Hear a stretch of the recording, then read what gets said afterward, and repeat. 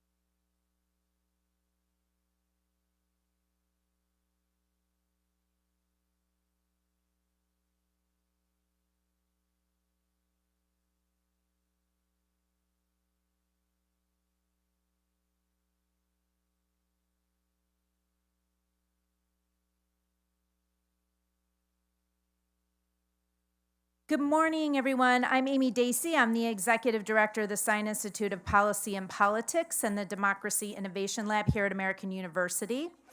On behalf of the Sine Institute and our Democracy Innovation Lab, we want to welcome you and thank you for being a part of our first annual Solution Summit. So welcome so much. Thank you. We're here today to explore how education, technology, and civic life intersect, and to imagine how AI and democratic innovation can help us build a more informed, engaged, and equitable society. To begin our day, please join me in welcoming my friend, the biggest friend of the Sine Institute and founder that you could ever meet, Provost Vicki Wilsons, who will offer us our official university welcome.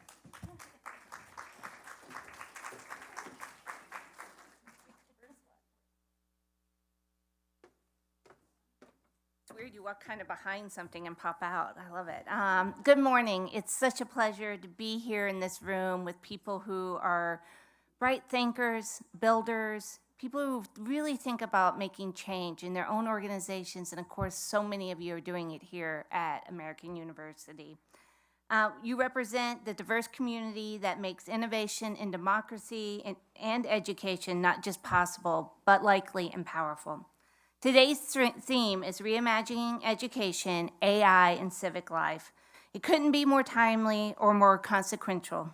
Across the nation and around the world, everyone's asking the same set of urgent questions.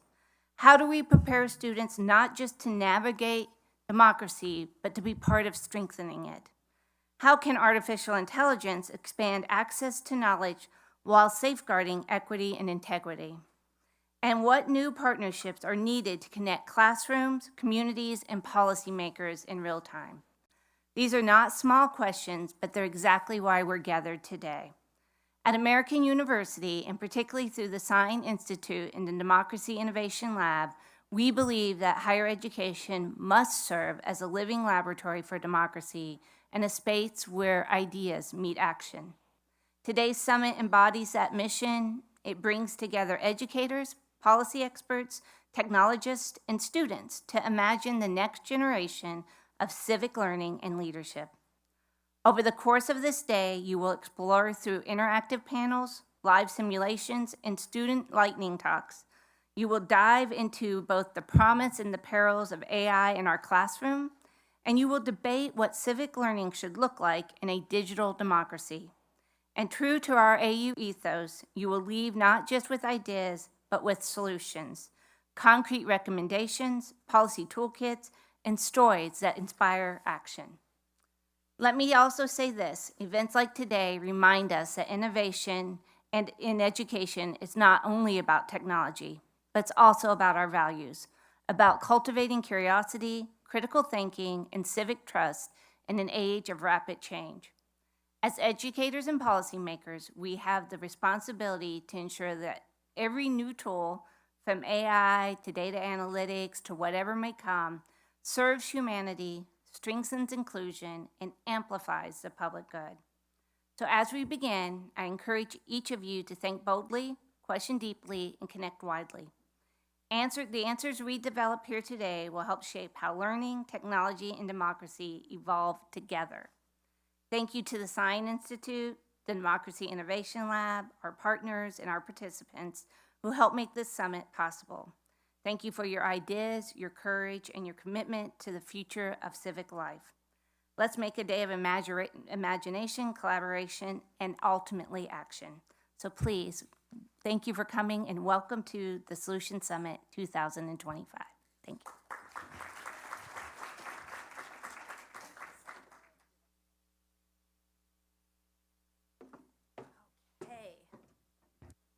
Let the day begin. Thank you so much, Provost Wilkins, for setting the stage for an inspiring day. I just want to certainly say that we are going to have some incredible panels today, some incredible partners, and we'll be collecting ideas and future programming ideas all through the day. First and foremost, we all know this takes months and months and months in preparation. Let me just thank the staff of the Sine Institute and the Democracy Innovation Lab and all the staff here at WCL for putting on an incredible day for us and all they prepared for you. We want to thank all our partners, CLDE, the Civic Life, the School of Education, the Kogod School of Business, and certainly the President's Office for joining us today. But let's get to it. Up first is one of my favorite annual traditions that we do, the Sine Institute's Youth Poll. This is, if you can believe it, our fourth year, Molly? Yeah, our fourth year, where we explore what the next generation sees as the future of higher education and civic engagement. So joining me are colleagues who make this work possible, and I'd like to invite them to the stage. First of all, it's Molly O'Rourke, a senior advisor at the Sine Institute and a faculty member here at American University. So come on up, Molly. We have Alec Moskowitz, a member of our polling advisory group. 11 students helped develop and put together this poll for us. And Mia Charity, president of the Close-Up Foundation and a strong partner on this poll. Can we please just welcome everybody to stage and let's dive into some data to start the day.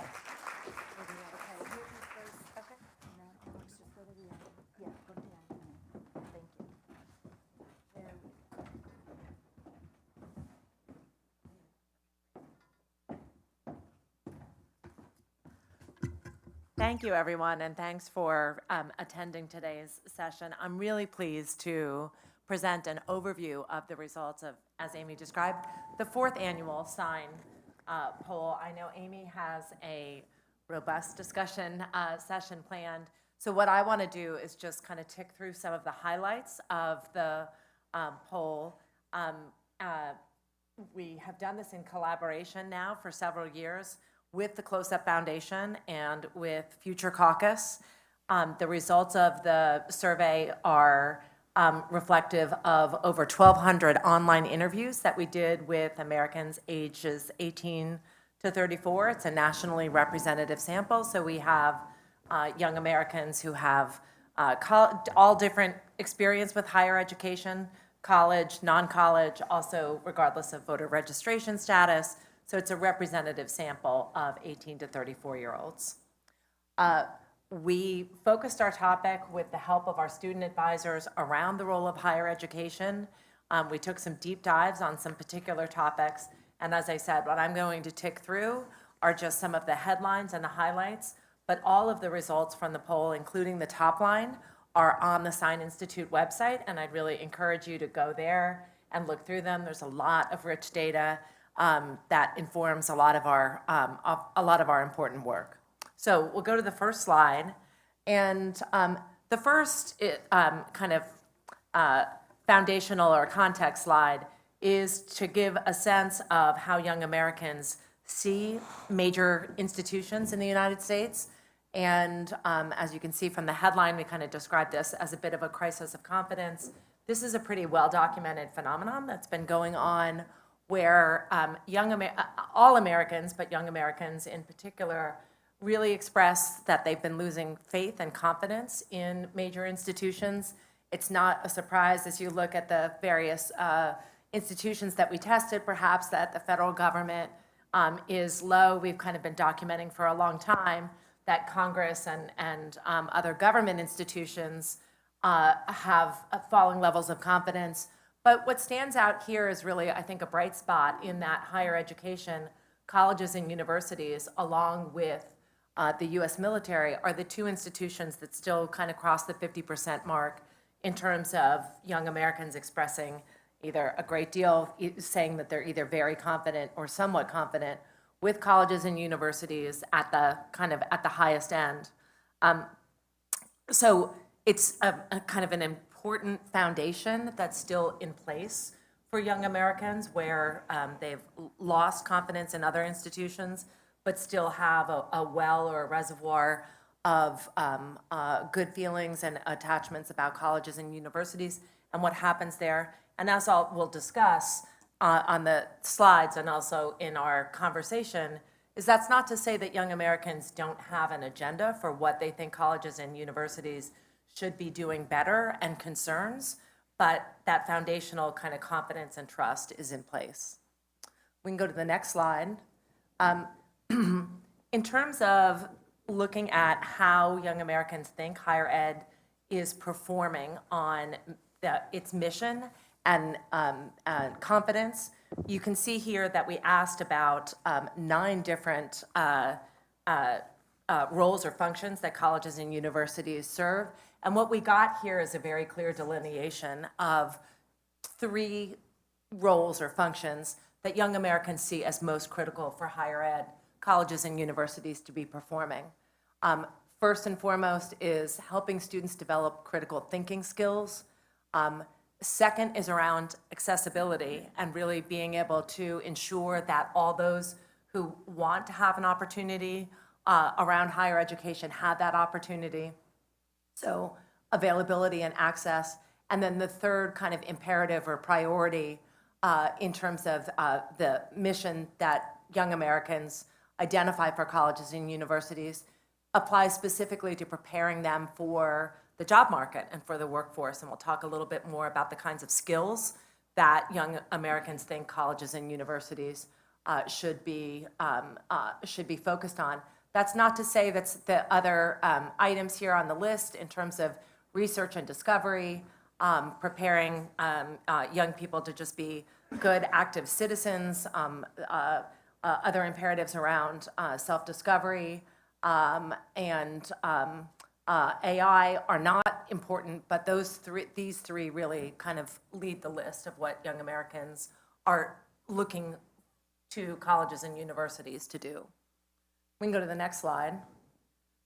One of the things that we got from our student advisors as we were planning the questionnaire and planning the research agenda is this really important distinction of the learning that happens inside the classroom and learning that happens outside the classroom. So that was kind of one of our deep dive topics. And just to give you a takeaway sense, we can go to the next slide. We asked about 7 different kind of specific skills and experiences, a mix of things that happen inside and outside the classroom. And again, you see this kind of tiering of 4 priorities that really stand out. Again, that this idea of preparing students to be critical thinkers and problem solvers. We saw that on the last slide. That's a really consistent theme throughout the findings, that young Americans think that that is a really, really high priority. Also something that rises to the top, the experiential or hands-on practical learning. The idea of being able to just work well with other, with peers and with contemporaries. And then interestingly, and credit to our student advisors for encouraging us to include this 4th item on the list of things that we tested, just basic life skills, including financial decision-making, problem-solving, planning, being independent.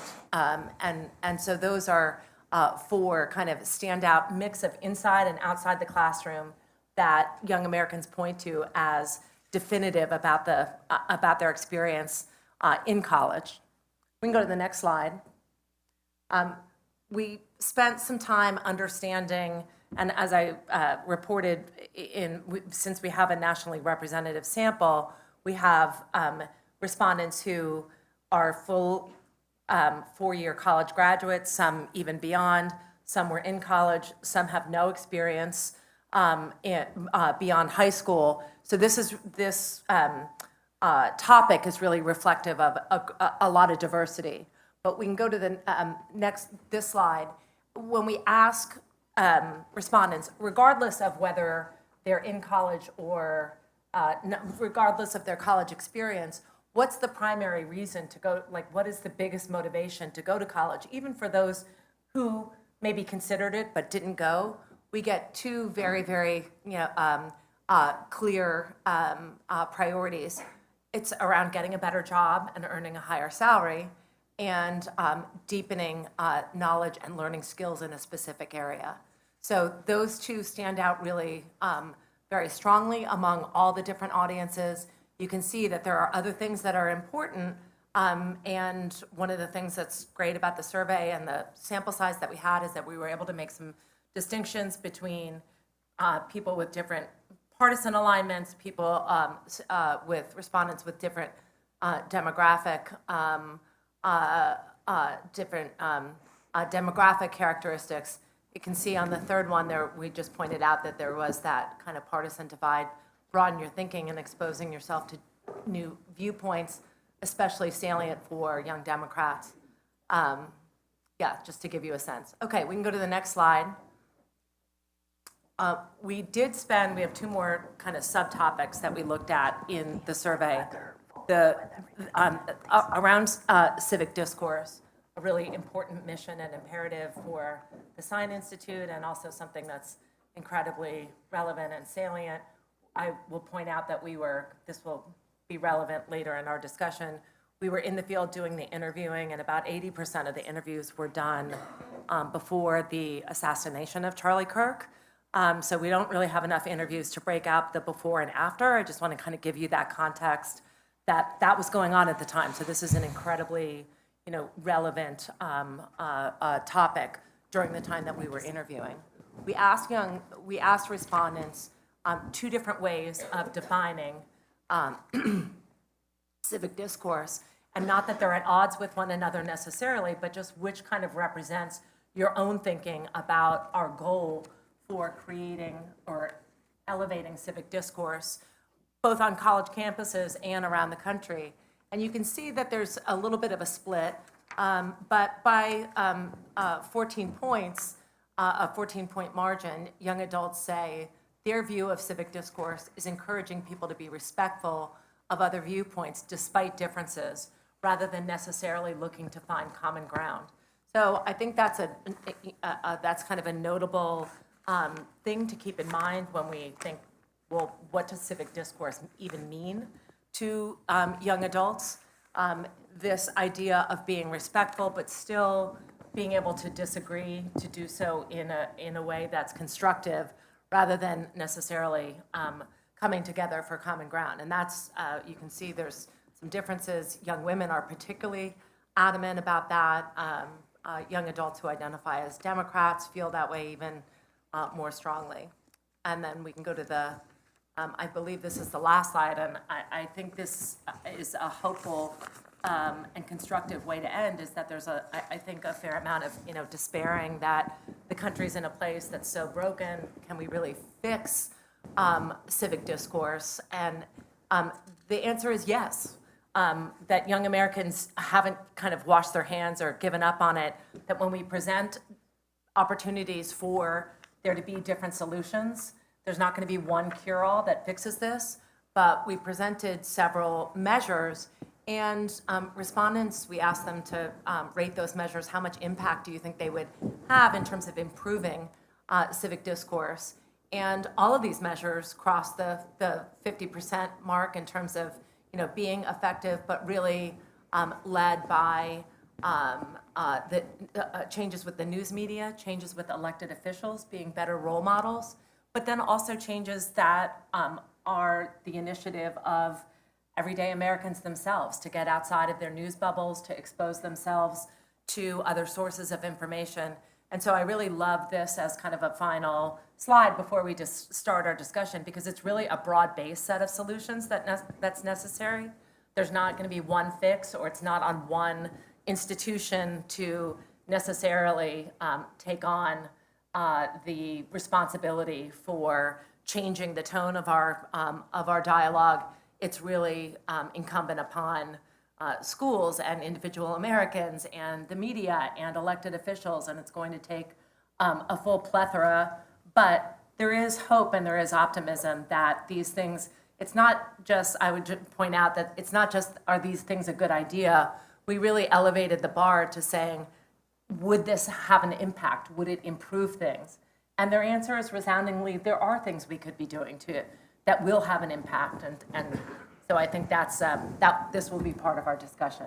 So with that, I'll take a seat. Come sit down, Amy has yeah. questions for us. Well, first of all, thank you. I don't know anybody who's been polling for decades that's been asked to take their whole poll and narrow it down into the top, things in 10 minutes. So we appreciate that. There's so much more for the poll. Some of our partners throughout the day will be referring to data on the poll, but please go to our website to get all the information that's certainly there. I want to say that we did have incredible partners. 11 students helped design the poll, review the poll, and helped us also promote the poll and analyze it. So it was fantastic. We also had Future Caucus as one of our polling partners, and the Kogod School of Business is doing a panel later on today, and we did a series of questions that we didn't mention earlier today about AI and higher education. But one of our partners, who's one of my favorite people, and I might say it a couple times today, but I really mean it this morning, is Mia Charity, who is with us from the Close Up Foundation. And Mia, I just want to say this is our third year together on this poll, and so I so appreciate it. If you don't know, the Close Up Foundation is committed to civic education. There's programs. I've been involved for a while, bringing young high schoolers to campus. They're expanding their programming. Encourage you to find out more about what they're doing. But I really want to know, Mia, how do you see the civic education mission of Close Up aligning with young people, young adults are expecting from higher institutions today? Because you see so much of the perspective of them as they rise up toward higher education too. Got it? Here. There we There go. we go. Mia, everyone. Yay. Good morning, and thank you, Amy, for having us and having Close Up as a partner on the poll. I think it's really important for us as we work with middle school and high school students to look at what those pathways are between, what young people are developing in terms of good civic skills when they're in high school, and then how do they apply that when they get to higher education. And really, one of the things that we've been working on and working with AU on and you is thinking about what those skills look like, right? And how do we help young people demonstrate and validate that they have those skills that we want them to have to be able to practice in our democracy, in the workplace, in our universities and colleges at the same time. And so I just think that the more we can do to elevate young people, because they're out there's 75% of them that are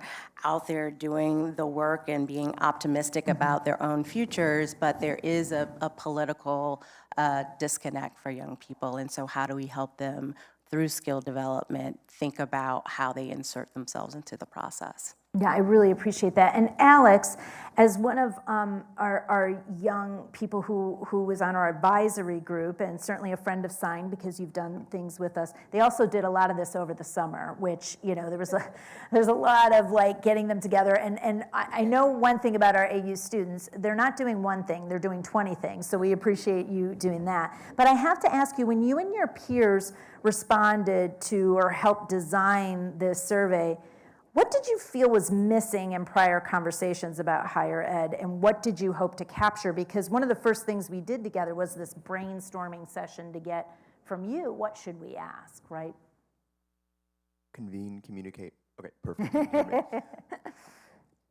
Now, one of the most important things I thought was missing in conversations about higher ed was, apparently we're having a panel on that later today, is the angle on how artificial intelligence has really changed the higher education space. And so we're able to ask a number of very important questions about that topic that we'll discuss in a later panel.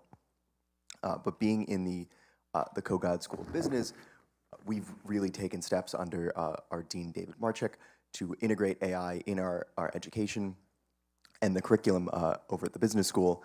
And so I was really looking forward to seeing how that relationship with students has evolved across the country, because I think we've moved from a point of evaluating, is there a relationship between students and artificial intelligence, and moving to a deeper angle of how has that relationship evolved over the last 3 years, and how do students see the role of artificial intelligence evolving over the next few years in shaping higher education.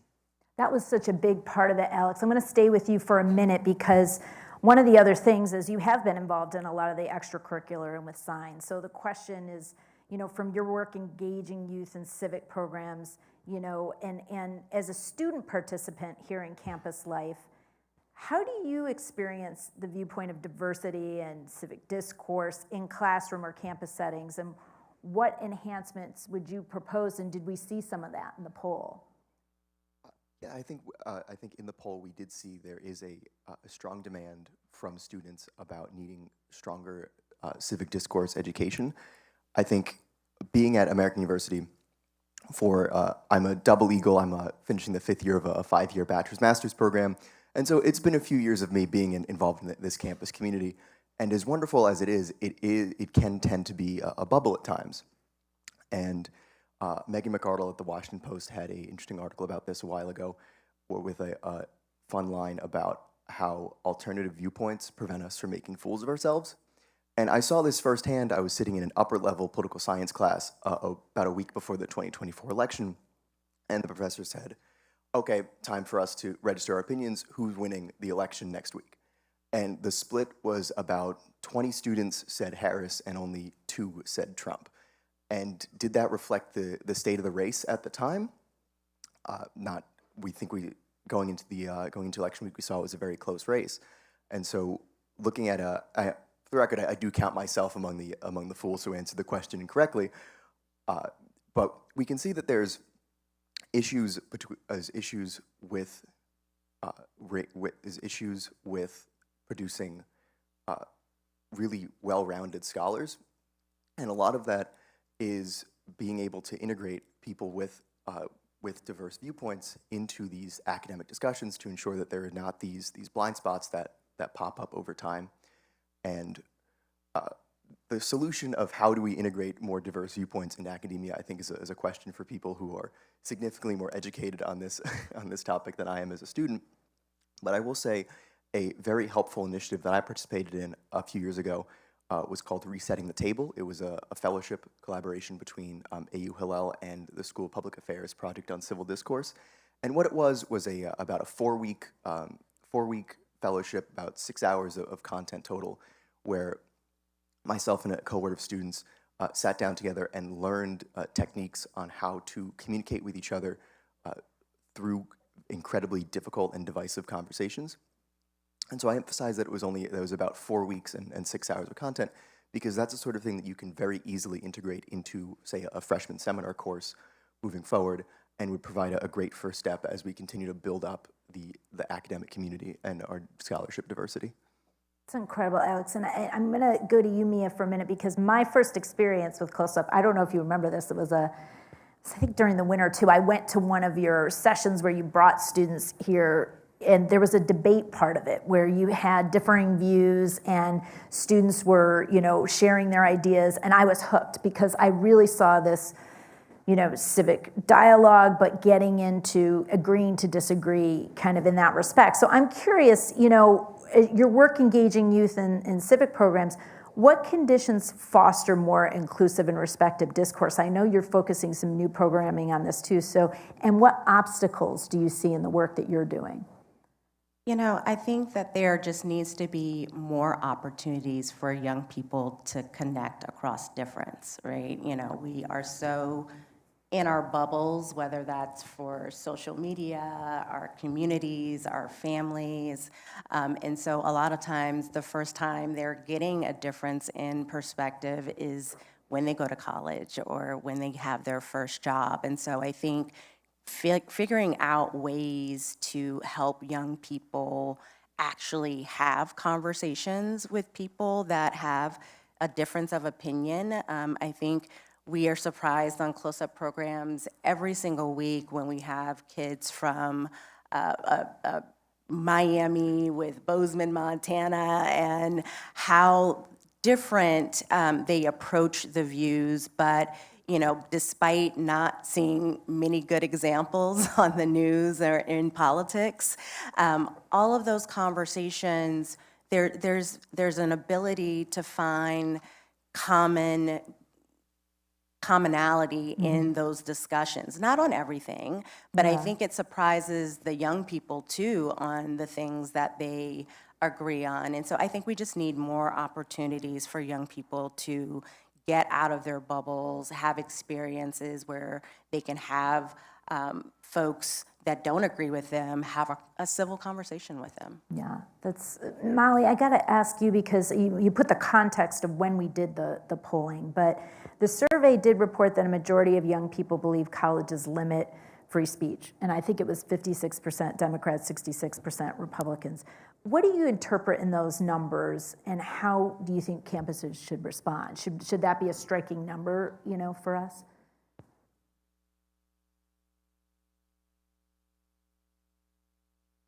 Sorry. Let me see.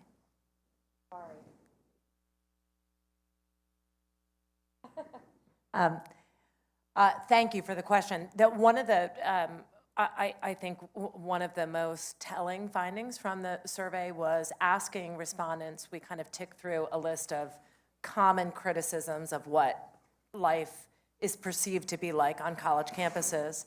And not surprisingly, there were dichotomies in the kind of relative concern respondents expressed about some of those things relative to partisanship. But what Amy just mentioned about concern that free speech is limited or inhibited, that was something that both a majority of respondents, both Democrats and self-identified Republicans, a majority both cited that as a leading concern and a valid concern. Some of the other things that we asked about around kind of, for example, like softening standards and grade inflation or too much focus on DEI, there was like a very stark partisan divide on some of those concerns, but on the free speech in particular, that was something that both Democrats and Republicans and independent-minded respondents all said that that was a concern. And I think we heard, Alex can speak to this too, in our advisory panel as we were writing the questionnaire, that this is insidious and that it happens in a lot of different ways, from maybe some kind of formal, whether it's community standards or codes of conduct, but a lot of it is really very informal in just feeling self-censored, feeling as though ideas aren't welcome and will be kind of harshly judged. So when you think about the kind of imperatives, the way I do coming out of the poll of like what should higher education, what should college and universities move to fix most urgently or need a high priority, I think it is this idea that colleges and universities are falling short of being an environment where people can really, it's not just around free speech, it's really about being able to express and be accepted for different viewpoints, which ties very closely into the concern around civic discourse. How can you have a truly civic discourse if people are feeling as though they're self-censoring or all ideas aren't welcome? So it really stood out in the findings, as I said, as something that was universal, as opposed to just being a particularly poignant issue for a certain group of respondents. This is something that is pretty broad consensus. Molly, I think this is working now too. I'm gonna stay with you for a minute because Molly and I do our best work at a diner in the corner booth. That's where we do all our strategic planning for our polls. Now we've got very superstitious. We go back to the same booth every year to do this. But I remember when we first started, one of the things, Molly, we looked at each other and you were like, we've developed this partnership with an advisory group of AU students who help shape the questions. So, that concept was like, yeah, we should have them engage. But I have to ask you, how do you assess now, after 4 years, the value of this student-led input on research like this, and what lessons would you highlight by including their voices? Yeah, that's a great question, and it's honestly, I think I've been involved in a lot of different survey research that's been for public release, and I really value this project because of that input and because we take the time. A lot of times, a poll or a survey needs to be done very quickly. There isn't, findings need to be actionable and need to be ready next week. We plan this and have the luxury of having time to have the student input and are thoughtful about putting together the advisory group so that, Amy, I'll say you and I have a lot of great ideas in that booth in the diner, but frankly, we're not living the experience. We absolutely need those advisors to be telling us, what are we missing?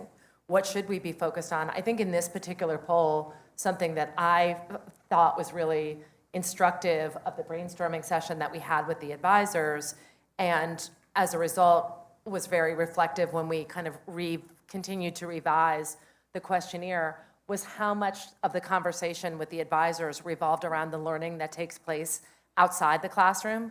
So we came in with a set of questions about what you're learning and the curriculum and what should we be focused on, and so much of that conversation focused on the really life-changing and transformative things that are happening outside the classroom, some of which are kind of that hands-on applied training, internships and other opportunities. But one of the things is on a slide that you see on the website, I didn't present it, is when we ask respondents about the value of learning, they rate learning from their peers almost as highly as they rate learning from the experts, instructors, professors in their classroom. And I think that's something we really would have missed had we not had an advisory panel kind of continuing to reinforce. Now, you're looking at it one way. We're telling you our experience is so much of college, which of course makes sense, but it happens outside the classroom. But that's something I think that's just a direct example of No, and I how totally that input agree. shaped our Because, questionnaire. I mean, obviously, we were just in college mere years ago, you and I. Just a few But years ago. I will say, just anecdotally, when we were doing the last, one of the polls, we did Reimagining the American Dream. And for context, we, got the student advisors together and we said, okay, so what do you believe in the American Dream? And I'll never forget one student, the first thing they said was, well, why is there one dream? And it was literally a moment where you and I looked at each other and said, okay, we obviously need this input. So I have to ask you, Alex, I'm going to go to you real quick. As one of our student advisors, how did you see your role and what constraints or opportunities did the encounter in shaping the survey instrument, do you think, impart on you? Collaborate, okay, perfect. He's doing our convene, communicate, collaborate, which he's memorized by heart, for sure. Thank you. I thought it sounded more interesting than mic check, mic check. So one of the great thing about being a student advisor for, for the Sine poll is that we're involved from the very beginning.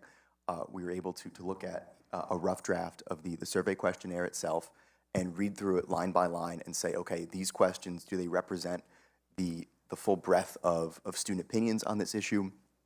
One of the important topics that, as a financial analytics student, one of the most important topics that we discuss in our classes is omitted variable bias. And so the question is, what are we missing that could impact our findings in the future? And we talked about that a little bit earlier with us, the student advisors, advised Sine to add the question about colleges being able to educate on basic life skills. And so topics like that are very important to add to make sure that we've captured the full breadth of student opinion on these issues, because what Sine did a fantastic job of is releasing this professional poll that us as students would not have the ability or capacity to participate in literally anywhere else.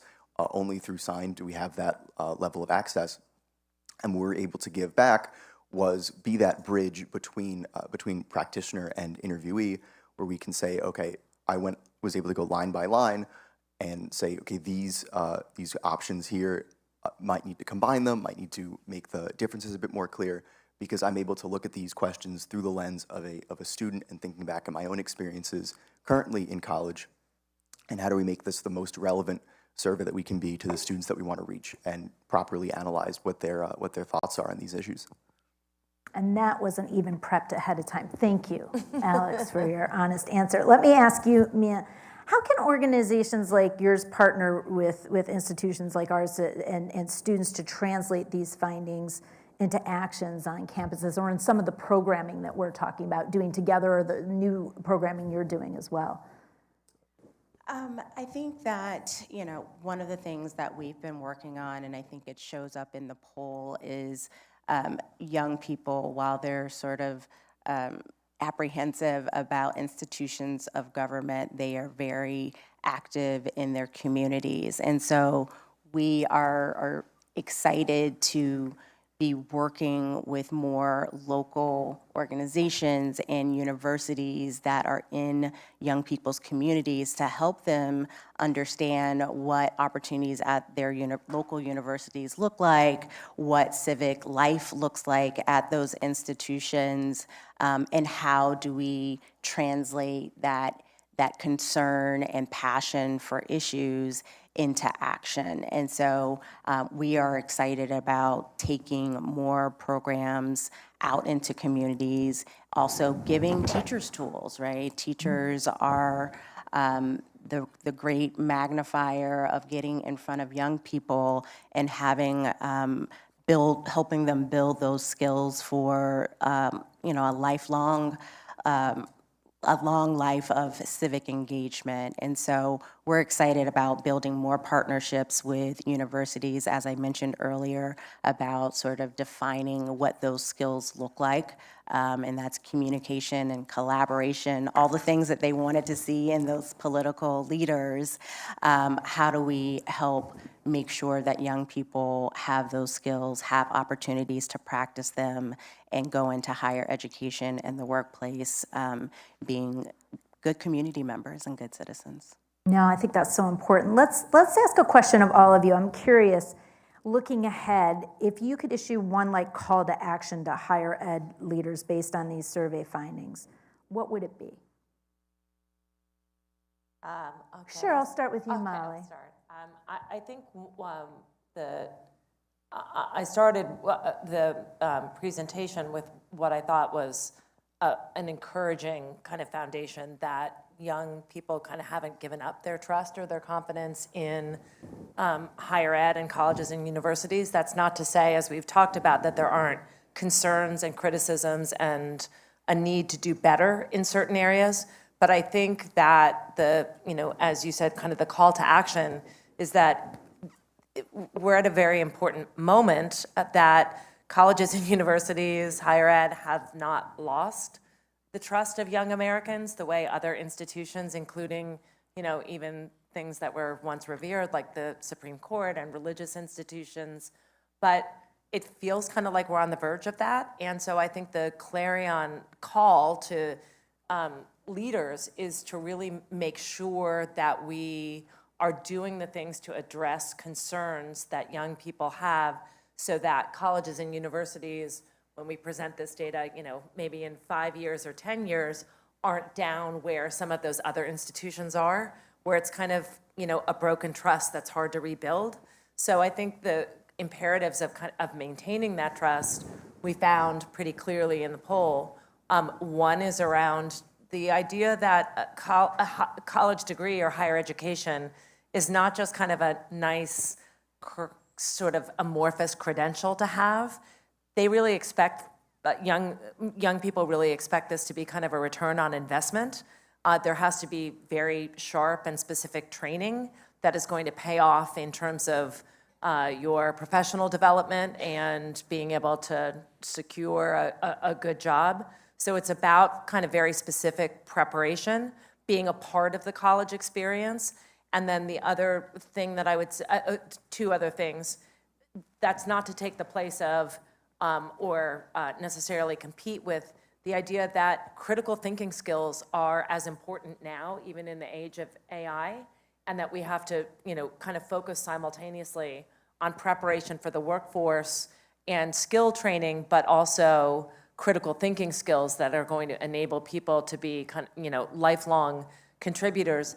And then the second thing, which is separate but came up very clearly in all of the findings, is around access and affordability. I don't think that higher ed or colleges and universities can continue to be a national institution that earn the trust of young Americans when it feels as though that institution is closed off to so many. And so I think that, as I said, we saw in many of the findings this concern about access and affordability, and fixing that as something that doesn't boomerang or have an impact longer term on the trust and confidence that we have in an institution that young Americans are saying should be available to more people and isn't. And so those are really the two things I'd point to. Really important. What about you, Mia? Hello. I'd say that. What would you say? That what you all are doing here at American University and the Sine Institute and the priority on civic life, that's what universities need to be doing, to put a name on it, to put a frame around what that work looks like, and do it in a way where it's not just in the political science school, right? It's the business school, it's the education school, it's the policy, all wrapped up into giving students a sense of belonging and community here. That doesn't just mean about politics, right? It's a well-rounded civic life that you all are trying to foster here at AU, and I think you see that popping up across higher education right now in terms of all of these civic centers and priorities and a focus on civil discourse. And so I think the more that universities put priority on it, the more that young people will understand the value of their voice and how they can contribute into the system. Appreciate that. All right, Alex, as somebody who's continuing on in higher ed, like, you've got it. What do you think? Yes, so I share the same concerns as the students who we interviewed for our poll have, and what we found is, as Molly spoke about earlier, what students want out of their college experience is to learn to think critically and to have a job when they're finished. And I think that the solution forward for colleges to continue to build upon the trust that they still have is to really lock in on those two concepts of critical thinking and jobs, and they can do that through interdisciplinary study. Now, as an undergrad at AU, my major was data sciences for political science, which I thought was a fantastic union of the hard skills of data science, computer science, with the ability to think critically about institutions that you get with political science. And so that's more interdisciplinary programs are a tool that universities can use to build both hard skills and soft skills in students to not only teach them how to think critically, but also continue them on the path down to a stable career. And I wish I remember what the study where the study was from, but there was a study a few years ago that found students who studied interdisciplinary majors tend to make more money than people who had studied either one or the other of the topics in those majors. And so even just something like that, like introducing more combined sort of degree programs, I think would be a great tool for universities to use to continue to develop their offerings to future students, not just the current ones. It's incredible. I'm looking for a team member. I think we have time for a couple questions, if we could do that. So I don't know the microphone situation. Oh, Anaya's on top of it. Okay. Does anybody have any questions for the team? And I know we put a lot of data your way, but certainly you've got everybody's expertise on the panel. Who has a question? Oh, I think Nancy does, Anaya. Hi, Nancy. I knew you'd have a good one. Thanks, Nancy. Thanks, Amy. Great panel, really amazing and important findings that we have to consider. I have a question for Mia. I really appreciate your direct address for how do we encourage students to be able to engage each other with different perspectives. How do we handle that situation when so many students are using social media as the way they express themselves, either anonymously through, or even with their names associated, but they're not in the same room? How can we adjust or adapt to their use of social media? Oh, I wish I could solve social media. The one thing I would say that we learn at Close Up is that, being in person matters. Being face-to-face with people matters. There are a lot of bold soldiers behind keyboards online, and there are echo chambers. And so, we have to be diligent about creating spaces for young people to come together and have meaningful dialogue about issues. And that doesn't always mean in a contentious or even a disagreeable way. It can still be with people that you do share the same opinion about, but they need to practice and have engagement with individuals and opportunities to connect. And so I think that's what's important. Is there another question? Could I just add to that Oh, real of quickly? course you can. Yeah. One of the things, again, credit to the student advisors for encouraging us to focus on this. We asked a question about, is the most valuable aspect of college life or your college experience what happens inside the classroom or outside the classroom? Forcing respondents to choose one or the other. A lot of them wanted to say, both for different reasons. If you answered inside the classroom, then there was an open-ended question about why. What happens inside the classroom that is so valuable? One of the surprising results to me was when we coded the open-ended questions using some forms of AI.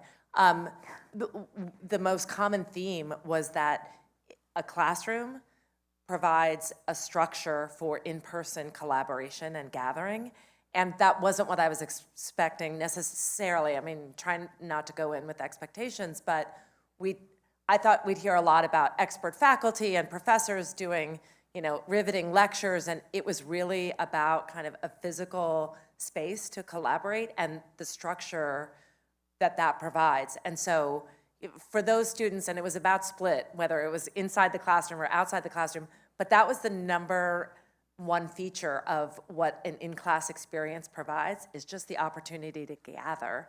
And so that really stood out to me, especially, as we all are coming out of COVID and still making adjustments, and there are a lot more opportunities for online learning, and your question was about social media, but it is the idea of having those relationships and having those in-person conversations. Is there another question? Oh, Tom Merrill, Professor Merrill. This will be a good one. I'm getting ready for it.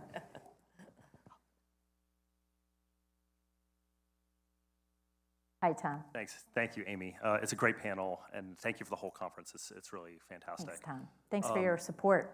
So I'm interested in the topic of free speech, and I was reading, I think this is the press release that I got in some email, so I think this is how you presented it, about majorities of both Democrats and Republicans saying they believe colleges limit free speech. I'm interested if that was about formal sanctions, like when students say something and they go through some kind of formal process, or through informal sanctions, because those are two different kind of spaces. And did you distinguish, was it one or the other, or were you just sort of referring to both? Yeah, it's a great question, and no, we did not, but I can say from our student advisors and from some of the open-ended questions, it's both, but there are a lot of feelings around what is and isn't acceptable. So in some ways that makes the fix a little harder, because it's not colleges and universities need to get rid of this policy or change the codes of community standards or something to include this. It's more insidious than that. It's a feeling of being accepted, and some of the values that we tested in terms of what's necessary around civic discourse, the values that came out on top were respect and open-mindedness. So it's not that anything is acceptable. It's that you need to say something, or you need to express your views in a way that is respectful and open-minded about what your listener has experienced or is hearing as you say those things. So it really did pop out as the one issue where everybody across the board agreed this is a problem. I think they're experiencing it in different ways, and I think it comes from a variety of factors, from the idea that there are some policies perhaps, but it is really more just kind of a climate that is, the feeling is pretty ubiquitous that it is not easy to express yourself freely on a college campus. And how can we do a better job kind of giving students, either the guidelines or the rules of the road for being able to do that, not just speak up, but also listen to those who you disagree with, and having those respectful conversations. That's really a very important missing ingredient that students point to around what's happening around college campuses. Yeah, and I would just add, I think that it's a great question, and I think a good poll, as Molly's also taught me, always lets you say, where would we go deeper? Where would we, we ask these questions in this moment of time, and are there areas that we want to see further study, whether it's us or not? I think we have time for another question. We have one over here. Where's Anaya? I think we're over here, Anaya. Let's hear it for Anaya. She's doing such a good job. She's getting her steps in. We're not sure if we missed it, but we wanted to know a little bit more about the population that you're polling, because when we're talking about discourse, it means we're multiple people talking together, two sides of the story. And we've heard a lot about how there's an increasing number of young people who are not choosing to go to the university. And we all think, because we're here, that we're doing not too bad of a job at helping promote civic pluralism and freedom of speech, even though I guess we're not. But I'm more worried about the population that's choosing not to go to the unit or could not go because of access problems. So we were just wanting a little bit more information on who was polled, and if you did segment the poll to look at the respondents not going to the university. Yeah, so that's a great question and gets into one of my favorite topics around methodology, which I'll bore all of you with. But the sample, it was very important for us to look at a representative sample of 18 to 34-year-olds. In the past, we focused, our polls have focused around, elections and political views, and we very much wanted to have registered voters and regular voters, as well as non-registered voters, people who, participate in the political process and don't. And since we were focused around higher ed, it was, we were very mindful that we wanted to have the perspective of those who are kind of outside of the experience of higher education. So about 30% of the sample has no experience beyond high school. We defined college experience very broadly, meaning not necessarily a degree, but having spent time enrolled in a college program, including community college. So about 30% of the sample had no experience with higher ed, defined very broadly. And some of the things and so yes, that was enough in terms of being able to look at respondents who had a full college experience, meaning they're done with it, they have a degree, have some college experience, current college students, and those with no experience. A couple of things that stood out to me were the symmetry in views of those with college experience and those without college experience about what the motivator and what the barriers are for college. So by far, whether you have have a college experience or not, the motivation for higher education is around a better job and job preparation, even for those who did not attend. And the number one obstacle for those who were in college and not was cost. Another thing that really stood out, we did a series of questions just for those respondents who indicated through earlier questions that they didn't have any college experience. More than half of them said that they considered college or were planning to go, and then their plans changed. Now, in a survey, we didn't have enough opportunity to kind of drill down on what is it about that. But when we think and talk to partners about kind of, some of the interventions that we have to encourage or, programs to encourage higher education, it seems to me that if we are losing half of those, half of that pool, we don't need to encourage them. They've already expressed interest in attending, but their plans changed. I think being able to kind of focus on what is it about those plans that changed? Was it around affordability? Was it around, just making college work given full-time jobs and other things? So yeah, the experience of those respondents and young adults who don't have college experience or experience in higher education, we were really able to kind of pull those out and make some conclusions, but also ask a lot of other questions. Thank you. I think we have to wrap up. Why don't we just take a second and final thoughts from each of you of what you'd like to see the conversation going forward? What is the next thing you'd like to see us kind of continue on? Molly, you want to start? I think, for me, as I was thinking about the presentation, what I really hope is that first slide that I presented with kind of where higher ed and colleges and universities stand relative to other U.S. institutions.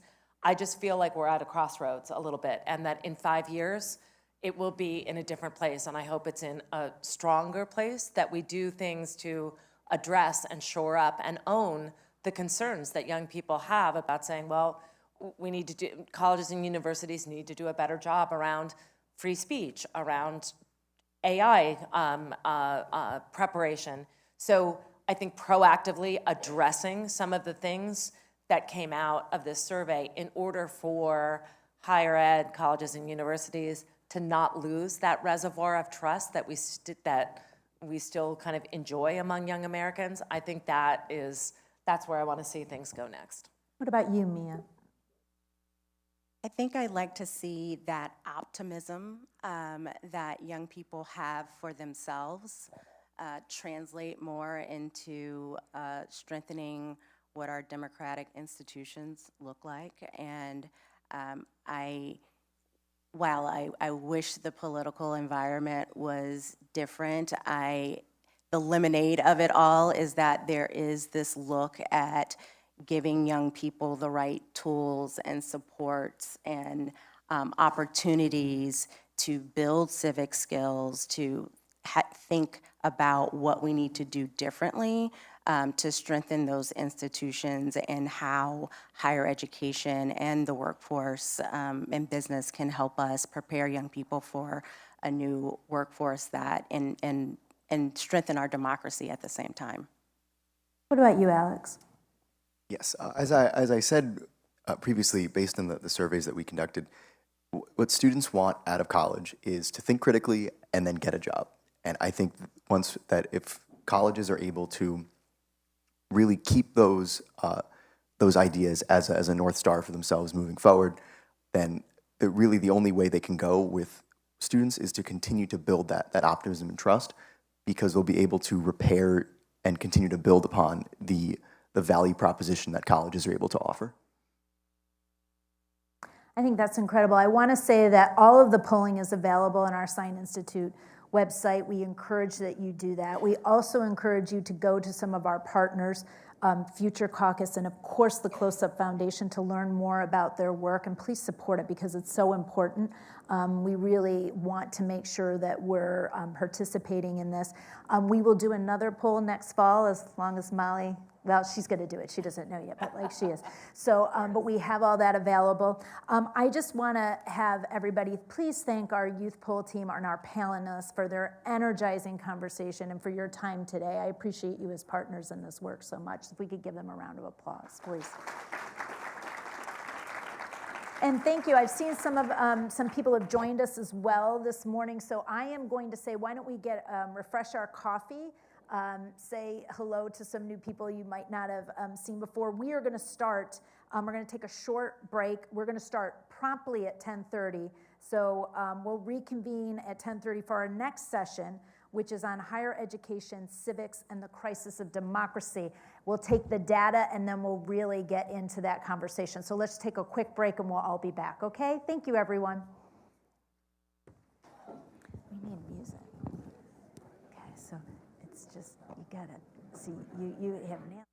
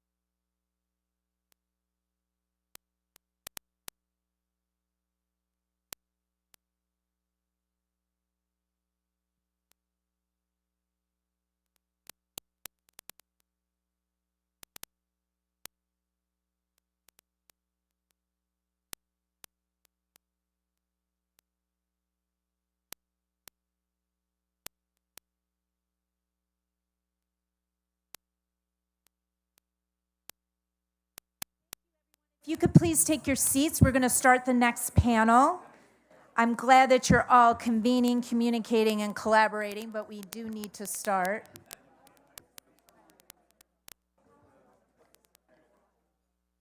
If everybody could find your way to your seats, please. Thank you. Putting on, the trick is just not to hit the button. Okay, Amit. I greet you.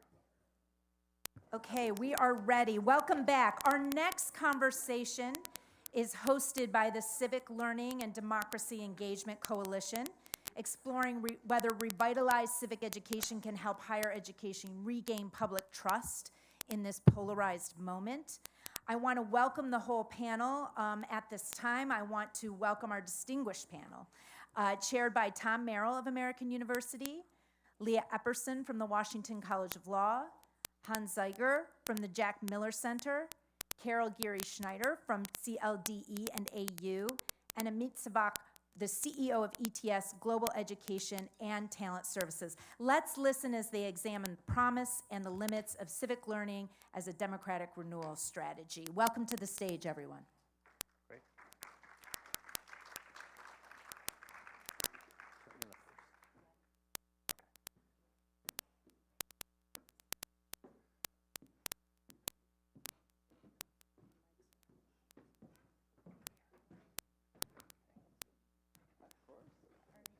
Great. Is this on? Can you hear me? Great. Okay. So I'm Tom Merrill. I'm a faculty member here at AU, and I'm the chair of the Civic Learning for Democracy Engagement, which I've practiced, so I hope I got it right. Carol, please tell me if I didn't get it right. My job here is I'm the pitcher, and these folks are going to be the batters. So I'm looking forward to lots of home runs. So we're here to talk about civic education at the university level, and we're in a context in which the country is extremely polarized, and we feels like we're in a civic crisis of various kinds. Perhaps our panelists will say something about that. It is also in the context in which civic education in the K through 12 system has, by at least some accounts, been long under-resourced and underappreciated. I think one statistic that I saw that as a nation, we spend something like 5 cents on civics for every $50 that we spend on STEM. So it might be an area that we could profitably afford to invest more in the K through 12 area. But we're here today to talk about higher education. What's the role of higher education in civics education? We did hear some from the Sine poll today that students want more civil discourse and more engagement across differences, respectful engagement, not what we see on the internet. So that's the context. I'm going to throw questions out to the audience or to the panelists. We go through a series of questions. We are planning on stopping sharply at 20 minutes before the end, so we can get questions from the audience. So. And I'm going to start with just by asking, why is it important to teach civics in colleges and universities now? You guys can jump in as you see fit, but I'm going to start by going to Amit. Thank you, Amit. Great, thank you. It's great to be here. Good morning. So the question is, why is it important to teach civics in colleges and universities in the U.S.? Just look at what's going on. I mean, right now we've got a democracy in crisis. There's so many ways to look at this question, but fundamentally, higher education plays such an important role in helping to develop future leaders, helping to develop foundation knowledge. And your point on STEM is well taken. I remember that big focus on STEM. And it actually produced a lot of good in this country, right? We have this incredible innovation orientation, the building of products and services, supporting biotech and technology and so much innovation.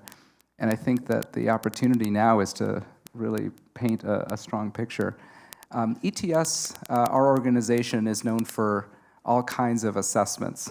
Many of you have taken our assessments in high school or in college over the years. We're still scarred. Yes, exactly. You turned out pretty well, though, so I'm going to take some credit for that. So, and my son just took the SAT on Saturday, so he came out going, "Dad, why do you do this stuff?" You know, it's just like, so I appreciate that. One of the things that's less known is that ETS is also the primary administrator of NAEP. So NAEP is the National Assessment for Educational Progress. Every 2 years across the 50 states, we administer on behalf of the US government an assessment on literacy, on math, and we also measure civics. And one of the last civic results was quite sobering. It showed that 78% of 8th graders in America are not proficient in the foundational skills of civics. So NAEP measures civic knowledge, civic skills, and civic dispositions. So knowledge are, foundational knowledge of how the American political system works. Skills are how do you apply them, such as in communication, debate, empathy, engagement with another person on a discussion. And then you've got dispositions, which are more like mindsets, like understanding what common good means. And so the fact that 4 out of 5 8th graders are not at proficient level in civics is reinforcing your point on the lack of investment. And so we have lots of red lights all over saying we need to teach more in middle school, in high school, and in higher ed. And on your question on higher ed specifically, I think it's because there is this moment right now where higher ed is under a lot of pressure, but higher ed can, and I think Alex on the last panel articulated it well, that critical thinking and jobs are the 2 main areas that students want. And so if you're thinking about one of the key ways to frame this, I think for us in higher ed, is to think about civics very closely linked with actually job-related skills, right? Because if we think about communication, collaboration, critical thinking, those are the same skills you need in the world of work, particularly in a world of AI where so many activities are getting automated. Those human skills still matter for work, but those human skills still matter to be a citizen. And one way I've heard frame it recently is to think about what we in higher ed are doing are producing productive citizens with a notion on workforce development and a notion on civic development. So I'd love to see every higher ed institution in America have a civic transcript that complements a traditional transcript. I just think it's that important at this moment to really refocus higher ed's incredibly important role on stabilizing those foundational skills. Great, thank you. The rest of the panel have thoughts about why civics at the higher ed level now? A lot of people hear the word civics and they think about K-12. They think, okay, taking a course in middle school and the 3 branches of government and how many members of Congress and so forth, which, we need that. But I like what you call this initiative that you're building here at AU, civic life, because civic engagement, civic learning is a lifelong thing. It is not just something that you can confine to one little part of your K-12 education. It is every bit as much the business of higher education as it is K-12 education. And one of the major reasons for that, there are a number of reasons, but one of the major reasons is that there's decent chance that if you're going into a leadership kind of a role in our society, you're getting a college education, and the kinds of preparation that we need for thought leaders and K-12 teachers and journalists and business leaders and political leaders deserves attention to civic matters. An understanding of our constitutional order, the habits of thinking that are required and conversation that are required in a free society.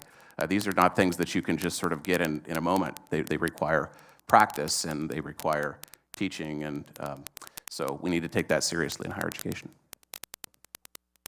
So thank you for putting this panel together. Thank you all for joining us. I'm from the Civic Learning and Democracy Engagement Coalition, and if you want to know what that is, that's the blue handout on your tables, and it will tell you something about what we're doing to try to make civic part of higher education in a way that will connect with students' actual interests.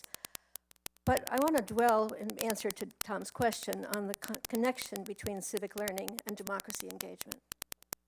Every student in America is part of we the people. We the people are the sovereigns in this democracy. And most of we the people don't know very much about our democracy. There's a recent survey that come out every year from Annenberg showing that of students, only 70% can identify free speech as protected by the First Amendment, but trivial numbers know the other things that are protected. And the things that the First Amendment protects are the ways in which we actually influence change in our democracy. So we have a huge amount of work to do across school and college to broaden, strengthen, and deepen the preparation students have for their roles in making a more perfect democracy. And we have a long way to go on that. But we also have a lot of work to do to help everybody understand that this is part of what it means to go to college. I'll come back to that later, because needless to say, we have a lot of thoughts about that in the coalition. But the key point, we need to center democracy in our preparation for participation in a self-governing democracy. Good morning. Is this working? Yes, it is. Okay. Well, thank you very much for having me. And I feel like, some of what we are talking about, we are echoing one another. But I, as a constitutional law professor, am a big fan of learning civic education and also learning what it means to be in a constitutional democracy. I think it's important at the higher ed level for a number of reasons. One is, as my co-panelists have said, I really think education is a democracy driver. It is how we understand how to be active and full participants in a democracy. If you don't have that civic education, you don't have that baseline of knowledge. When we talk about the title of this, the crisis of democracy, how can you envision how you will function in this crisis? What changes you may want to see, what you believe in, if you don't have that baseline of knowledge. And it is very evident from the NAEP statistics that NAEP provided that students are not getting enough at the K-12 level, so they're coming to our higher ed institutions with very different levels of knowledge. And when we think about our democracy, when we think about coming upon the 250th anniversary, the idea that this document is a living, breathing constitution with 27 amendments and a whole incredible history that goes along with that, I think it's very important for students to be able to understand those foundations, because we don't really have self-executing democratic self-determination. Every generation has to be involved. Every generation has to have a stake in it. And in order to have that stake, you have to understand the depth and the breadth of our beautiful, majestic, and also fraught history. And so I think that is critical for anyone, whether you are going to be in a career that deals with this or whether you're going to just be participating in our democracy. It's critical that we have that knowledge. Great, thank you. So one thing, as a person who works on a campus trying to think about what would this look like practically, one very quickly gets out of the realm of the ideals and lofty language that one might have on a panel.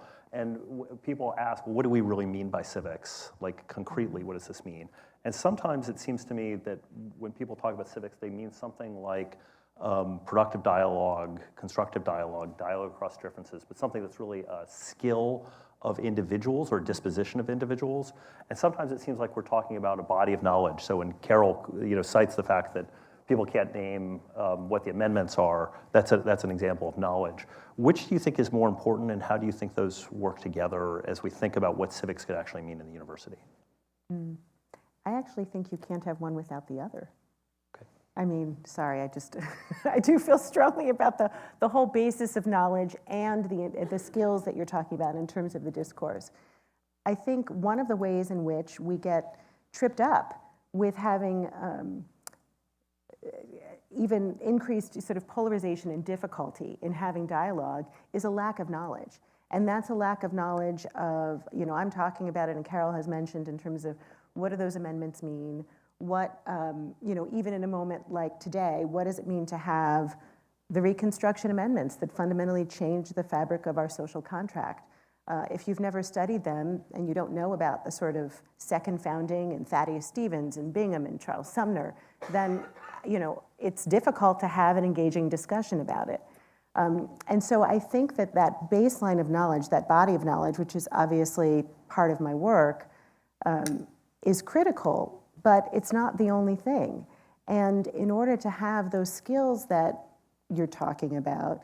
I think this also goes to this dearth of, it's, for better or worse, it's a dearth of also what we have in the life cycle of education. So when we think about K-12 education in the United States, some people may have lofty ideals of, what Brown versus Board of Education stood for, and it broke the back of legal apartheid in America. But our schools are more racially and economically segregated today than they have been in several decades. And so if students don't have an early chance, an ability to learn across difference, to be able to sit in a classroom with people who come from different racial and ethnic backgrounds, different religions, different political viewpoints, different family experiences, then the first time they encounter that difference is with us. And I think that's far too late. I agree. I agree with Leah because, I mean, if you think about, take another subject outside of civics. Take, for example, English, right? We all had English in high school or some other early stage in life, and English has 4 categories. You've got listening, speaking, reading, and writing. You've got 4 pieces that work together to form a foundation of being a literate person in a context of engaging in English, right? And it's a similar idea to be a literate person, to be a civically engaged, that you've got the components to your question, Tom. I mean, there's the knowledge of civics. There's the foundational knowledge of what is it to be in a democracy in this context in the United States, the branches of government, how do you function? And then there's the skills of how do you engage civically, listening, respect, understanding what voting means, how do you engage. And then there's what are sometimes called dispositions or mindset, which are a bit more enduring. These are more enduring aspects. I was referring to that notion of common good or other more enduring traits. And I think that these things really work together. We were having, during our prep session, when we were doing the prep for panel, we were having a good discussion about if you had to pick one, what would it be? And I was offering, and I agree with Leah, that all of them work together. But at this particular moment, as I think about the next few years, and I think about how do we engage college students in civics, I'm more leaning towards the behavioral aspect, the skills aspects. Because I think project-based learning, getting out there, doing projects, often can internalize these skills in very different ways from the theory side or the knowledge side. The knowledge side is super critical because you need those foundational skills. But I think in this world where edutainment and TikTok and a lot of these much more behavioral activities tend to reinforce these skills much more fundamentally, I think I'd want to encourage us as we think about reimagining how to incorporate civics back into higher ed for both undergrad and grad school to emphasize more of these kind of projects and skills and hands-on learning, things that can really engage. I think that'll provide a broader group of our country's students a chance to really engage in more fresh and different ways and make it fun. So again, you have on your table the coalition's answer to this question. One of the first things we did when we began our work in 2021 was to ask across higher education, educators and people beyond education, what should civic learning in a democracy include? And pretty much all the things that have been mentioned in the first set of answers to Tom's questions are in that framework. Our challenge is to try to figure out how to bring them together in a meaningful way so that they connect with what we just heard in the last hour about students' actual interests. So I want to bring the word problem solving and problem-centered inquiry more broadly to the center of this conversation. Yes, we need knowledge. Yes, we need skills. Yes, we need practical experiences. Yes, we need to prepare students for careers. But we can bring questions to which we don't know the answer, directly into the center of our general education, our career fields, and we can lift up the civic and ethical implications of the things that students think they came to college to study. They want to be prepared for a job, fine. Bring the civic inquiry into their job preparation, lay a foundation in general education, but then have it weave through the curriculum. The longer handout on your table shows what we mean by this, how you would actually do it. But I want to center the notion of engaging students with problems to which we don't actually know the answer. No, not on information that we're delivering to them as experts, but things where they have to figure it out together and figure it out in relation to their responsibilities as civic-minded professionals and as citizens in a self-governing democracy. And I say that especially, I was kind of intrigued by the fact that only 20-some% of students thought it was important to work on AI in college. Is there anybody in higher education that doesn't think we have to work on that? We know they need to. So, but AI is delivering to every single field a whole slew of justice, integrity, fairness, inclusion. What are these algorithms? Who is advantaged by them? Who is disadvantaged? Every single field is now going to be struggling with a problem-centered question to which we don't know the answer and where everybody has a stake in it. So I think we need to think developmentally in terms of pathways, not a course, not just the knowledge, laying the foundation of knowledge, but taking it directly to where students think they came to college to be ready for a job, and to help them think more broadly and more creatively about what it means to be a well-prepared professional in a democracy. I agree completely about the compatibility of civic knowledge and skills, dispositions or virtues. Those things all go together, But and I come from a background of public service. I was 10 years as a state legislator in my home state of Washington. Won my first election by 29 votes out of 52,000 cast, running against an incumbent. And every vote matters. Never let anybody tell you it doesn't. But so voting matters, engagement matters, all of that. But if I had to kind of summarize the one thing that I think matters the most in governance, after having served in a governance role, it is thoughtfulness. And that's not just something you need if you're an elected official. It's something that anybody in our free society needs, is thoughtfulness. And that comes out in the way we discuss issues with one another, the way that we think about those issues when we go into leadership roles. And the thing I think about first is George Washington, when he gave his first State of the Union address, he's thinking about what's important for this new country that's getting its act together. And he said civic education needs to be a priority. And he was advocating actually for a national university. He thought that civics was something that needed to be emphasized at a higher education level. And we've never had a national university in the way that he envisioned and others have envisioned over time. But it's significant that he wanted it to be in the nation's capital. American University is here. The Civic Life Initiative, Sine Institute, the things that you all are part of, I think are very significant in the continuity of that vision. But what he talked about, he actually went on to list subjects that citizens ought to be prepared to think about. The difference between liberty and tyranny, the nature of our rights and our responsibilities.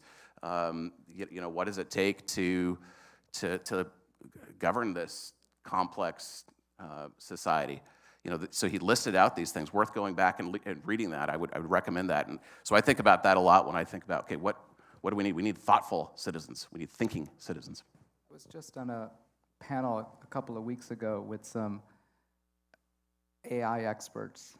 And on this theme of AI that Carol was mentioning and building on your point around the incredible founding importance of critical thinking and thoughtfulness, I was stunned when the discussion was, okay, how do you actually in the current moment develop civic skills? And these are AI experts. These are computer scientists at Stanford, at UCLA. And they all said critical thinking. They all said if there's one muscle we need to develop in a world of AI in college, it's actually the critical thinking component. Yes, communication is important to me. Yes, collaboration is important. But the moment right now is for us to really strengthen individuals' capacity to develop a sense of agency, to make thoughtful choices, to interpret hallucinations from AI, to interpret false data, to interpret and when there's advertising or manipulation happening, how do you independently judge that? And that's the muscle that we have to, and I remember one of the Stanford professors saying that's the biggest, most urgent skill we have to develop right now. Because if at the rate we're going with AI and the ubiquity with which students are just adopting it, ChatGPT and so forth, just having that muscle really be strengthened is the greatest form of civic strengthening we can do in higher ed right now. So I see that I have failed to provoke any disagreement amongst my colleagues. We'll see if we can do better as we go forward. No, but everything you guys have said has been beautiful. Should there be a difference between teaching civics in K through 12 education and higher education? This is the question that we talked about in our prep meeting. And partly we think about higher education as having a different task, not opposed, but a different task than K through 12, because we're supposed to be, we call it critical thinking, but I think it really indicates a kind of willingness to challenge conventional wisdom, even a sense of, dare I say it, anarchism. So maybe I can put a point on this question. Do you think someone like Marx should be part of a civic curriculum? Is there a difference between what we do in higher ed and what we do in K through 12? This is a surprise question. Absolutely, absolutely. Across the continuum from school through college, we need to be engaging people with the critiques that have been offered of the world that we're part of, and the ones that have had influence in our society. I certainly want to endorse what Leah said before about teaching, making sure that more than once from school through college, students have spent time on that second founding and then on the extension of rights and liberty to everybody, and not just, well, at the time, to all men, and not just to the people who were present when the Constitution was written. But yes, Marx should be part of it. But it's not so much a question of what texts are we reading. It's sort of understanding that in higher education, we're giving students practice, I'll take the term muscle that Amy just used, practice in the muscle of thinking through complex questions thoughtfully, but also with an eye toward what they themselves think is the right thing to do. I would argue that what we're getting at in higher education is helping students develop an examined sense of their own civic agency and purpose, and understand what they want to play as a role in their democracy, to understand, as I've said before, the civic and ethical and social responsibility questions that will come up in their fields. So any provocative text can get you into this conversation. But the question is, do we have a clear understanding of what we want students to be thinking about as a result of having engaged with Marx or Jane Addams or anyone else we want to put in the curriculum? I've heard civic education described as a layer cake. You know, from the earliest years, you should be gaining some appreciation of your belonging in a community, a political community, and some sense that you're part of a local community, a nation, the world, et cetera. But increasingly, you should engage with texts. You should read the Constitution, the Declaration of Independence, some of the great speeches throughout our country's history, and that helps to form a context for wrestling with contemporary debates and topics, and then you should engage in those debates with your peers in a classroom setting. And so higher education should be a continuation of that as you study more deeply about our country's political tradition. So I guess I'll leave it at that. You wanted a little controversy, a little debate, Try to mix it up. All right, so I'll take a stab at this in the spirit of civic engagement. Right now, the American higher education system is not delivering at a broad level on one of the key priorities that Alex articulately said on the panel earlier, which is jobs. 40% of American graduates are underemployed right after they graduate, meaning they didn't need a college degree to get the job that they're in. 40%, right? It's approaching half. So if half of American graduates are in a job right out of college that they didn't need a college degree for, 4 years of tuition or longer, sometimes 5, 6, 7, the time spent, the opportunity cost of other activities, we're not delivering on one of the key things that one of our most important stakeholders, the student, if not the most important stakeholder, wants. So the first problem we have is we're not delivering on the higher education promise of upward economic mobility on a consistent basis. Sure, great institutions like American here are having incredible outcomes. I've seen the outcomes here, and they're phenomenal. But on average, across American higher ed, we're not delivering on the promise of a reliable, high-paying job that's appropriate for the return on investment that you get. And certainly we're seeing unemployment increase, right? Just the last 3 years, unemployment is increasing each year, just straight unemployment, not getting any job out of college. So if that's one of the core opportunities right now, I do think, to answer your question, I do think higher ed does have an opportunity to have a distinctive civic orientation that's much more tied. And I really like where Carol was going, so here I'm agreeing. Stop it. Well, we got to stop agreeing. But I do agree with the principle of looking for problems. And I wanted to offer that maybe the problems are partly workplace problems, right, that could incorporate a little bit of civics in there as well, right? So you give kids spaghetti, but you put a little bit of peas in there, a little bit of goodness, so they get some veggies. But the idea is to have some much more orientation towards workforce. Now that's controversial. I've been on many conversations where I've been in context with leaders of higher ed where they're like, no, it's about research, or no, it's about a civic discourse. But I want to make the case that on average across higher ed, we ought to make a strategic shift as a country to really deliver on employability on a sustained basis, and therefore more project-based learning, more skill-based learning, more skill-based assessments. And so in that way, I'd propose that higher ed civic education ought to be much more embedded into workforce development. And whereas K-12, I think that some of the foundational aspects and the more robust education that's tied to fundamental knowledge, U.S. history, the understanding of different nuances of civics, I think there's much more foundational civics that can happen in the K-12 side. Well, and if you do what you said, Amit, and you have much more of the foundation at K-12, then you actually have more space for what you're talking about in the higher ed space around tying to workforce development, the project-based learning that is about coming together to deal with what are the problems today and how do we address them. So when Carol was talking about, what many people call the fourth industrial revolution, how are our students interacting with and becoming adept with this rise in AI, what it means for the workforce, and also, as you said, what the civic education challenges may be with that. So if it's something that you don't necessarily have the base knowledge for, you might not know all of the questions you may have around how to think critically about how we can use AI to best enhance learning and where we should be concerned because it might be a space for an accelerant for digitized disinformation, as you said, with synthetic deception and things like that. How are we engaging with our students? That's an area right there that's a sort of place to problem solve, and you don't know the end result. But, if I was just in one of my seminars last week giving my students examples of, okay, take a question, and I won't repeat all of them here, but some of them are rather provocative, and ask for an answer.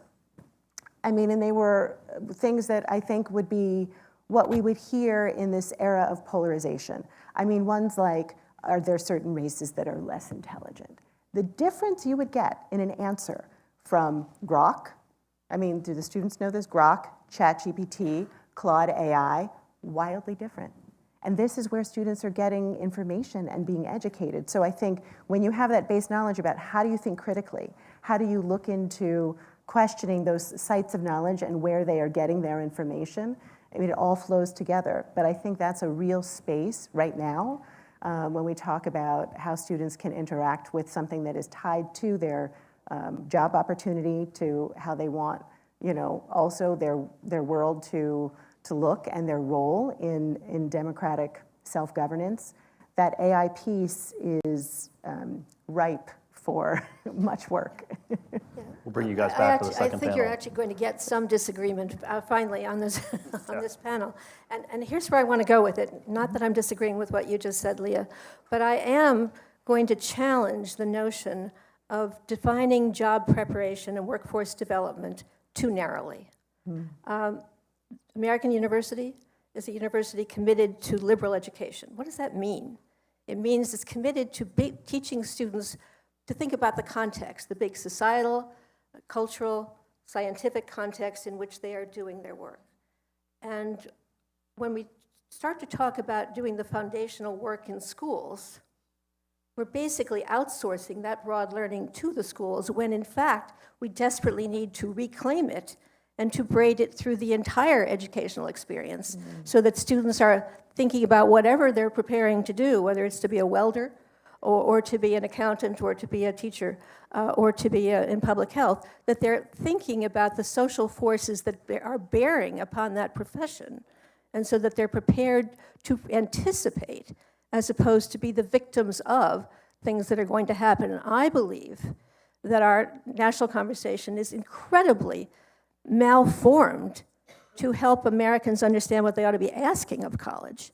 So we're get a job, get the skills, workforce, et cetera, with no attention to what has been America's premier tradition, liberal education. Big picture liberal education woven through the entire educational experience as opposed to just done at the beginning or maybe in schools. It's a redesign that we need, and I think it begins with the language that we ourselves use in talking about this so that we have words like big picture, arts and sciences, liberal education, enhancing as opposed to being done before job preparation. There's a lot of ways that we can pick up our language, and I think we need to do that. I think it's important for us to really delve into this juxtaposition of career preparation and civic education, because I don't think anybody ever sat down and said, well, we shouldn't have civics in our education system along the whole spectrum from K-12 to college. It's just that for very understandable reasons, people want to be economically competent. Parents want their kids to get a good job. Young people going to college want to get into a good career pipeline. And so we've emphasized those things in our education system, but along the way we've neglected we've emphasized economic competence and we've neglected citizen competence. And so I think I agree it's important to integrate that into the paradigm of career preparation. But I think what Carol is getting at and others who've been involved in the civic learning and democracy engagement work, every student, every degree, I commend that, because what I think it's calling for is a paradigm shift. We've had this paradigm of career preparation. We need a shift. If there's a lot at stake, and there's nothing guaranteed about the survival of constitutional democracy. And so this is really, really darn serious that we have a paradigm shift in our educational institutions toward its civic purpose. And that's why this notion of productive citizens, that there's a key pillar on productivity, but then a key pillar on those foundational skills of being a citizen. And that's the trick, because we're trying to reimagine something that has existed in different forms in the country in a current environment. I mean, let's face it, the democracy we have today is really, really in crisis. And it's been not just a political comment for this particular situation. It's been going on for a decade plus. And so this moment we have right now, and this is where it's exciting for higher ed to really, we're the sandbox. Or scary. Right? In so many ways, higher ed is the innovation lab for so much of this kind of reimagination of how to deliver it on the goods, right? Of individuals that can lead self-sustaining, economically successful lives and be civically engaged. Yeah. And so this kind of reframing and discussion of what is the role of higher ed here is just spot on. So let me try to weave the next question into this conversation. So I guess I just want to say, Amit, I completely agree with what you say about the importance to justify higher education in terms of careers and life opportunities. Just the price that we're charging makes it impossible not to worry about whether our students are going to be able to be employed. If they're underemployed, 40% of our graduates are underemployed in the sector as a whole. That's a really big problem. But I guess I would push back a little bit and say the civics part is not just about voting. It's not just about political participation. It's also about how you see yourself as a member of the community, how you see yourself as a member of a workplace. A workplace is a small political community. I know that we live in corporations where it feels like the people on top can order everyone else to do things. But the truth is that people have all kinds of ways of participating and shaping the conversation. And so trying to be more aware of rights and responsibilities as a member of a community seems that is a workplace skill, and we should try to explain it to the community as such. But let me try to get maybe some daylight here. And this is a question to start with you, Amit. If we're committed to teaching civics, how should we measure whether or not they're succeeding? What should we measure? Right, that's really, because measurement is a normative question, as you know better than anyone else. What should we measure to know whether we're doing a good job? What should our priority be? Should it be knowing the Reconstruction amendments? Or should it be amorphous skills? I don't want to put too much spin on that baseball, but yeah, tell us. So how do we measure higher ed progress today? At its most fundamental level, we measure it based on seat time. right? 120 credit hours gets you an undergrad degree, and depending on which grad program you're working at, it could be 30, 60 or more credits. If it's graduate, PhD, it's even more. But we largely measure progress or attainment of higher ed based on, did you complete the courses or the seat time to graduate? And so there is a fundamental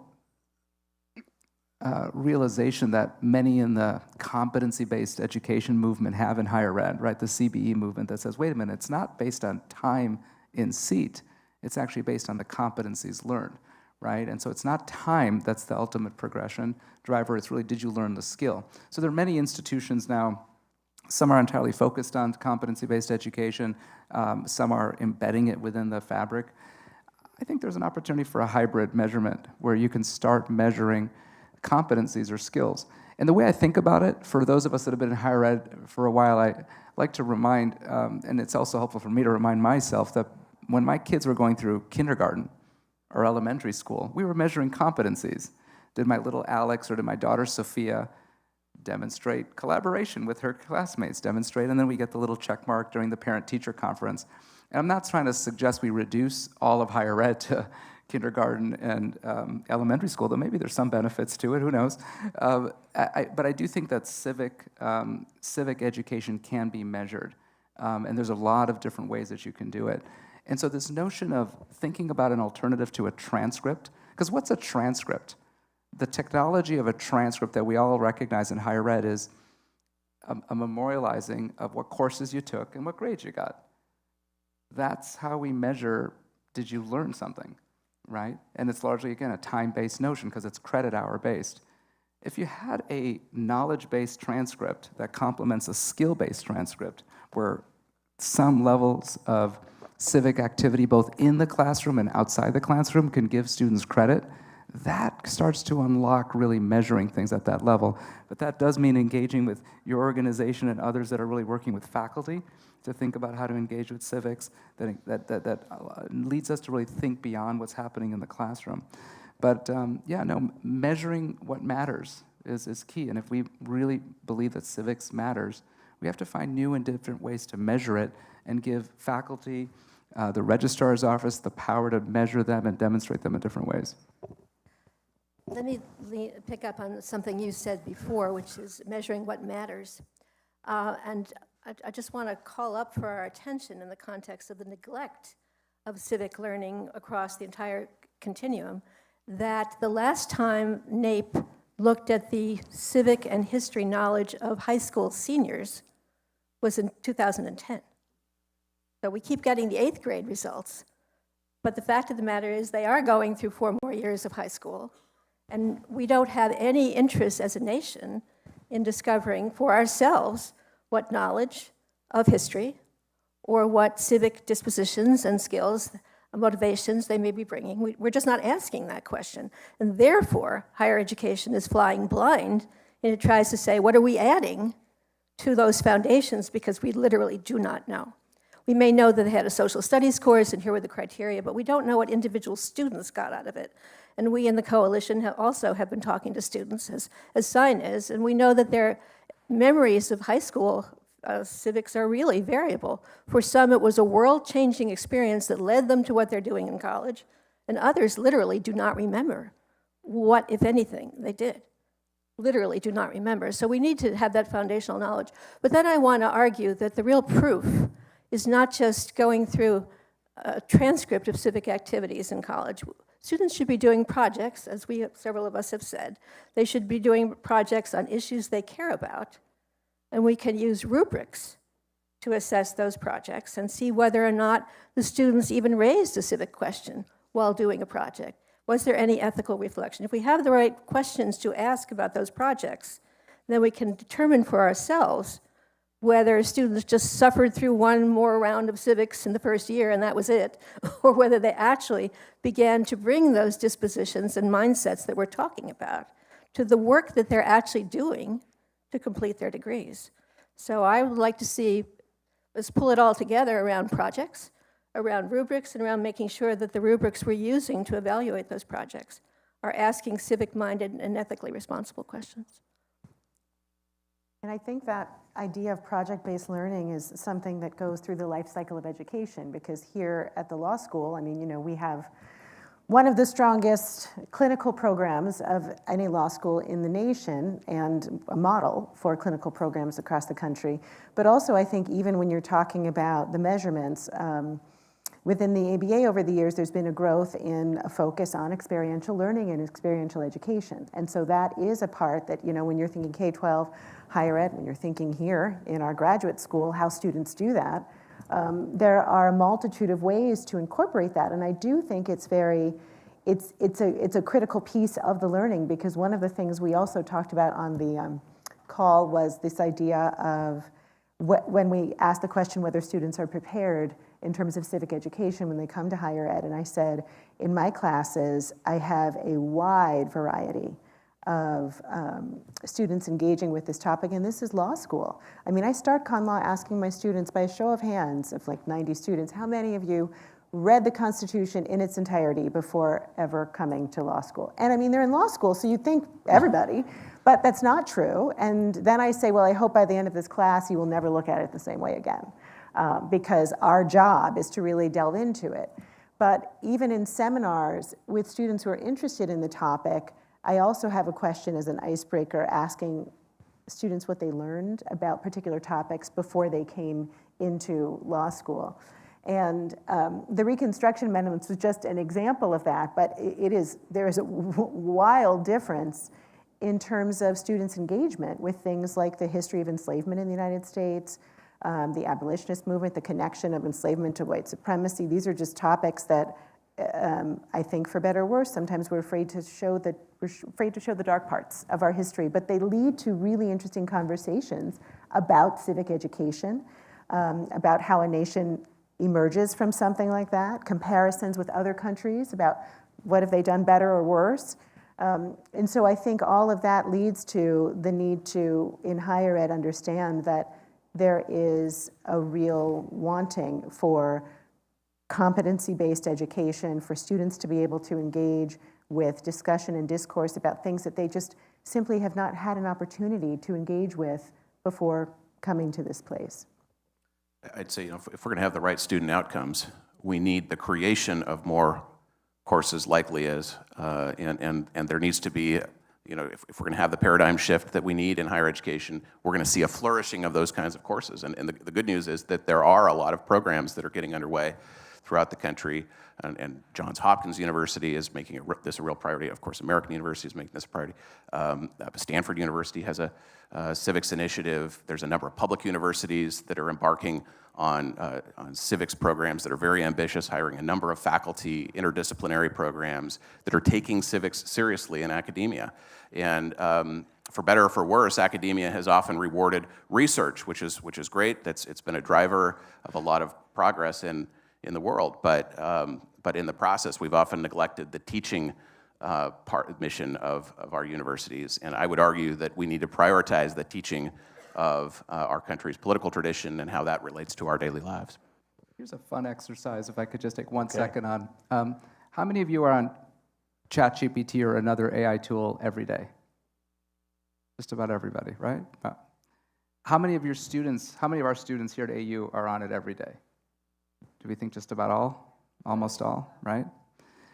Simple exercise. You can do a prompt, and the prompt can say to ChatGPT or Grok or Claude or Gemini, any of the LLMs, ask me one by one 10 questions to test my civic literacy today. So just one by one, ask me questions, and then I will answer and then grade my answer. So one of the powers of where AI can come in is because right now there's over 300 million college students globally that are on just ChatGPT, and that's going to be, probably another 100 million next year. So you're seeing AI is becoming effectively a default tool for self-learning, for personalized learning. So there might be some projects, there might be some validation of knowledge that we can do as adults, but that we can also foster in college students as well. So I know it's not validated. I know there's going to be hallucinations. I know there's going to be all kind of bias. We have to accept it. To exactly Leah's point, the different platforms are not yet tuned properly and consistently. But there are fun ways that we can engage with students that involve knowledge, but also involve assessments. And there could even be some great projects around that as well. Good. Okay. So I'm going to ask one more question, and then we're going to open it up to questions from the audience. So I hope all of you are thinking of super tricky questions to elicit the differences between our panelists.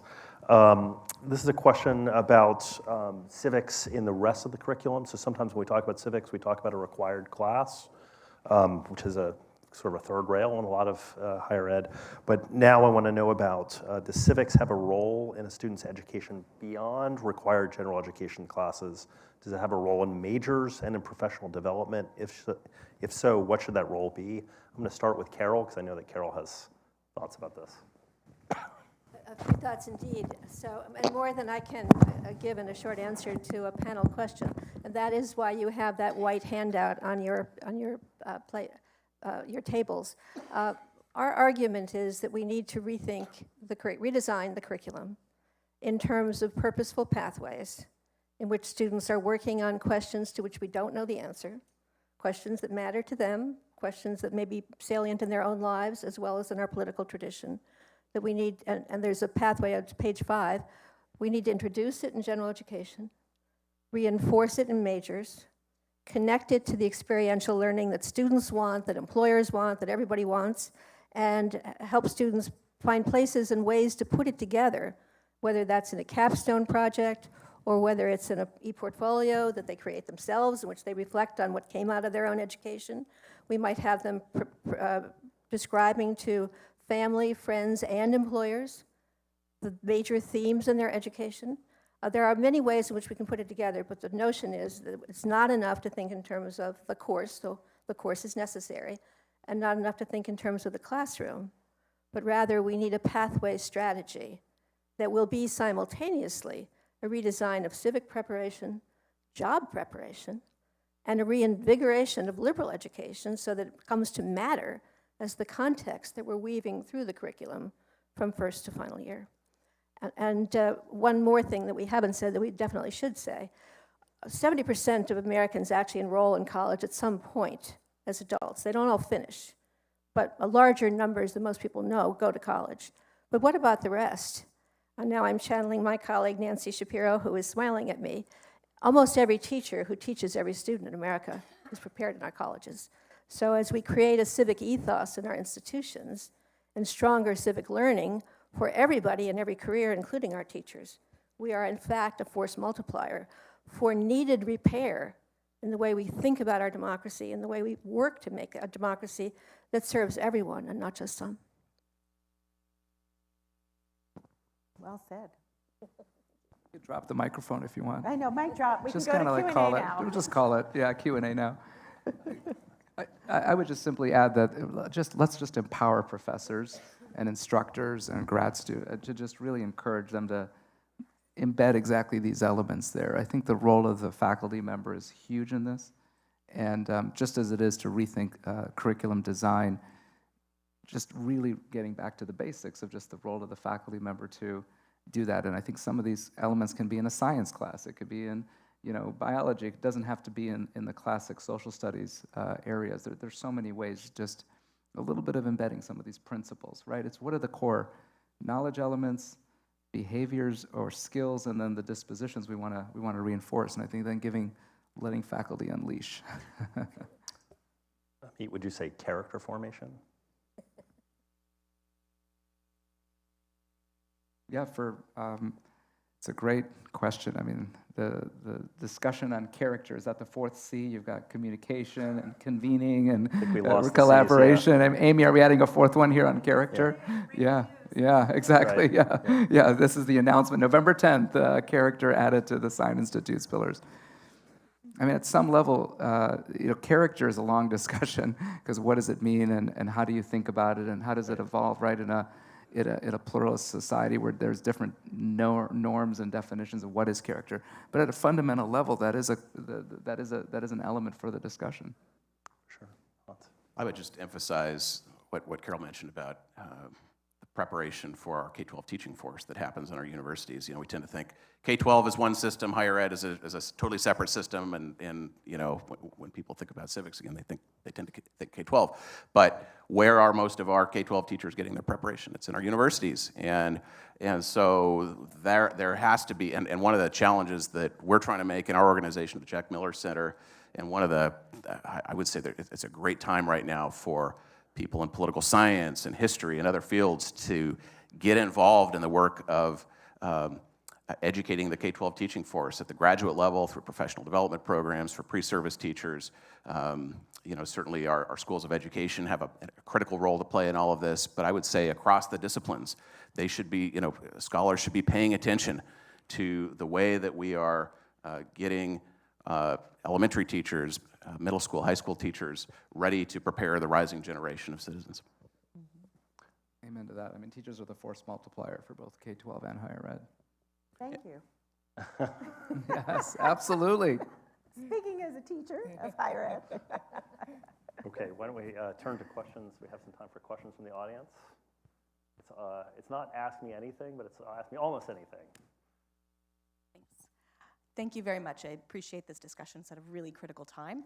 I'm an AU alum. My name is Mickey Mitre. I'm an AU alum a couple decades ago and a former USAID Foreign Service Officer, Democracy and Governance. And I served overseas for nearly a decade, for over a decade, and in countries that really flirted with authoritarianism. And it was shocking to me, in returning to the US, to see that we're going through this, what I saw 10 years ago, in places, Ukraine, with the first Russian invasion, that I think looking back there, and in Myanmar, where there was a genocide.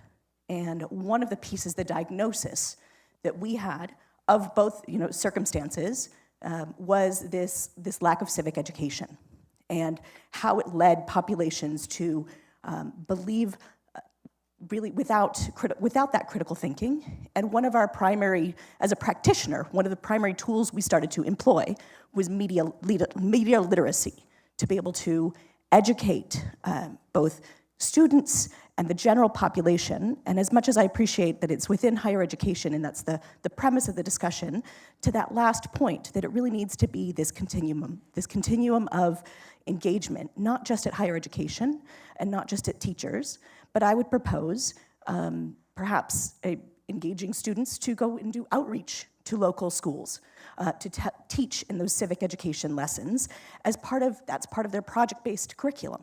So they're both engaging in the process, teaching it, and it creates this continuum so that they're in the process of civic education. It's not just learning the knowledge, but it's practicing it. And I think those are some of the things we tried to implement in Myanmar post-genocide.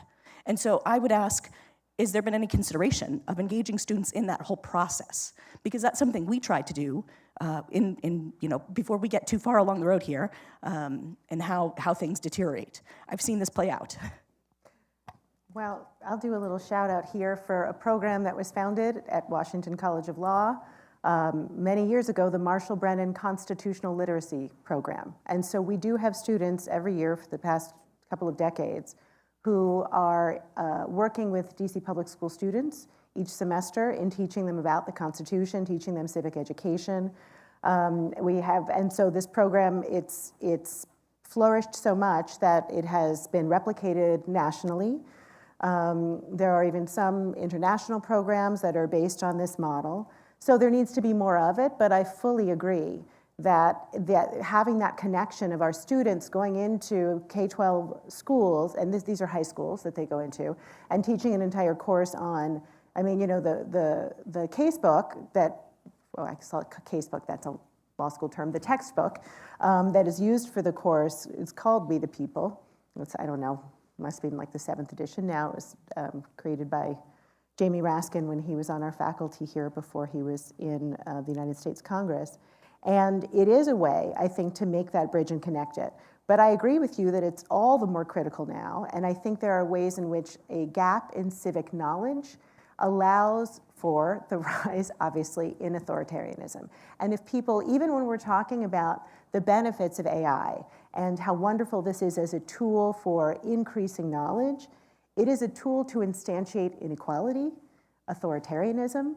I'm not saying it has to do that, but I'm saying we need to be aware of how it's been used historically, like the role of IBM in the Holocaust and in being, a corporation that worked with Nazis to round up people. That's one way you can use technology. Maybe we don't want to use it that way.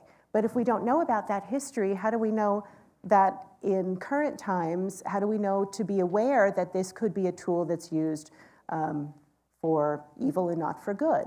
I think all of this is important. And so I think there are two pieces to that. Your discussion of the importance of connecting the higher education to K-12 and the students in that, but also I think having a knowledge of what it means to have a rise in authoritarianism. So how many students know about what happened in Ukraine, about Hungary, about Myanmar? And so I think those are also pieces that, and Carol has, I think this is a part of CLDE as well, right? When you're talking about our constitutional democracy, it's also learning about other countries, other forms of government, other challenges that have been a part of those forms of government. Because it helps our students to be more aware and therefore have a stronger voice. I'm just going to say amen to the question and amen to the answer. We absolutely need to have many more opportunities for many more students to be pulling together what we've talked about across this panel, the constructive civil discourse, with the searching, probing of what's happening in other parts of the world and what's happening in our own society, as the increase in distrust feeds the dissolution of the democracy in which we take so much pride. So we need many more people working on these issues, and I'm grateful for the question. I'm grateful for the global context, too, because I think that, look, we're 50 states, and in a federalist system, we have states that have different flavors of democracy. We have some states with open primaries, some states with closed primaries, some states with more balanced districts, and some states that are completely gerrymandered, some states that have a way for individuals, including students, to more easily become registered to vote, and other states that it's just really tough. So even in the United States, we have things that are approaching Hungary, things that are approaching other states that are, at best quasi-democratic. So it's actually interesting to look at these global benchmarks, because we can look at the other and they go, wait a minute, is this what's happening in this state, or is this what's happening in this municipality? And how do we reimagine it? And I think one of the things that, Leah, you pointed out is it's just a reminder that our 250-year history has been various forms of democracy along the way. I mean, we're really nuanced.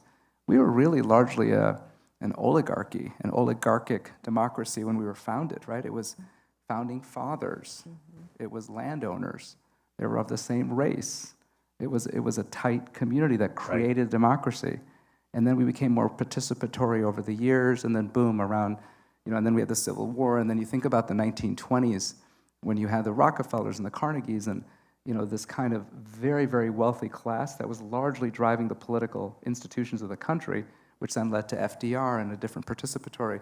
And we're kind of in that swing right now, between oligarchic concentration of wealth driving politics versus a more participatory. So even in our history, let alone state by state, we've had that. So these global references are helpful to just kind of help students take a step and go, okay, where exactly are we as a country?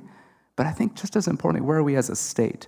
And to kind of remind ourselves that these international references can help make that more real. Okay, more questions. Hi, everyone. You have another person from USAID here. I don't care. We worked together. I was also in USAID's Democracy and Governance Bureau working on designing interventions overseas. And so to see what's happening here, it's a slight reality check. So the discussion was fascinating. I just wanted to flag maybe some gaps or concerns. I feel like from everything I'm seeing, the job landscape in the next 5-10 years is going to be radically different. And so some of what I'm seeing from you all as solutions or recommendations is concerning because it seems slightly static. And I don't see the uncertainty there. And I don't see the iteration. And I don't see also folks, maybe you have consulted, but folks from the tech side, from the innovator side, and I think our graduates really need to, we're starting to see it now, where Amazon is cutting jobs, a lot of the other folks are, this is just like the baby wave. And so what do you tell students 5 years from now where there's no guarantee if the stats are 40%, someone mentioned? What if it's 80%?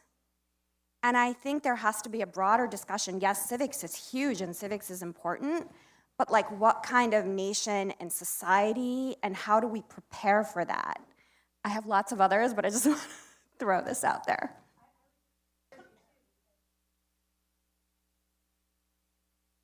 Amazing, at 2:30, yeah. Fellow panelists. Well, I think this is tied to what I was mentioning earlier about when we talk about the fourth industrial revolution and what is happening with the rise of tech and AI, this is the million-dollar question or billion-dollar question around students, around workforce. I also created this seminar last year that was about sort of looking at contemporary issues in AI and civil rights, and I would ask my students each week, we had a little bit of time to say, just bring in a question that you have flagged, that you think is at this intersection of AI and justice. It could be anything. It could be like what you found on a dating site, or it could be a meta question about, voter participation. And there was a lot of discussion about the job question, and are we not going to have jobs because AI will eliminate them? And I think part of that goes to, and I assume this will be part of a discussion this afternoon, but the notion that I do think it's imperative for all of us to become more facile with what's happening with the rise of technology, with all of the iterations, which is to say what it means in a classroom, how often students are using ChatGPT. I think they're using it all the time, but I think my job is to say, look at what Grok said, and ChatGPT, and Claude AI. Look at the differences. Look at what is synthetic deception? What does it mean to have hallucinations? There are ways in which, this is devoid of the critical thinking piece that Amit said was so important. And I would like to think two things. One, that critical thinking piece is always necessary. There are things that are not replaceable by AI. But secondly, I think our discussion of civic education is intimately tied to this issue of the rise of technology, because there are very big questions about what is happening in terms of exacerbating the educational chasm, in terms of a rise of authoritarianism that are directly tied to a rise in technology. It allows for digitized disinformation. It allows for the polarization we are talking about. And if people don't have the civic education to say, hey, this isn't right, or this is what authoritarianism looks like, or this is a synthetic deception that is trying to shape, feeding me misinformation about how I am participating in our democracy and in our voting, then we go further down that path. So I think this is what I would say falls into the Carol discussion of problem solving. I don't think we have the answers for it, but I think it is imperative in higher education to engage with the questions, to interface and interact with our students on these issues, and honestly, as faculty, to not be afraid. I mean, I think there are plenty of faculty who are like, I don't want to touch this. This isn't how I do research. I don't know what Grok is. And so I think it's also a call for education professionals to actually become more familiar with this. And so, I was at a big law and tech summit a couple of weeks ago that was dealing with this very issue. So I think more educators need to be involved on this topic.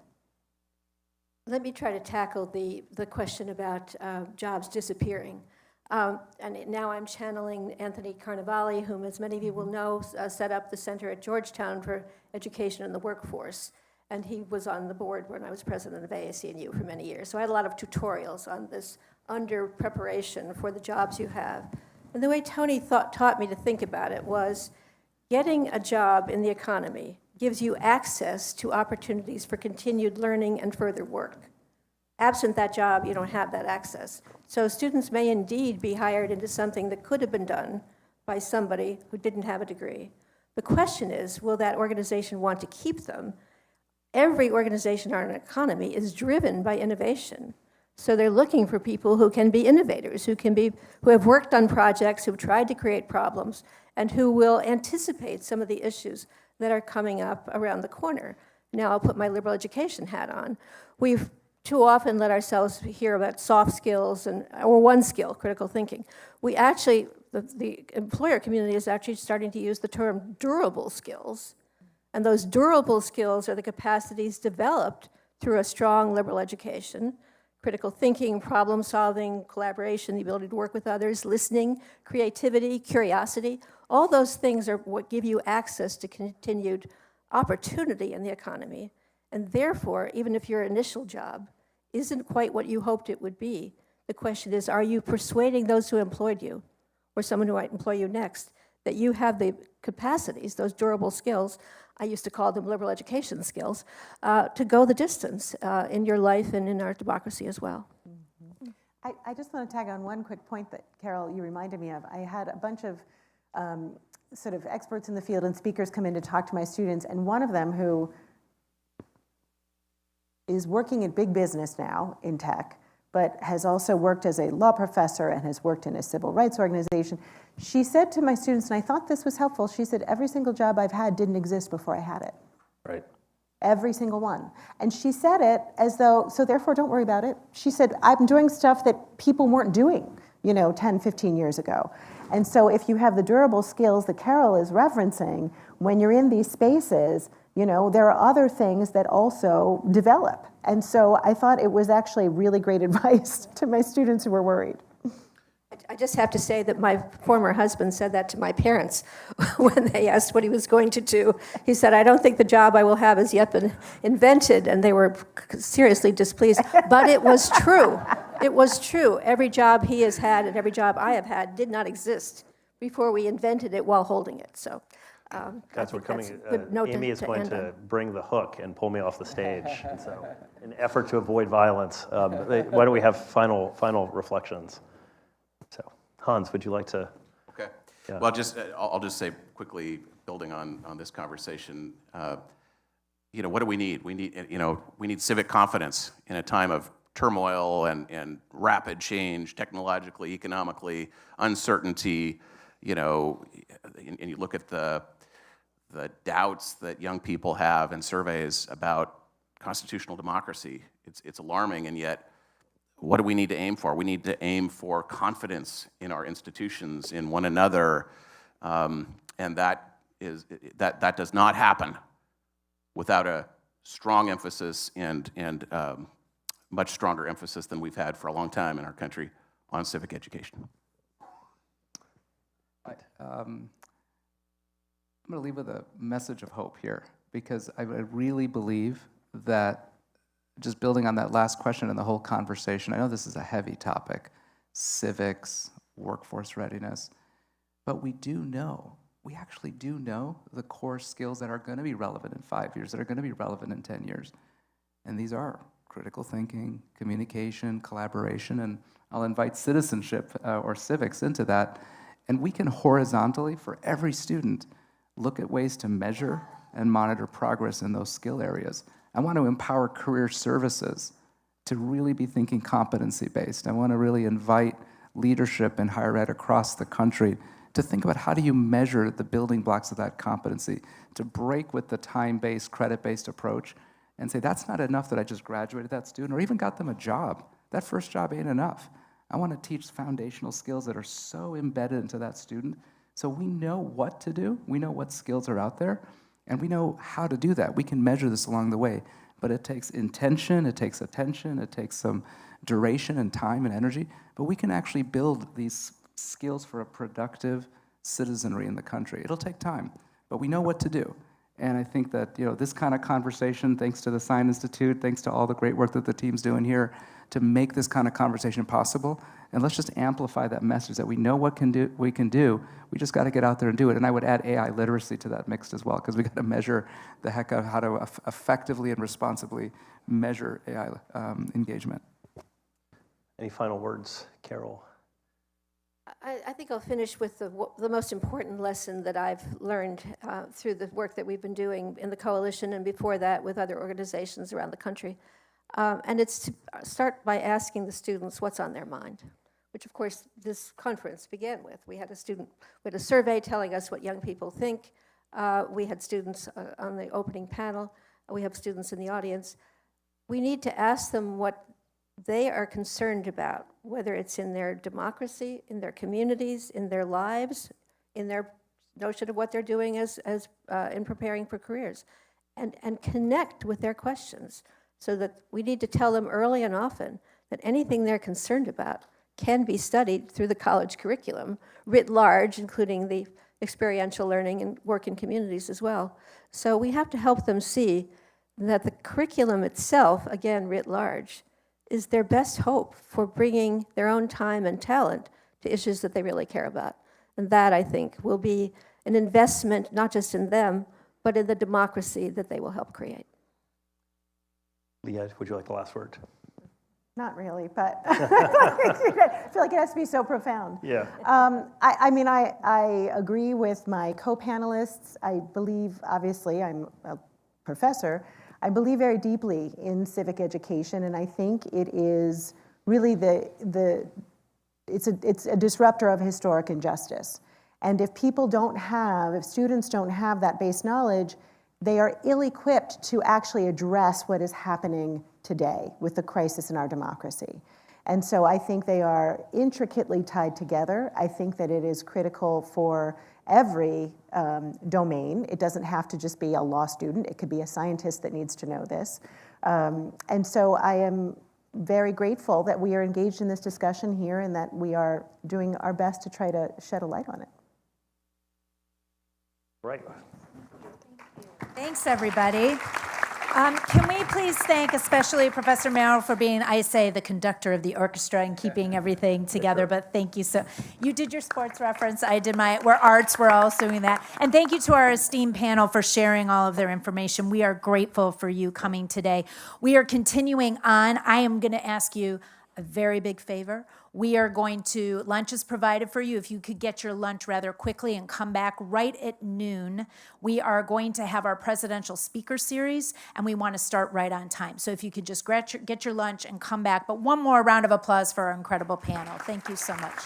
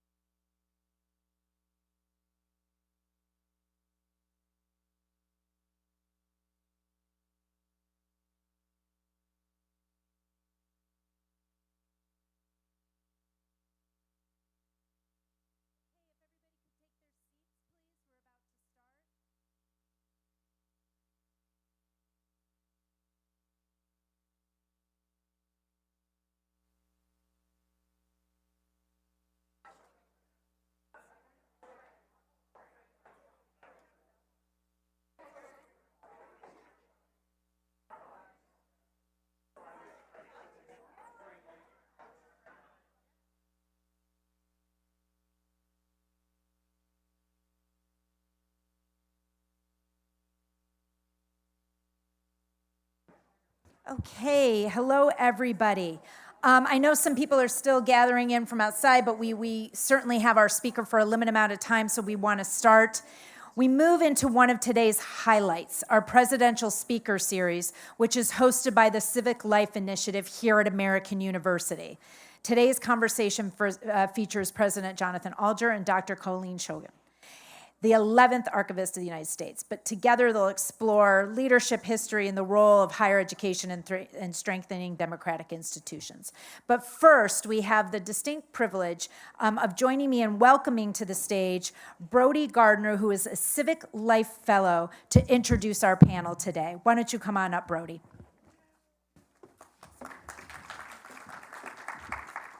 Thank you. Good afternoon. Thank you very much. My name is Brody Gardner, and it's my privilege to welcome you to the Civic Life Presidential Speaker Series at American University here at the Washington School of Law. I'm a sophomore of the School of Public Affairs, and I come from Cleveland, Ohio. Last year, I joined the Civic Life Fellow program to engage with students and faculty from across campus to better understand my new community. I decided to come back for a second year because I believe that the Civic Life's focus on civic engagement and civic discourse has only become more important here on campus, as well as here at the nation's capital and across our country.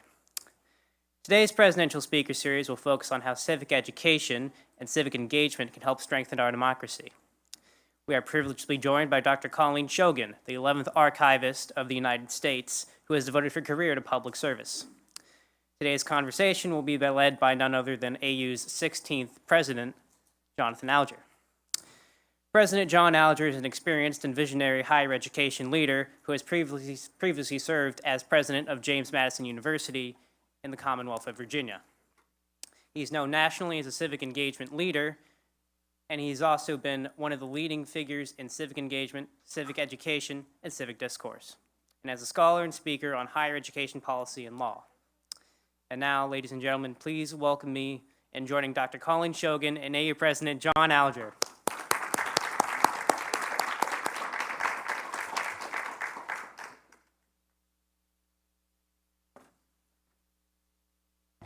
Good afternoon, everybody. I'm going to say just a few quick words, and then we'll bring Colleen up. But thank you to Brody for his introduction and for being a Civic Life Fellow. We held our orientation just last week for the new Civic Life Fellows, and it was great to see some returning fellows as well. So thank you, Brody, for your leadership, and the other Civic Life Fellows who are here today. Thanks to all of you. I'm really excited to see how that program will continue to evolve. By the way, happy Week of Kindness. I hope everybody is aware that this is the Week of Kindness on campus. It is something you can practice, though, all year long, just saying. But certainly it's appropriate with the Solution Summit to reflect on that idea of being in community together and what kindness represents. But I hope you've enjoyed being part of this inaugural Solution Summit.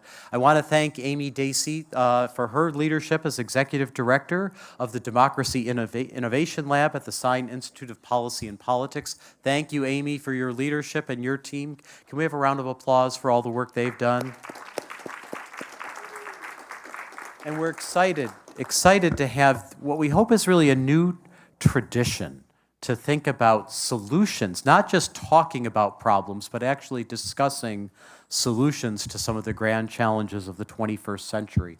And in that vein, I'm very excited to open this afternoon's conversation with someone who has spent her career as a public servant working to create solutions and promoting a topic that is certainly important to me and everybody here, and that is civics education. Dr. Colleen Shogan, as you know, served as the 11th Archivist of the United States and was the first woman in American history to serve in that role. During her time as head of the National Archives and Records Administration, Colleen prioritized sharing the records of the National Archives to a wider audience, launching numerous initiatives to enhance services and make the archives holdings more accessible, both in person and online. Prior to becoming archivist, she served as Senior Vice President and Director of the David M. Rubenstein Center at the White House Historical Association, worked in the U.S. Senate, and served as a senior executive at the Library of Congress and its Congressional Research Service. So you can see a lot of great experience. She was also the vice chair of the Women's Suffrage Centennial Commission and currently serves as the co-chair of the board of directors at the Women's Suffrage National Monument Foundation. A noted author and political scientist, Colleen currently serves as a senior advisor at More Perfect and CEO of In Pursuit, as well as a senior fellow in civics education at Stand Together and an adjunct professor of government at Georgetown University. And apparently she does not sleep.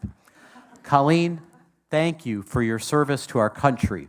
I have to say, just as a note of personal privilege, I recently had the opportunity to visit the National Archives with a friend when the entire U.S. Constitution was on display. Anybody else see that, including the rarely seen page 5 with George Washington's signature? It was just an incredible experience to be there in that room. And also, I had the privilege, as did some of you, of hearing Colleen speak at our Constitution commemoration right here in this very room in September with More Perfect and iCivics. 2 organizations, of course, devoted to civics education. So thank you all for being here today, and please welcome Colleen Shogun to the stage. Come on up, Colleen.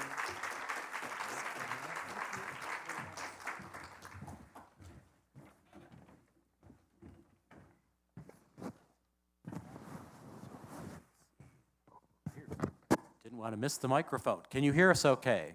All right, and why don't we do a quick test of yours, Colleen, make sure that... Can you hear me? All right, great, great. Well, Colleen, thank you for being here today, and thank you for your service, an amazing career that you've had so far, because you're not done yet, obviously. But can you tell us a little bit about your career path and how you became the archivist? This is not a job typically, I think, that small children say, when I grow up, I want to be the archivist of the United States. So can you talk a little bit about that, and then tell us a little bit more about what that job actually entails?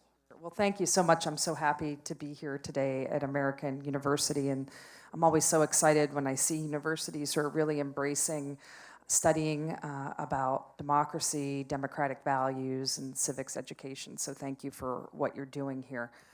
Yes, that's true. I would say even up until maybe 4 or 5 months before I was nominated by President Biden, I never thought I would be the archivist of the United States. So, I started my career, professional career, actually just a few miles down the road in Fairfax, Virginia, as a professor at George Mason University. I'm a political scientist by training, and when I went to work at George Mason, I thought I was so excited to have that job. As you know, it's very difficult to get tenure-track jobs in academia, and I was in the Washington, D.C. area. I was teaching American politics at a very good university, and I really thought that that would be the place that I would work for the rest of my life. Maybe I would have different jobs at George Mason, but that would probably be my home for the remainder of my career. And I always say this when I talk to young people in particular, to illustrate how many twists and turns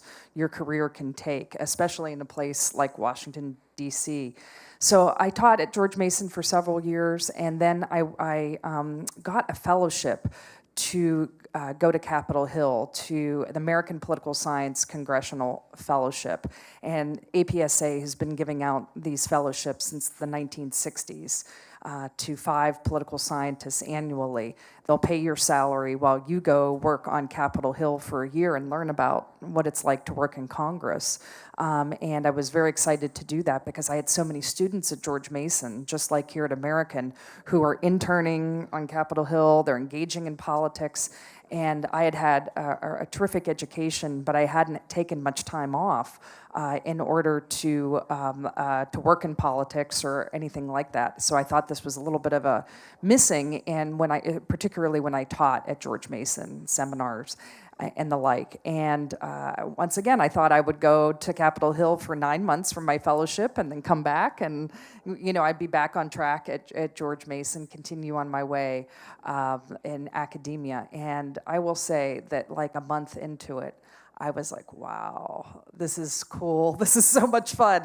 As someone who had been writing about politics her whole life, researching American politics, American history, all of a sudden to be in a place where when I wrote something, there were a few people that reviewed it and helped me improve it, but then pretty soon it was in front of a United States senator, and I was actually hearing him say my words or ask the questions at a hearing. It was really thrilling. I worked for Senator Lieberman, and I was lucky enough to help staff him on armed services. And I just saw everything. Everyone came through that committee.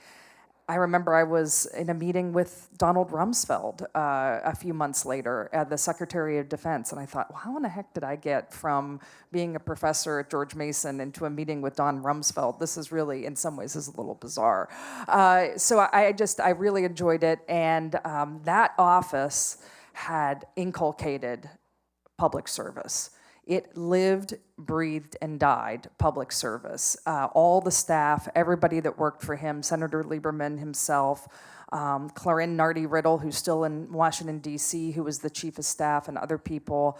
And that was really just the ethos of the office. And that really affected me and affected a lot of other people that worked there.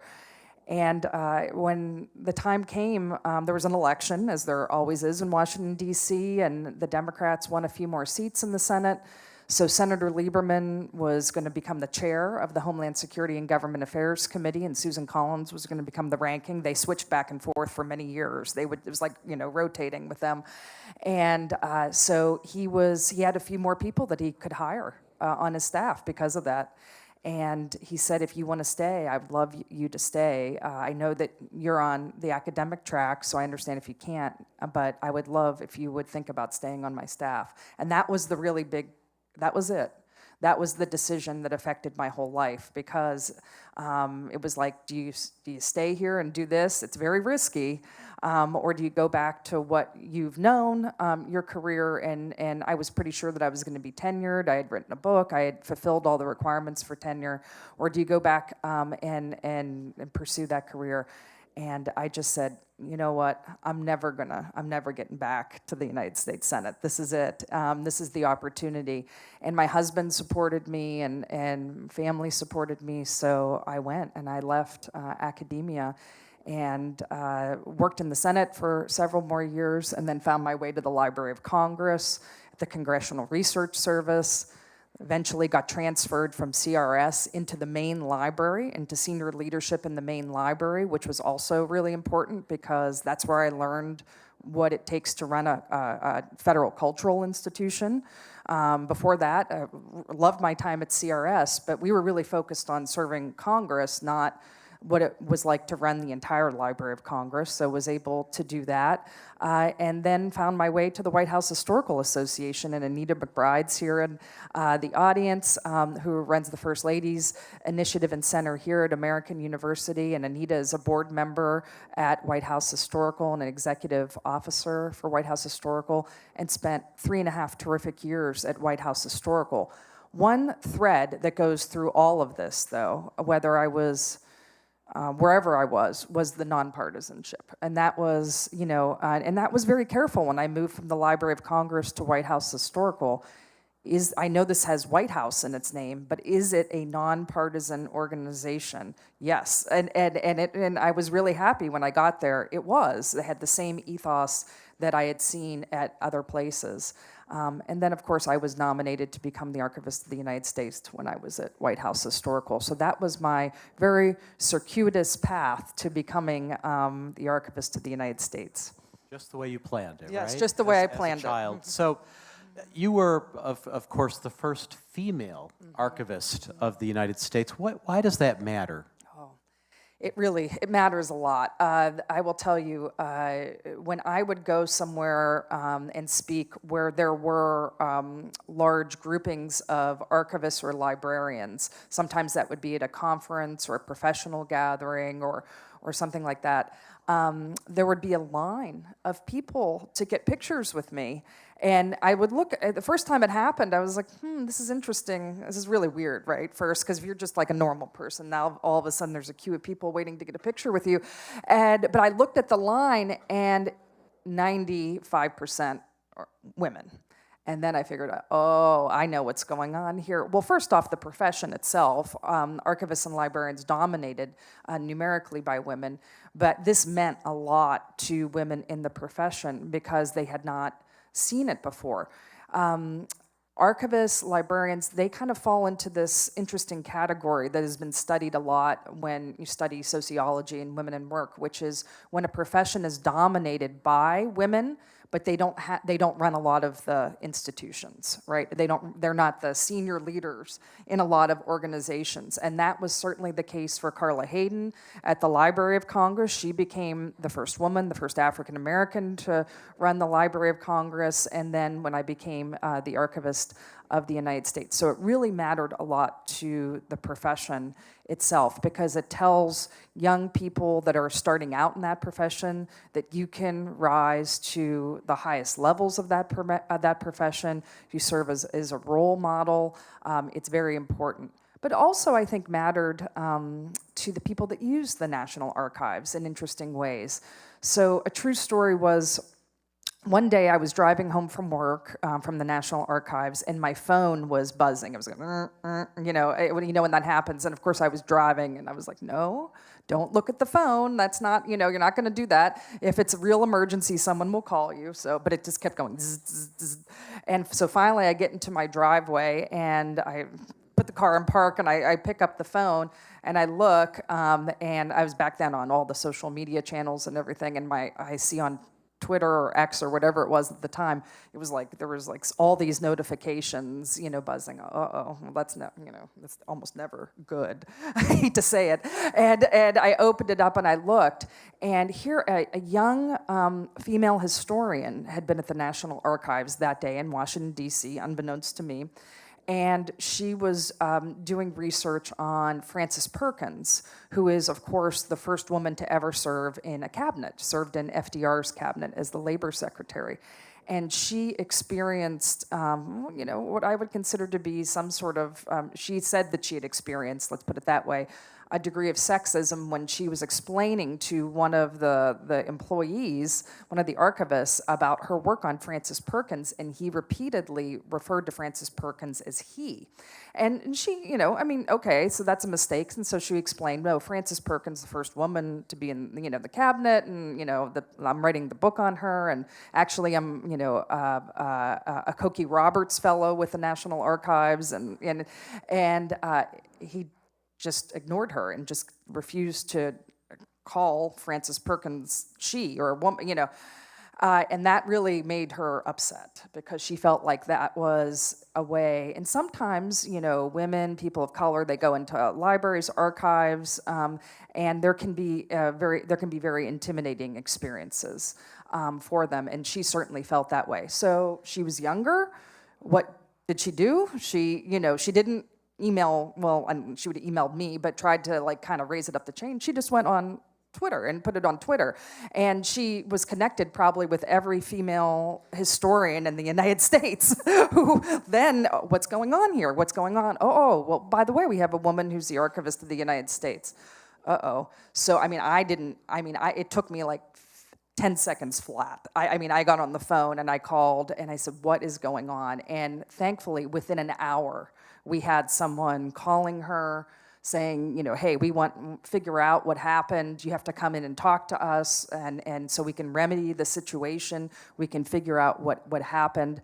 And then, to her credit, she went back on social media and said, boy, it really matters that there's a woman who's the archivist of the United States. The National Archives called me, and we're going to work this out and figure out what went wrong. And I see her sometimes around because she did write the book, and it was very successful. And I thank her for bringing this to my attention, because then we took that as an opportunity to train everybody, right, who waits on anybody or who tries to help anybody at the National Archives with their research requests and what that means. And of course, we never have issues with social media in higher ed, so we can't relate, but interesting anecdote. So, no, it's certainly a good example of some of the challenges of leadership and how things escalate quickly these days. So, you'd mentioned earlier nonpartisanship, and of course, the archivist is a politically appointed position, but it's meant, as I understand it, to be nonpartisan. Why is that important for the archivist to remain independent of politics? I think it's, the entire system of the National Archives, in fact, how the entire statute is written, and then how everything is assumed to operate, not just the institution itself, but the two main laws that govern records in the United States, the Federal Records Act and the Presidential Records Act. Everything is written with the assumption that the Archivist of the United States, or whoever is serving as the Archivist of the United States, is going to fulfill his or her role as a nonpartisan actor. That is just the beginning assumption, and then everything else dovetails from that. And it's explicit in the statute that this position will not be filled according to political affiliation. It has to be fulfilled only according to professional qualifications and suitability for the role. And I think there's a lot of reasons for that. The archives needs to remain politically independent because the National Archives, or places like the Library of Congress, the Smithsonian, I group all of those institutions together because they serve all Americans. They don't serve any political constituency exclusively. They're there to serve all Americans. And then how we apply the law for transparency purposes, to make our records available to all Americans, has to be applied objectively and without partisan affiliation in a nonpartisan manner. That independence is absolutely crucial. Otherwise, believe me, there's a lot of controversies when it comes to records. I got into it from both sides as Archivist of the United States. Republicans got upset with me because they wanted access to President Biden's vice presidential records, so his VP records when President Obama was President of the United States. And what the approach to that is, we're going to be following the law, and we're following the established regulation. We will get you access to those records, but I need to follow all the steps in order for me to get the records to you. And I'm going to apply that law and those regulations the same to you, the same that I would apply to people from the other party who might be asking for records. And then, of course, later on in my tenure, there was questions about the Equal Rights Amendment and whether or not it had fulfilled the requirements to be in the Constitution. And I had pressure from the other side of the aisle, from Democrats who wanted me to publish the amendment when there had been court decisions at both the district and the appellate level, which clearly said that I could not certify the amendment because the deadline had passed for the Equal Rights Amendment. And I came under a lot of pressure from that side of the aisle to publish the amendment. And I said no, because I have to listen to what the courts say. And I have to, and that is what I promised in my nomination hearing. And there was a lot of, that was a very complicated matter, but you need someone who can serve as an independent, who has that independence of mind and independence from political parties, even from the from the president or the political party that appointed me, that nominated me into it. I truly felt that once President Biden put that trust in me and I was confirmed in the position, then he was like, okay, go, do the job, do it. I'm trusting you to serve as archivist in that way.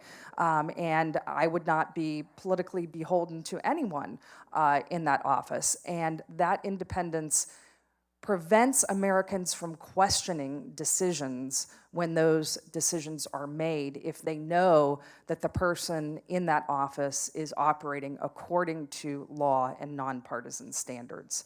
And that is a hill I will die on for sure. It's very important. You didn't have to handle the Epstein files by any chance, right?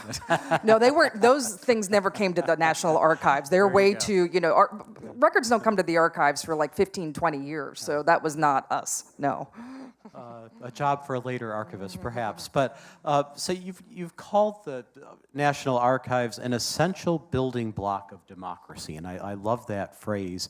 Can you say a little bit more about what you mean by that, and why is it important for all Americans to have access to these records? Right. Well, I think when you learn about what are elements that make democracies healthy, that make democracies thrive. When you learn about that in a civics class in high school, or you learn about it in college, one of the main things that you learn is accountability in a democracy. It's all over the Federalist Papers. Like it's everywhere. Madison and Hamilton can't get enough about the importance of accountability in a democracy or a democratic republic. And one of the main ways, not the only, one of the main ways in which we can hold our government and those that we entrust to lead our government accountable is through our records. Whether they are presidential records or whether they are federal records, that accountability is incredibly important. So the National Archives is a place where you can go as an American and appreciate those records and their historical value, but they also play a major role in that, in telling stories of accountability and understanding in the past what transpired, so we can learn from that past and hopefully we can learn from it and improve it for the future. So, you cannot have, I don't think you can have a large-scale democracy in any country if you do not have something like a archives or a national archive in order to keep the records of that democracy and keep the records of what has happened so that everybody can learn from it. It is really, it's an essential component of what it means to be a self-governing people. Yeah, that's a question that's not on my list, but I am curious, was there a historical precedent from other countries for this? Did we model this after others? Yeah, I mean, we were late in the United States, and the National Archives was created in the 1930s. And one of the reasons that this started, there's actually several presidents. Try to get this right. The building was designated as where it would be located in Washington D.C. The National Archives building under Calvin Coolidge. And then ground was broken under Herbert Hoover. And then the building was actually finished and the legislation was enacted to create the National Archives under FDR. And so it took several steps, and there were other European countries that were already doing this, and the records were being lost because they were all being kept in the departments and bureaus in which they were created. And they were just not, these agencies were not suited for records-keeping purposes, and records were already being lost and degraded. And so that is why the National Archives was created, yes. So I love this next story. I understand that when you were serving as archivist, you visited the Declaration of Independence at least once every day. Is that right? Can you tell us about that? Why was that important to you? And what did you gain from those visits? Yeah, I every day. Now, I didn't work in the D.C. office every day because I traveled a lot as archivist of the United States. I traveled all around the country. A lot of people don't realize there's over 40 locations around the United States that are National Archives facilities, including presidential libraries from Herbert Hoover forward, and then federal records facilities and archival facilities all across the United States. So all of our records are not here in Washington, D.C. It is the biggest location here in D.C., but there's archival locations all around the country, so I visited a lot of them. But most of, the majority of my time, I was in Washington, D.C. at the building that you might visit, where the museum is located. Yes, and the documents are out from 8 o'clock in the morning till about 5 o'clock in the evening. And so I used to get into work right after 8 o'clock, like 10 after 8, 8:15. The office was really quiet. A lot of people hadn't arrived yet. And I found it to be the best way that I could start my day was I would go get myself a cup of coffee and put it at my desk, and then I would walk out. It was about a 3-minute walk to get into the rotunda from where my office was. And I would just go and take a walk and take a look at the founding documents. My favorite founding document is the Declaration, because that is our creed. That is why we exist as the United States. That underlines all of our principles that we agree upon as Americans. We may not agree how to execute those principles or the fulfillment of them, but we agree upon those as our base principles that unite us as one people. What I really liked about it was, first, it was just, I was just always in awe of it, but secondly, it reminded me why I was doing the job, right? It put me in the right frame of mind for the entire day, because there were a lot of challenges that came with the job. It wasn't all, it wasn't all Declaration of Independence, let's put it that way. But, a lot of days, I had tough meetings, sometimes up on Capitol Hill. I had a lot of well-meaning advocacy groups that came to see me that wanted things. And, that's just how these jobs are. I had 3,000 people to supervise all across the United States, trying to get everybody to march in sort of the same direction. There were challenges, and I thought that is the one moment in time where I can remind myself why I wanted to do this job and why I'm so lucky to be here and to have this position. If I wasn't able to do that early in the morning because I had something to do, then I would come back. Then I would come back at the other time I really liked to come was around noon, right before I would go out and maybe take a little walk around outside or go get myself something for lunch, because that's when there was tons of people in the rotunda, visitors, right? Visitors from all across the United States, visitors from all across the world to see these documents, and I love to see that. I like to see, I'm kind of like a visitor services person, so I like to see what's the traffic pattern here, and how many people do we have? And I had instituted a whole new visitor services team to shepherd people through the process, and I talked to that. I wanted to know that team and talk to them about how things were going. What are some of the challenges? What are you seeing? Because we were getting ready for 2026, and we knew we were going to have a lot more visitors coming in 2026. So that was the other time, and I just like to see the excitement of school children, people from all across the world, all coming to see these three documents, the Declaration, the Constitution, and the Bill of Rights, and what an inspiration those documents were for people that weren't even Americans.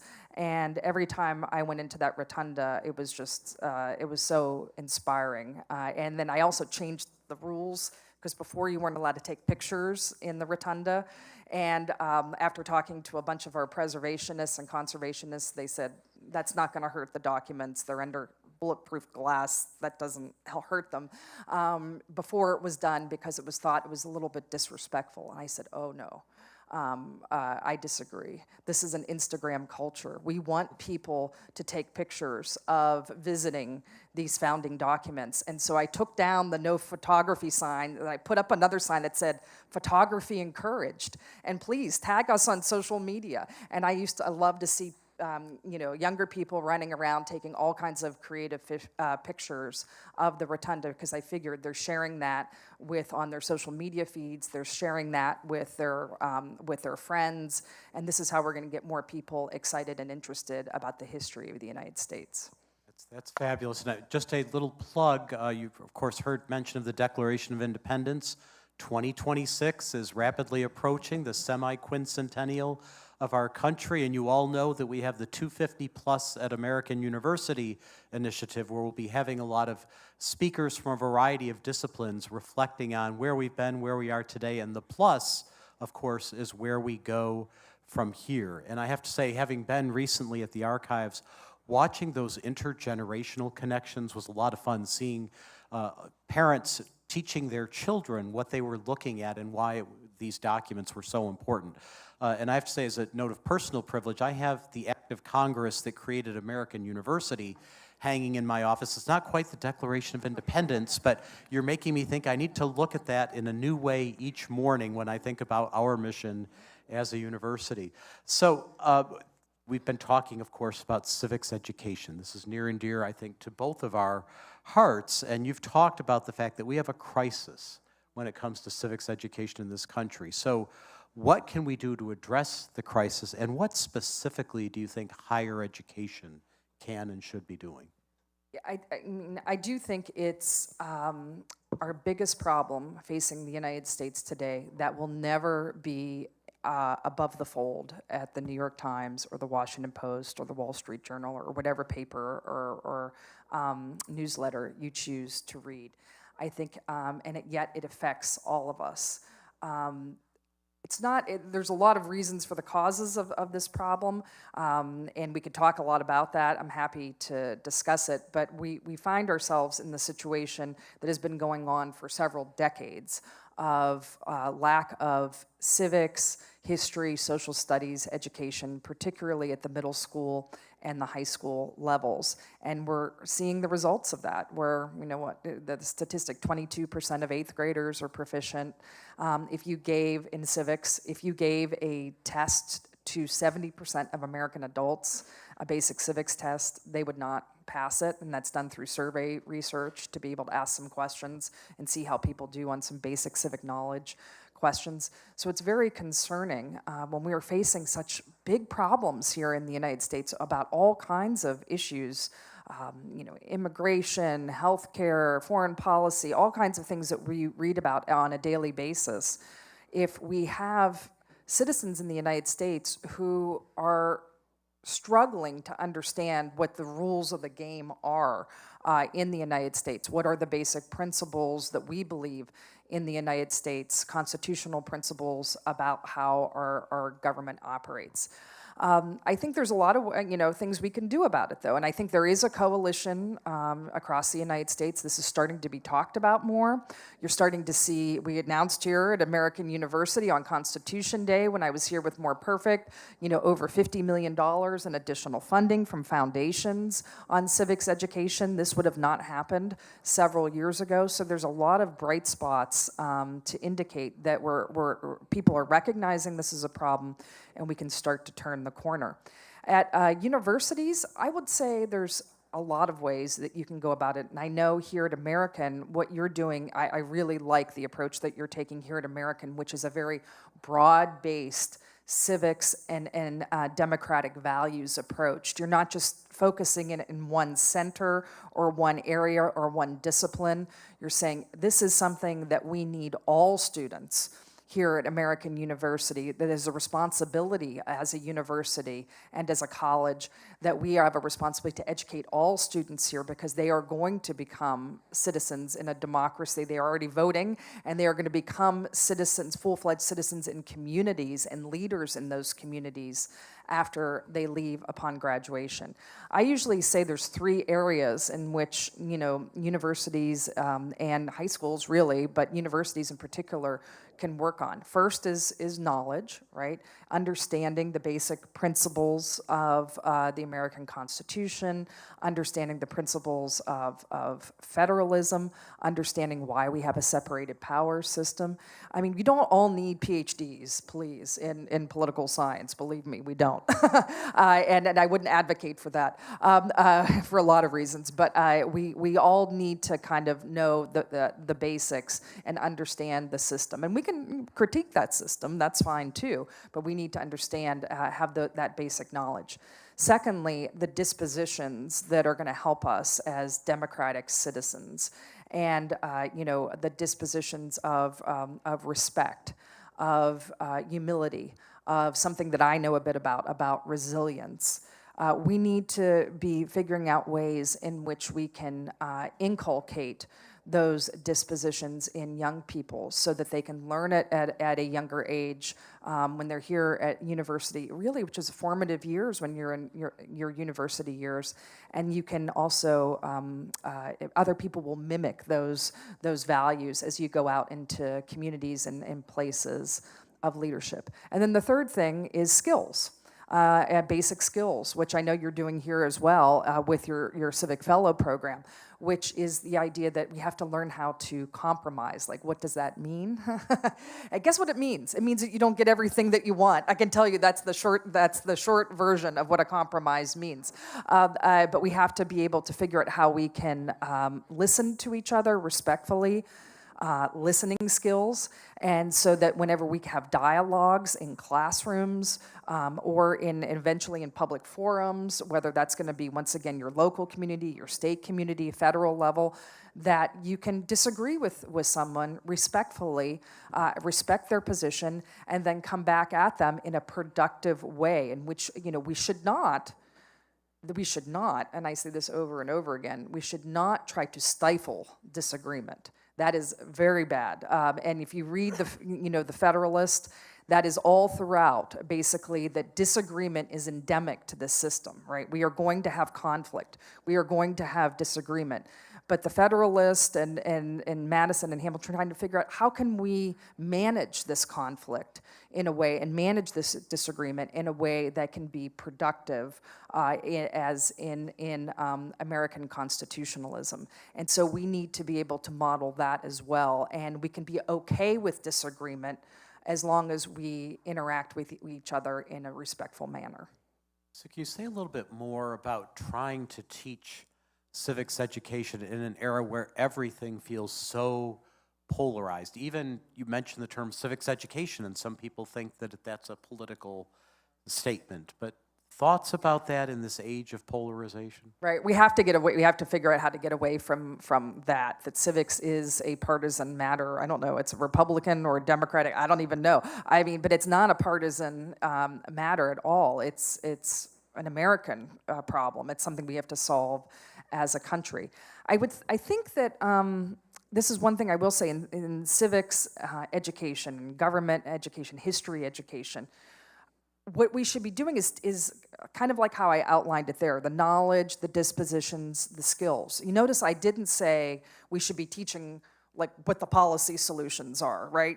What the solution is to the Social Security crisis, or the healthcare crisis in the United States, or this or that. We can learn about different proposals and options to solve those problems in the United States, and have the analytical frameworks in which we can have productive debates and understanding and consumption of data in a way that is productive.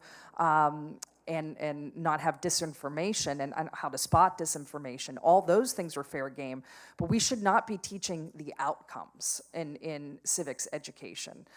We should be giving young people the tools in which to think about and debate and think critically and analytically about those particular outcomes. The same thing with history education, and that's why I was emphatic at the National Archives, at the White House Historical Association, at the Library of Congress, at the Women's Suffrage Foundation, and the commission before that.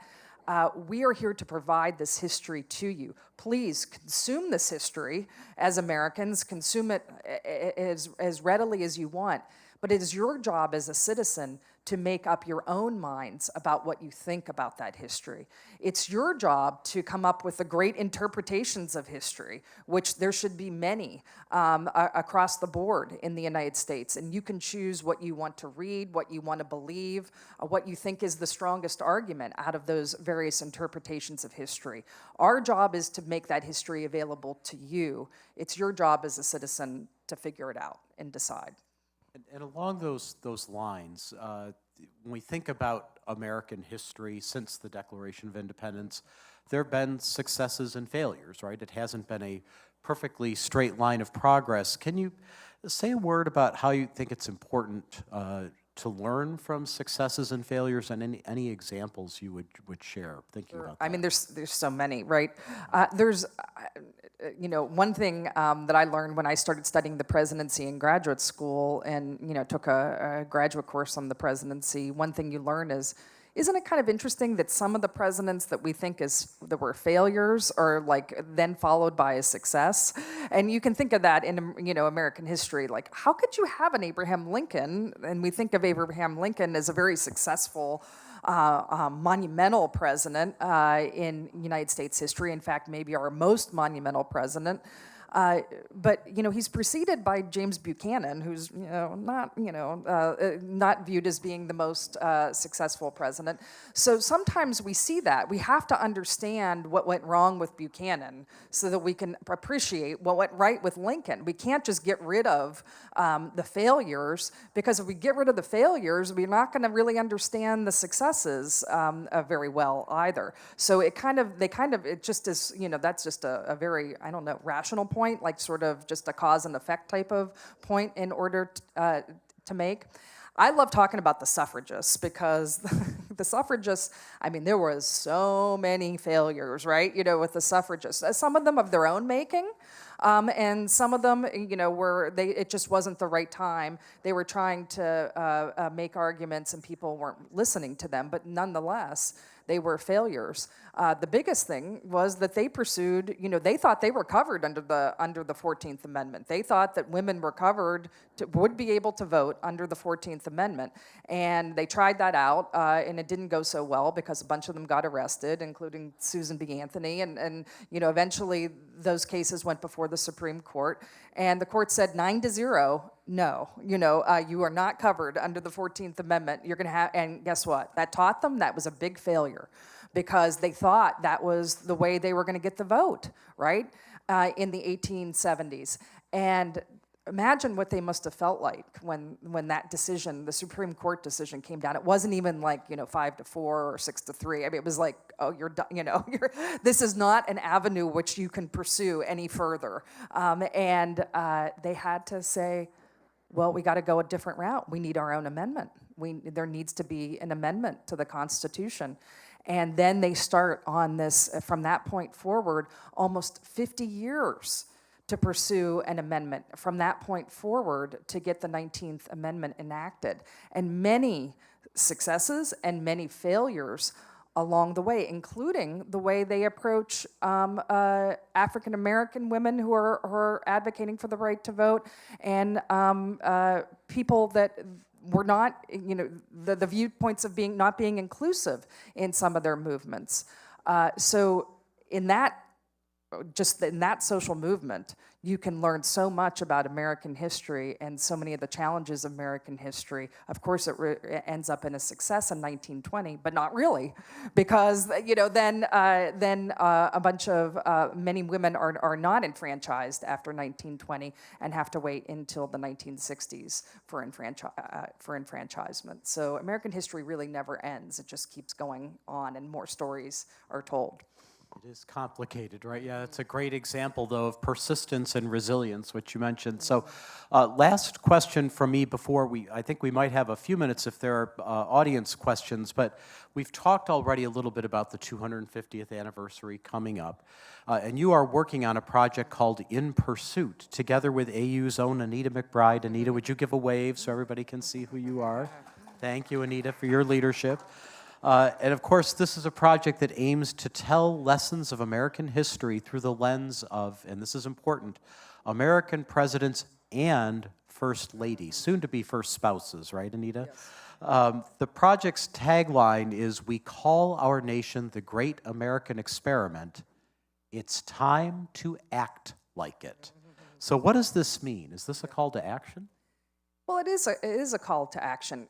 Think about this event here today. So I'm sure after this event today, tomorrow, probably, maybe not, probably not right after, but tomorrow, you're going to all sit down and you're going to have a debrief about the event, like what went well, what went, poorly, or what we can improve upon, or what were the highlights of the day, and all these different things. You're going to have some sort of debrief on it.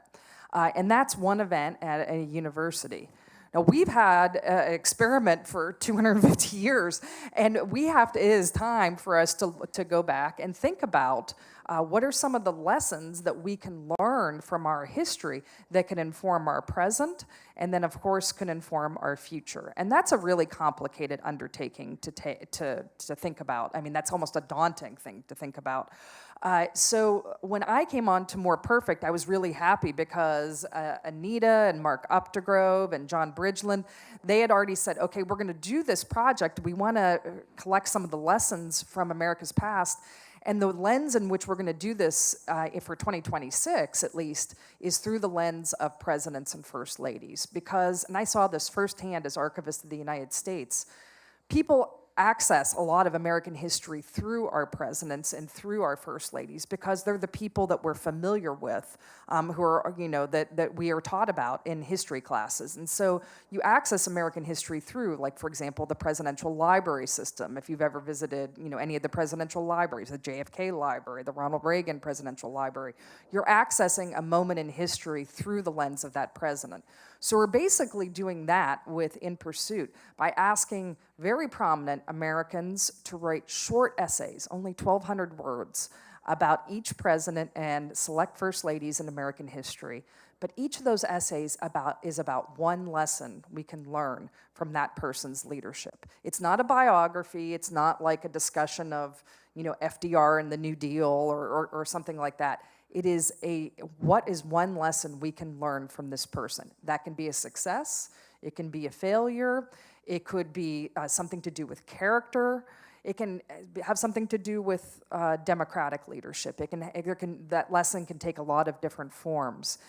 And we have had just overwhelming response to this project. I'm so fortunate and so excited about it. We have 3 former presidents who are writing essays for this project, 3 former first ladies, the sitting Chief Justice of the United States, Secretary Condoleezza Rice, former military generals and admirals, prominent journalists from all walks of life. I could count on less than one hand the number of people that turned me down when I went and told them what we were trying to do is to make accessible history available to all Americans in 2026. These short essays, which we will, of course, chop up for social media, and we'll do a podcast. We're going to have all kinds of different ways in which we're going to reach out with those essays to reach as many Americans as possible. But the idea is that this history is accessible to everyone. It's not just accessible to one political party or whoever you voted for, all those things, we don't care. We want all Americans to take some pride in our history and, of course, figure out how we can learn from it. What a great project. And just to plant a seed, remember American University is here in DC if you need any partners for events or whatever. Oh, yeah. I think we have a few minutes to open it up for your questions and thoughts, about 10 minutes. So would love to hear from people in the audience. Let's see, do we have a roving microphone? Who's got the microphone? Over here. Okay, so just raise your hand and we'll bring the microphone to you so everybody can hear. Anita's got, I see a hand over here. Or is there one?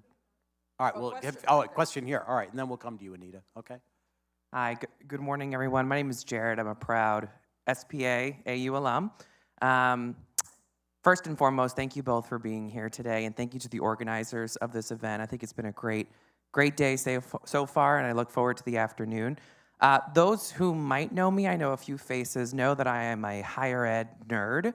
I'm a first-generation graduate from American, and my question for you today is, as we've discussed in the morning and we'll probably discuss in the afternoon, there is a lot of question about the need for higher education, about the public trust in higher education.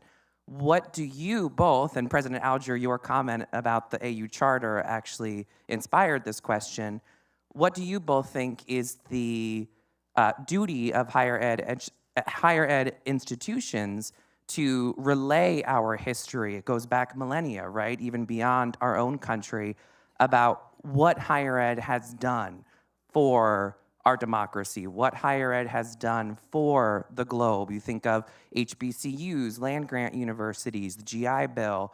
What is our role to demonstrate our history? Do we need, I know AU has an archives, do we need to bring people to the archives? Do we need to partner with different institutions to say, hey, this is what higher ed really is for?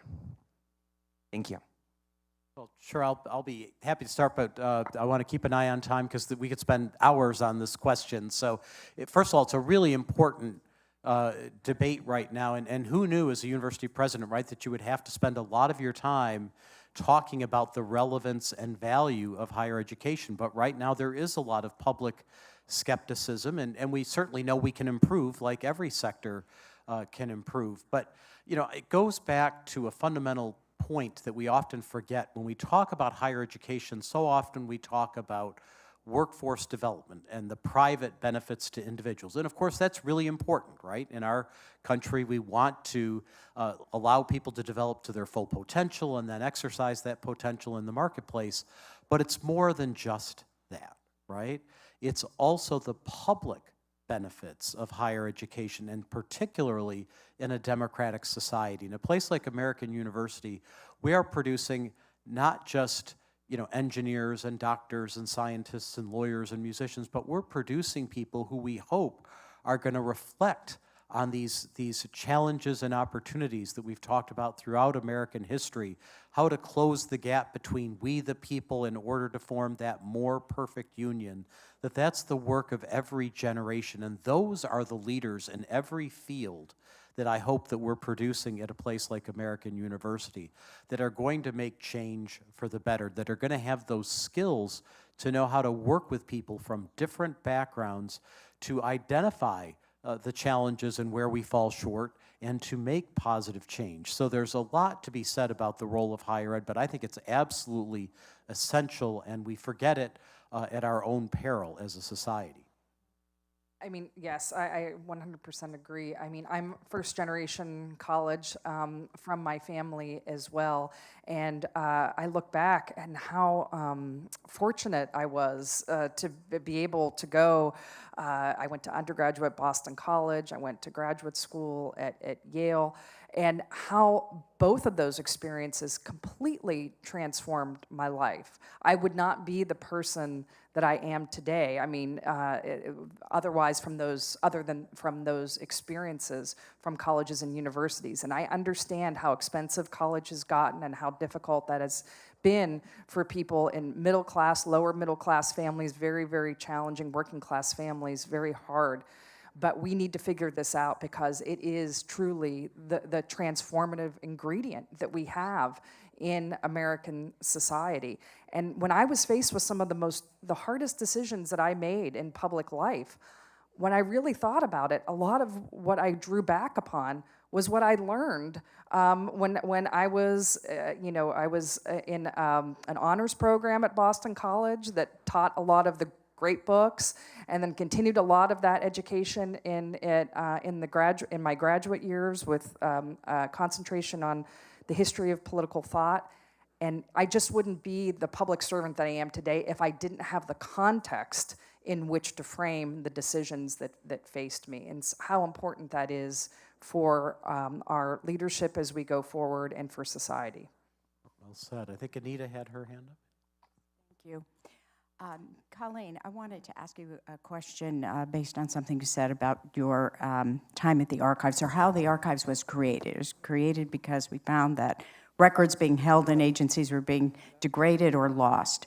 So your nomination hearing had a specific contentious issue, which was on the veteran records.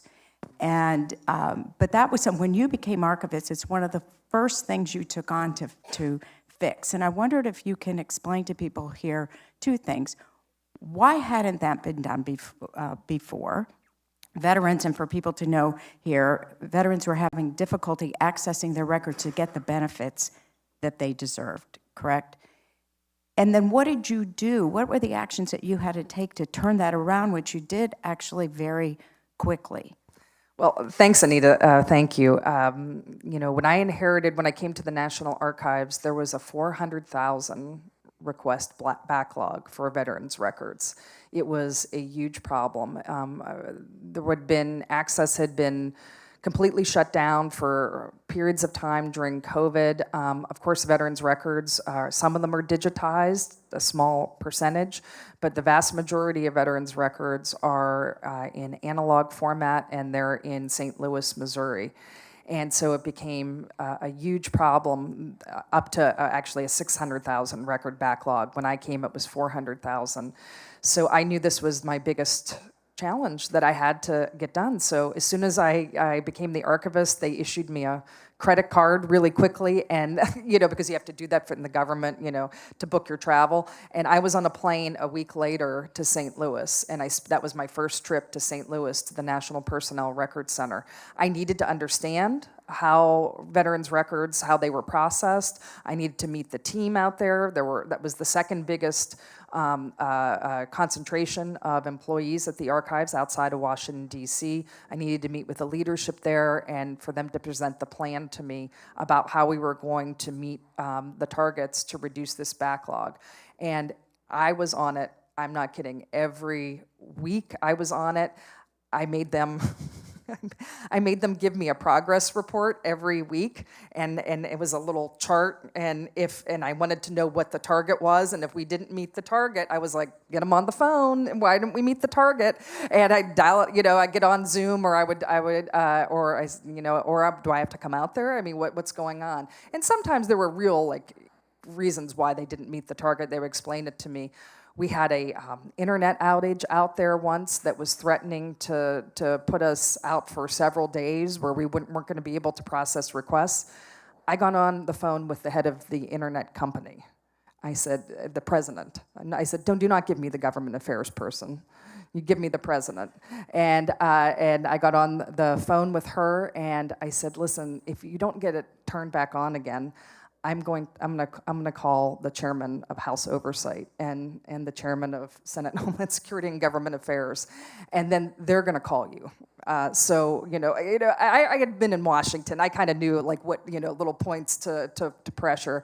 But what I will say, Anita, is that through that challenge, and this happens so much in government, through that challenge we found better efficiencies about how to operate NPRC, and what were ways in which we could do the work and do it more efficiently and effectively. So then when the backlog was cleared, we were in a much better position to be able to go forward and be able to serve veterans because we had faced this adversity. There was much that had been learned throughout that process. And I think there are a lot of examples about that in government, but we don't hear about the examples in government, and we often don't give people credit who actually do the work. So whenever we cleared that backlog, I got back on the plane, and we went out there, and we figured out a way to do a celebration in St. Louis with all the employees, and I shook every employee's hand. There were 600 of them in St. Louis. They all took pictures. We all took pictures together, and I gave each of them a very inexpensive medallion for their work, because they worked overtime. They worked on weekends in order to clear this backlog. So I'm very proud of it, and I'm really glad that we were able to do that. That's a great example to end on. Please join me in thanking Colleen Shogan. Thank you. Colleen, thank you so much for your service, and thank you all for being here. Thank you so much. Thank you, President Alger. Thank you, Dr. Shogan, for that powerful discussion. I just want to mention, actually, when you were mentioning Frances Perkins, a colleague of mine, Elizabeth, mentioned that Rebecca Brenner Graham, who wrote the book on Frances Perkins, is actually an AU alumna and was a lecturer here. So, President Alger, all roads lead back to AU, which I'm sure you wouldn't disagree with. And one quick thing that I wanted to mention, I recently became a citizen archivist, which, if people aren't aware, through the National Archives, you can go on and get a login, and you can get a password, and you can help digitize some of these, especially if you're old like me and you can actually read cursive. They really appreciate that. So there's ways to get involved and really to help to also archive America's history. So we're going to take a brief break. We're going to reset the stage, and then we're going to get right into our next panel. But can we please thank this wonderful conversation yet again? Thank you.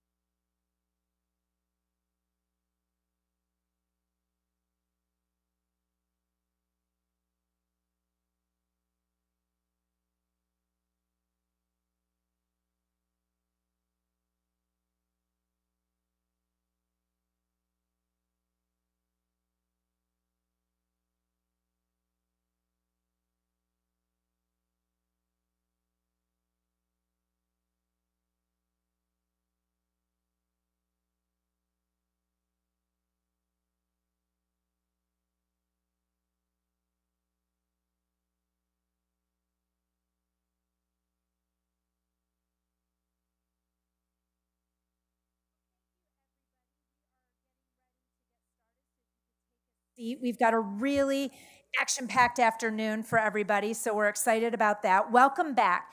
This next conversation is hosted by the Sine Institute of Policy and Politics, and it explores how we can sustain and expand investment in research and innovation, the lifeblood of higher education and progress. And leading our discussion is Dr. Diana Burley, who is currently the Senior Vice President for Research at the Brookings Institution.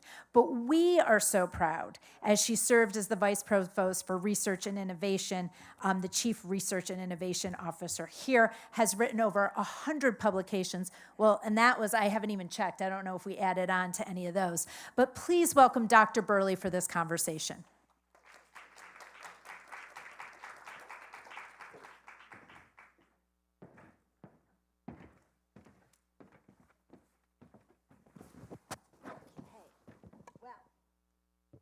I think I'm on. Yes. Well, welcome back to American University. Once an eagle, always an eagle. Thank you. We're so happy to have you here. And this is such an important conversation. When we think about all the various angles you've seen about this topic, about the interest in investment in research and innovation, we've seen so many things certainly under attack recently. We think about how are we, and I love that your titles were research and innovation, and why it's the topic panel today, because that innovation part is so important. And the conversation about research investment, I don't know if you agree, it's at a bit of a crossroads here. So public trust, funding pressures, and the rise of AI are kind of reshaping priorities. We've touched on some of those topics today. So I really want to start off, Dr. Burley, by asking you what excites you most and what concerns you about the current moment of research and innovation. And now you're at a private sector, a think tank, a nonprofit group, but you've also seen it from higher ed. So what are your initial thoughts on this? Well, first, thank you for having me. It's nice to be back. I've been gone all of 6 weeks, so it's nice to be home again. Anytime there's a transformation in a sector or in the activity of a sector, it presents us with an opportunity. And so I really see this moment as just that, as an opportunity for us to rethink the way that we approach research in the think tank space, in the academic space, and to consider why we're doing what we do. Right? We often talk about research and we talk about impact and innovation and all those things, but it often goes away when we get down into actually doing the work, and there's not always a very direct connection. And I think with all of the changes in the higher ed space and the research space, it's really causing us to think very critically about impact and what we are going to do to really change the world in whatever way we think is possible, but based in fact, based in evidence, based in research and scholarship, but really leveraging the work that we do for impact on society. And that's really the moment that we are in at this time. I mean, it's an intense moment, of course, but we've seen challenges before, but you have a new perspective now at Brookings. How do research institutions need to evolve their partnerships and funding strategies to kind of remain impactful? Have you seen that conversation happening? Yes, so we talk about this literally every minute of every day, and thinking about the audience. So Brookings is very much focused on influencing policymakers, decision makers, really thinking about the legislative branch in particular. And so one of the things that we talk about daily is how do we get this research in front of legislators? How do we actually influence policymakers? And who are the people that we need to influence, that we need to see our research in order to get to them? And recognizing that decision makers, influencers, their profile has changed. The generational changes, so we don't just want to influence policymakers today, we want to influence them tomorrow. And so we're recognizing that the way that different generations approach research and evidence is different. And so we have to evolve our strategies, not just about conducting the research, but about identifying how we get our research into the hands of the people who can act on it. I think that's so important, and helping them understand new audiences. We started our day talking about the data that we did in our most recent youth poll, and I think we've kind of adopted that practice because, to your point, we want these people making decisions in this representative democracy to have information at their hands. And I wonder, with federal and state research dollars, they're under strain. And yet the private sector is increasing its footprint in innovative funding. So how does this changing mix affect the independence and direction of university research? I mean, this is evolving, and the stakeholders might be taking on different roles. Yeah. Independence is a real serious issue that we have to keep at the forefront of our minds. You know, at Brookings, our little tagline is quality, independence, impact. And the independence piece is so vitally important, especially as we see this transition toward more private sector sources of funding for research, because it really takes additional effort to ensure that if you are being funded by a private company to do the research, that you don't allow them to put their thumb on the scale, because they have a particular interest, they're funding the research, and even when they believe that they want an independent study, they still want the results to kind of lean in the direction that is beneficial for them.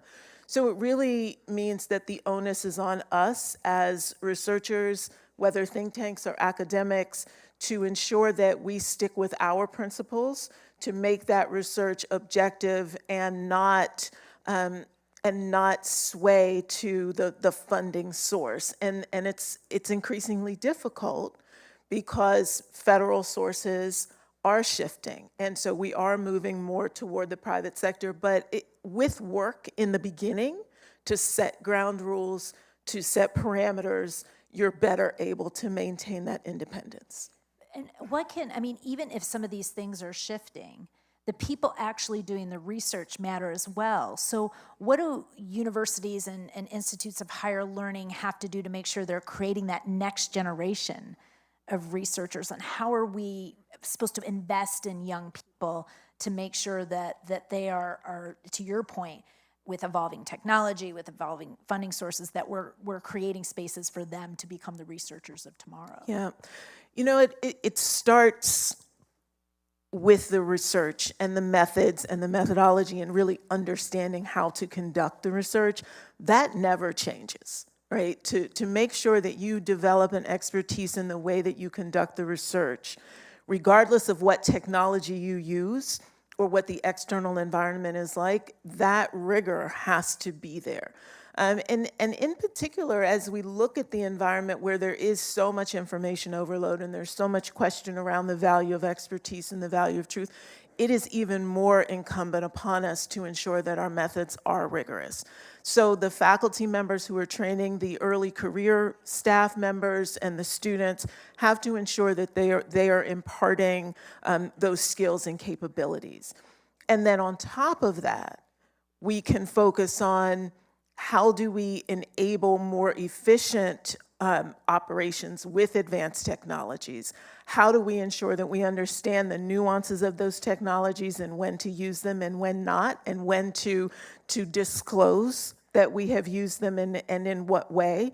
And then also helping them understand how to translate the research for different audiences so that they can make an impact on the community and stakeholders that they're interested in.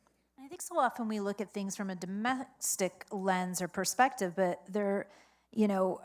it's emerging that we're also competing globally, not just on discovery, but of speed of application. And so how can universities better integrate research and workforce preparation, knowing that they're also competing globally on a lot of these things? Well, I would say, and this really is no different than preparing people for the workforce, for a global workforce.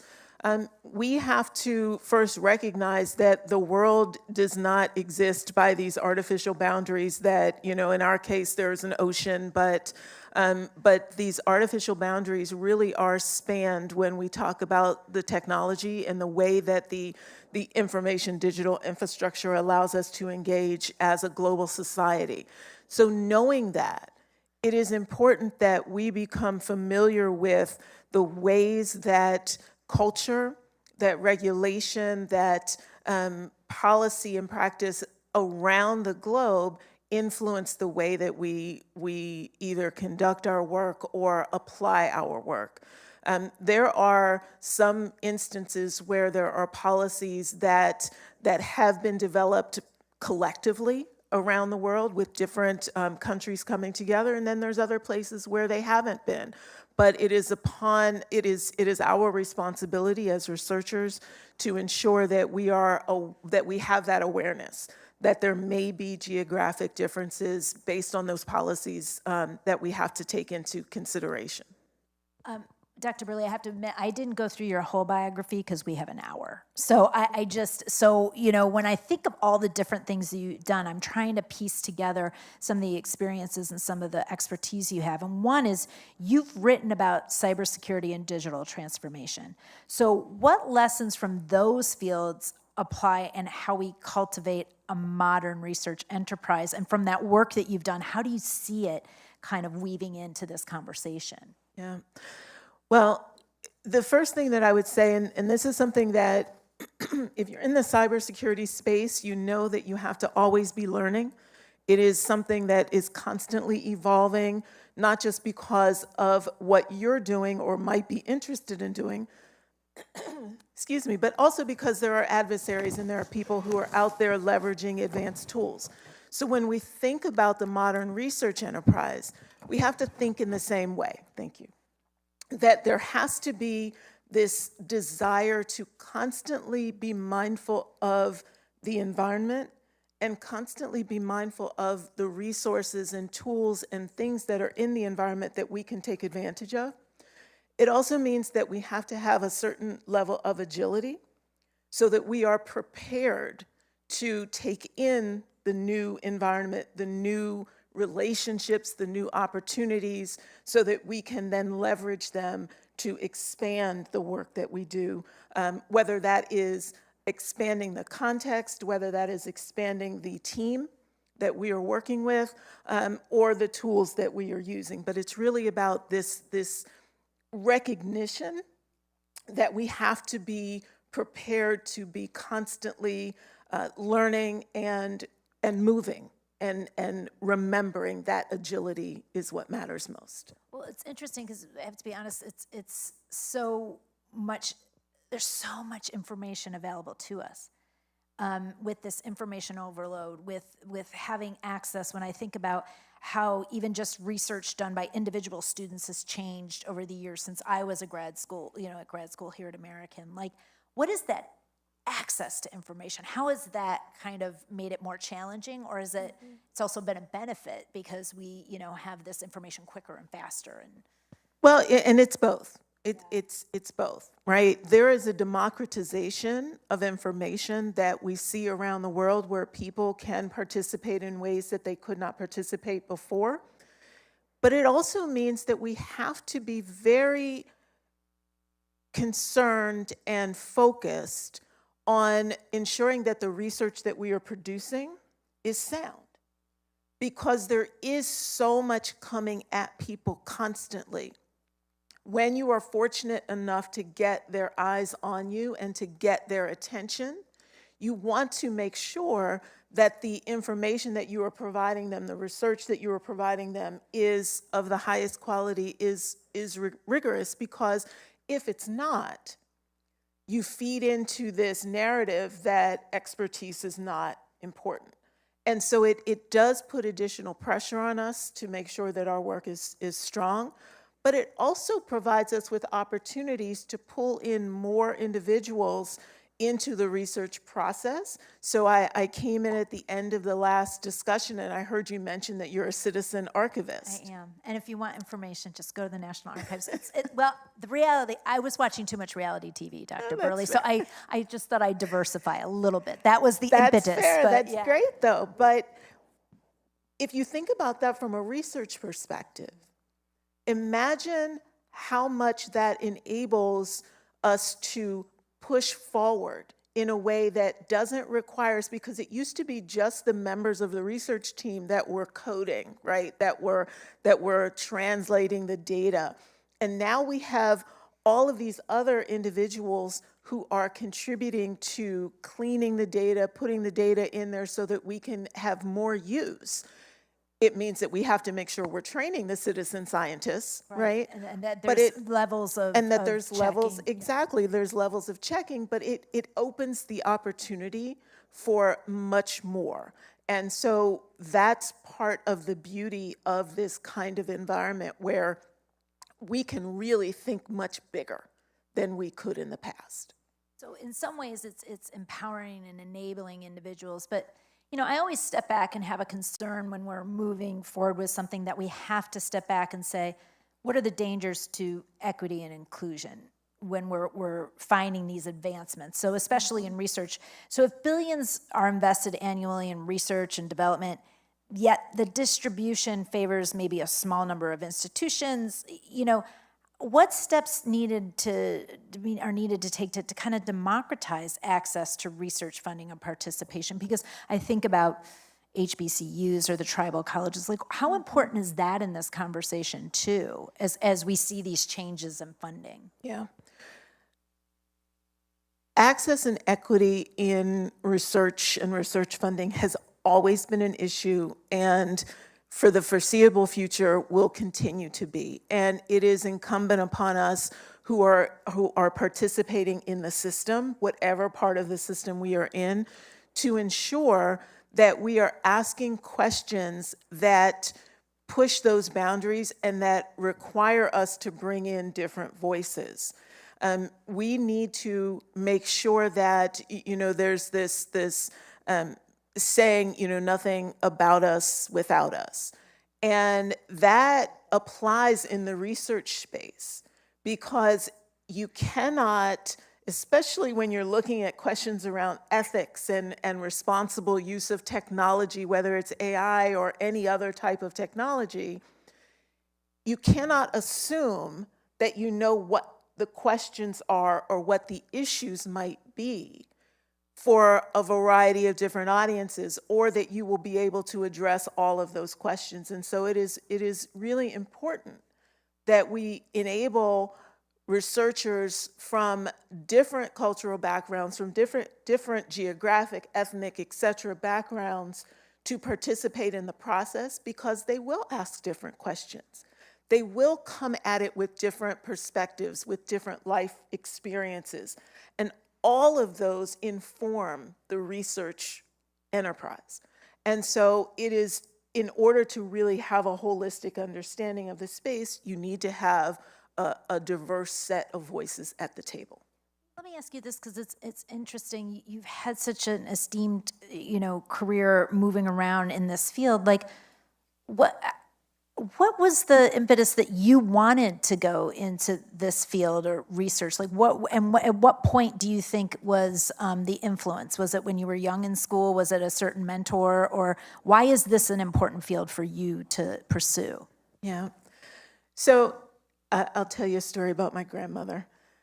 When I was in graduate school, and I went to Carnegie Mellon, and you know, I was focused on tech, computing sciences, and I was in graduate school in the late 90s. And that was the beginning of the World Wide Web, not the internet, but the web, like web pages and companies actually putting things on the web. And I remember coming home, my family's from Pittsburgh, and I remember going to see my grandmother one day after class, and I was really excited because I was telling her, oh, you know, Grandma, this is great. You're going to be able to do all these things online. You're going to be able to get your Social Security check and do all of this, you know, on the computer, and it's wonderful. And she looked at me and said, well, that's the stupidest thing I ever heard. What? What's your grandmother's name? Linda. Linda. Oh, Linda. And, you know, she says, but I need to go see my friend Bob or whatever his name was, right? And there was a whole community of individuals that she engaged with as she went to the Social Security office. It wasn't just about the transaction. It was about the community. And that's what really pushed me, because it made me realize that in all of the discussions that I was having on campus every day, all day, we weren't talking about the people and the community and what they wanted or how all of these pieces fit together. We were all enamored by the capabilities of the technology. And that's when I knew that I needed to be in those rooms so that I could do both and, so that I could communicate about the amazing capabilities of these new technologies. But I could do it while also representing the voices of people in the community. And so my passion has always been about how do people shape technology and how does technology shape people and what is that interaction like? And whether preparing the workforce, whether conducting research, whether using the tools in research, that's where my passion has always been. And it just so happens that my career has grown up at the same time as this global digital infrastructure has grown up. Well, and you've certainly capitalized on that and moved it forward. And you know, it's great for me because I've been here now about 6.5 years at AU's campus. I am constantly learning about colleagues who are doing incredible research work. Some of them are in the room today. And the other thing that's really important, I think, is that, you know, how are we, you know, making sure, you know, many argue sometimes that research too often remains in the lab.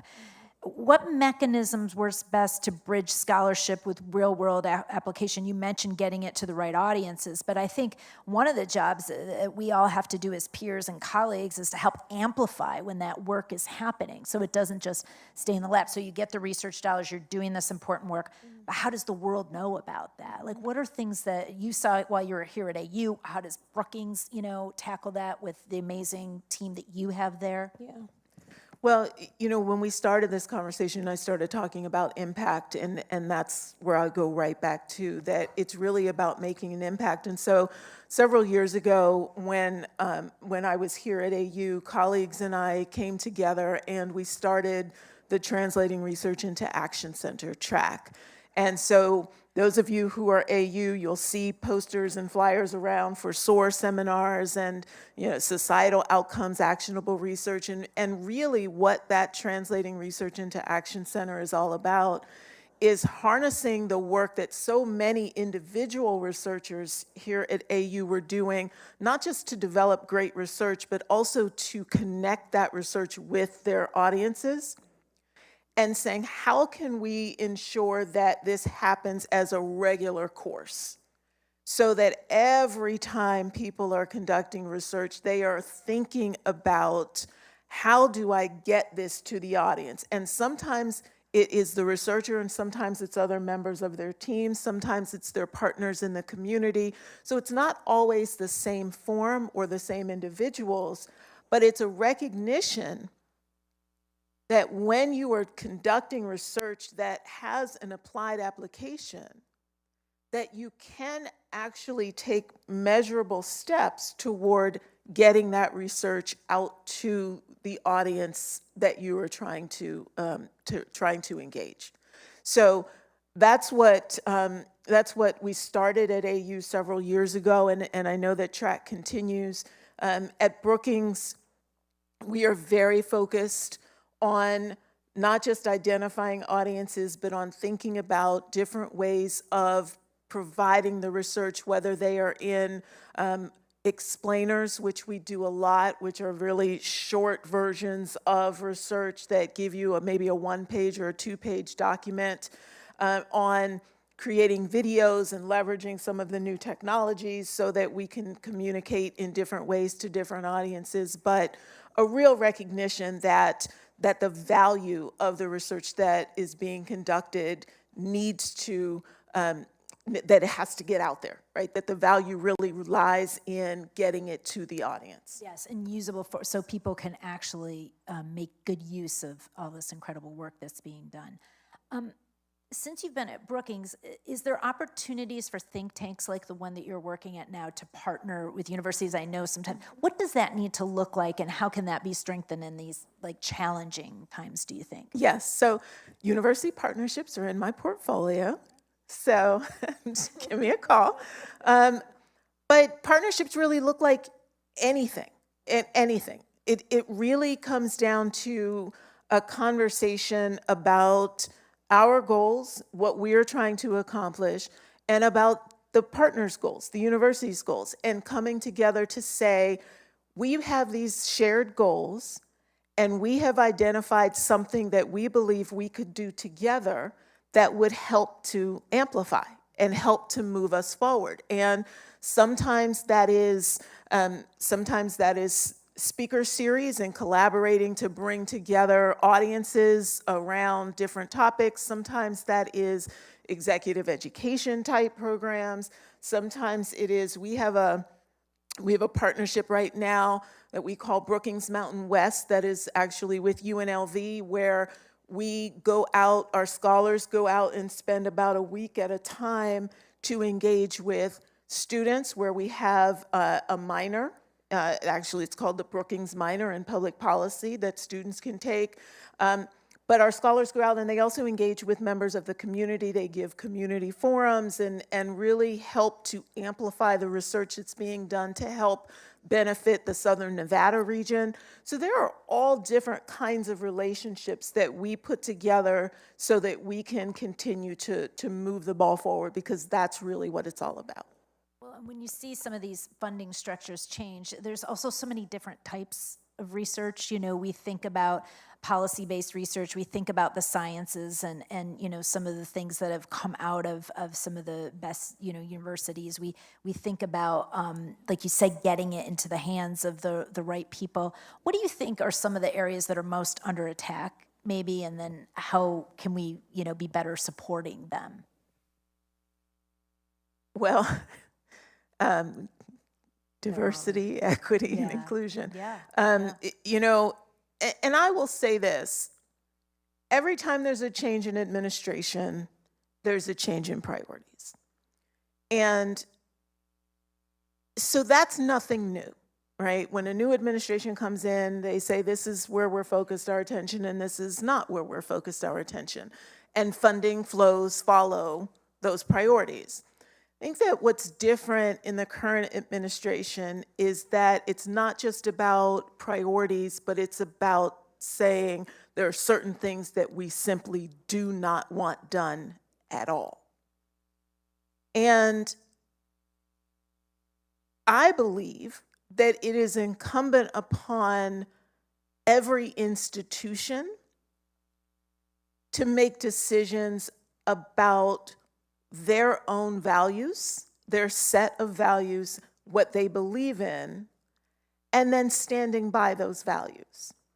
And so that's, you know, and I firmly believe that, because not... I think Steve got some agreement here, yes, absolutely. You know, we don't all agree on the same things, and so that's something that we all have to wrestle with, and it really is wrestle with.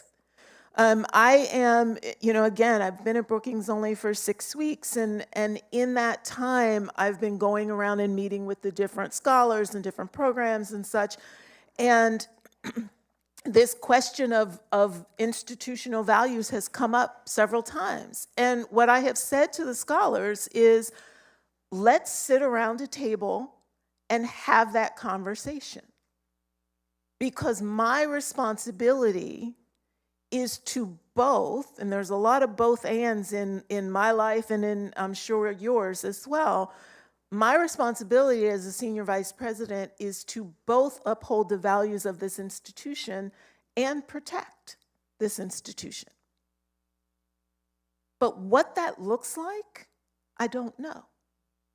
And how to navigate and balance, I don't know. And that's why we have to come together as members of the organization to wrestle with those questions, to make sure that we are being true to our values and navigating in a way that will allow us to, right? Because if you keep the lights on but you can't hold your head up, what's the point? So it really does become, this crazy kind of balancing act, but being true to who you are and what you believe has to be at the center of it. And so I don't tell any organization what they ought to do. I just simply say everybody needs to look within and to make some affirmative decisions about that. So we've spent a lot of time talking about the research aspect, but I love that in your title was both research and innovation. So obviously the research is a lot of the work, but innovation to me is so optimistic and forward-looking. Like, what is the investment in innovation? And we need that to be competitive globally, but we also need that with all the challenges that we're facing. So how do you create a culture, create a environment that embraces innovation, and how do you invest in that differently than the research to kind of help do that? Well, you can't be afraid. I think that is, and I say that kind of jokingly, but also in a very serious way, because especially in times of uncertainty, it is very easy to draw in. Because you don't know what tomorrow is going to bring. You don't know what next week is going to look like. You know that there are all of these threats in the environment on a number of different fronts. And so there is a very real and logical tendency to draw in. But that's exactly what you cannot do. Because when you do that, you stifle innovation. And to me, innovation is all about dreaming of the possible. What could we be? And dreaming doesn't mean that you're going to do it. But if you stop dreaming, you'll never do anything. So first you dream and think and create and come together and pretend that the world is your oyster and that there are no constraints, and that you can, if you can think it, you can do it, right? You just kind of go for it. And then there's always going to be times to come back and say, okay, we don't have any money, or we don't have any people, or we don't have any, right? You could always do that. But first you figure out what is the ideal place that you want to be. Because sometimes in that dreaming, you realize that there is some donor out there, some benefactor, some partner, some other entity who is willing to dream with you and open resources of all different types that you didn't know you would even have access to. I mean, it is the old adage, you don't get what you don't ask for, right? So you have to be bold in that innovation. And I imagine you've done so much research over your career as well in trying to get innovation investment. Sometimes that happens, but you can't stop asking the question, right? Right. Yeah. You can't stop asking the question, and you have to recognize that not everybody is in the same place at the same time. So somebody may not be interested in the questions that you are asking today, but that doesn't mean that they won't be interested in those questions tomorrow. And it doesn't mean that you won't meet someone tomorrow who has been asking those same questions and looking for you. You just didn't know. So that's why, I always go back to, and I've done a lot of introducing myself in the last 6 weeks, right? And I've told the story of my grandmother about 85 times. Because I always go back to that. Because I didn't do it because it was the right thing to do. It was what people told me to do. It was the popular thing to say. It was the, that's not why I walked down the path that I walked down. I walked down the path that I walked down because that's where my passion was and that's what I believed in. And I said, either people will care or they won't. I don't care because I'm doing this because I believe in it. It's interesting. I've never really considered this as research as an investment in people, but that's really at the other end of it, that's what it is. When you talk about community, when you talk about that. Yeah. I mean, how aspirational is that? Okay, a little unfair. Everybody should get some questions ready because we're going to grill Dr. Burley a little bit. Like, you get to ask your questions too. But it's kind of unfair. I want you to take out a little bit of a crystal ball here and think about, is there a single reform or one of reforms that could most strengthen the U.S. research and innovation ecosystem in the next decade? Knowing your experience in technology, knowing your experience in research, is there some kind of reform that could strengthen it going forward? You mean beyond money, right? Well, money is up there, and obviously resources is a huge part of it. Mm-hmm. But is there any other things that could happen? I think that we have to, and there's no easy answer to this, and it's not necessarily the external world. I think this is something we have to do together. So we really have to figure out impact. What does impact really mean? What does it mean? I struggle with that in my own program. Like, yes. How do we show that? How do we show it, right? And I shy away from saying measuring because I'm not convinced that when we say how do we measure impact, that it doesn't skew too far to the quantitative, okay, there's 15 different things we can check the box on. But how do we really talk about impact? What does that look like? What does that mean? I think if we could figure that out, we could then begin to tell stories in a way that really illustrates what we're doing. And so that is something I think that as a community of researchers, we need to spend more time thinking about. That's interesting. So it's not just the quantitative, but the qualitative, the storytelling about what happens can actually influence, and then it goes back to the resources that get back to more work. Absolutely, because research is not linear. And the impact is not linear, and it doesn't matter whether the project was funded for a year or 7 years, the quantitatively measured impact may not be visible for 50, right? I mean, it really does vary, and so you have to think about, given that, we don't want to reduce ourselves to simply saying, okay, well, there were 15 pieces of legislation related to this, or there were 4 journal articles published from that, right? Those are certainly important measures, and they're things to consider, but they're not the total story. You need both to complete the story. Yeah. Is there a call to action for higher education leaders and policymakers seeking to future-proof American research? Is there anything that we need to ask of them in this moment? I'm going to go back to what I've said previously, and that is you can't be afraid. Research is about pushing the boundaries. And pushing the boundaries means not being afraid. You're asking questions that people do not know the answer to. That's the whole point. So you can't be back on your back foot. You have to be leaning forward and willing to take chances. And too often, especially in times of uncertainty, we get very conservative in the way that we approach everything. And conservatively approaching research is the death of research. We have to we're the creatives, we're the curious, we're the, let's think about it, let's figure it out. Oh, when you think about science and I go back to science and say, whenever you, quote, fail, right, an experiment fails, it didn't fail, it just reduced the solution set. So keep thinking, keep pushing, keep moving.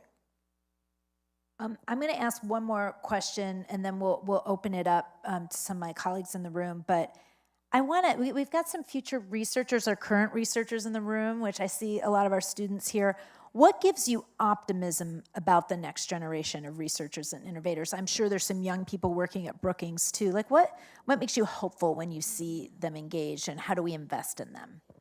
They're not afraid. They are curious. They want to push. They push in ways that are very different than what we push and I push. And they are not bound by what we think are, here's the right pattern, the right structure, the right cadence. And I think that that's wonderful, because that's what we need. We need people to push us and to say, hey, I don't agree with what you're saying. And I'm not afraid to tell you that. We've got to invest in them. And we have to invest in them. Okay, I think Jude's going to help us out today. Who has questions for Dr. Burley on this topic? We've got one right over here, Jude. Hi there. Hello. Oh. It's good. So I think you can use it. We just want to make sure everybody can hear. got you. So one of the things I noticed when you talked about bridging research and communities, I thought that was very important. Recently, I attended a hearing, and one of the things that the main question was how do we get farmers and climate change activists in the same room? And usually people think there's a huge disconnect between these two, but they align with the same interests and similar interests. So I guess my another question is, what is the best,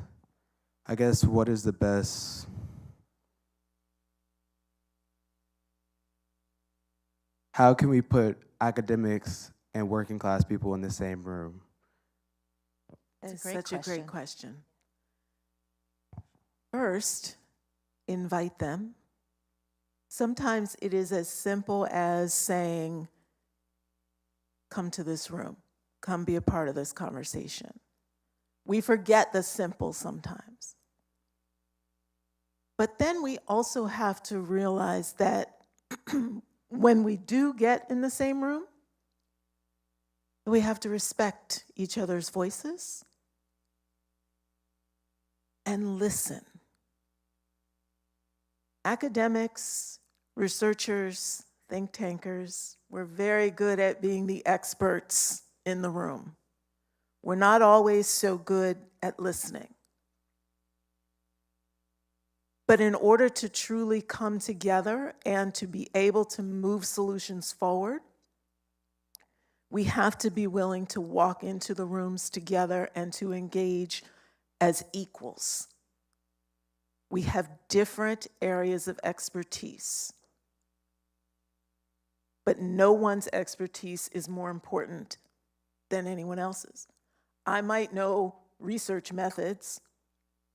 Somebody else knows communication and audience engagement. Somebody else knows what the individuals working in that field, if we're talking about farmers or that business or whatever it is, we all have experience and expertise in something. And each one of those pieces is critical to us being able to come up with that next great thing. So it starts with inviting, having conversations, and building respect between the parties. Next question.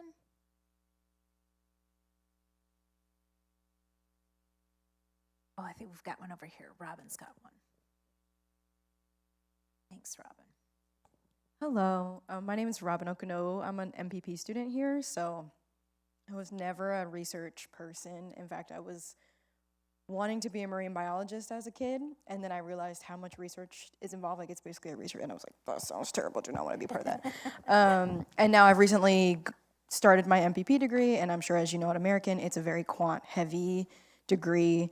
And I chose this on purpose because I realized in my previous role that I was doing a lot of advising with youth climate activists, and we always got down to talking about policy. And so I just kind of wanted to put my money where my mouth is and end up in that space a little bit. And I wanted to ask you about the bridge from research to policy, and something that I'm going through now as an MPP student, and I think speaking for all the students in the room, we look at data sets, we look at research, we have these questions, we're constantly curious, we use our personal experiences to guide our research, and then it gets to solutions time, and we have to start coming up with how to apply the results of our research. And I would just love to hear your perspective about that in all of your different roles, but especially at Brookings Institution, where I'm sure a lot of us are citing some of our findings currently in school. I hope so. Thank you. First, let me say, there is no expectation that expertise in the entire pathway lies in a single person. You don't have to become an expert in formulating the question, designing the research, conducting the research, applying the research, translating the research, right? That there is no expectation that one person can do it all. It really comes down to having a team and making sure that all of the bases are covered in the team in order to really move the agenda forward, and recognizing that sometimes the team all works together and sometimes it's more like a relay team where you're handing it off to the next person and you're watching, right? When you see the 4x100, that first leg, they don't keep running with the person at the anchor. They stop and stand on the track and watch, right? They're very invested, but that's not their part of the race. And so it's important that you understand the entirety, that you have shared goals, but that you don't try to do it all on your own. Because the team really does have to take it forward. And I will say too that in the beginning of the research, or as you're developing your question or what have you, it's important to engage the end, because you may be formulating your research in a way that is not relevant to what they're actually trying to do.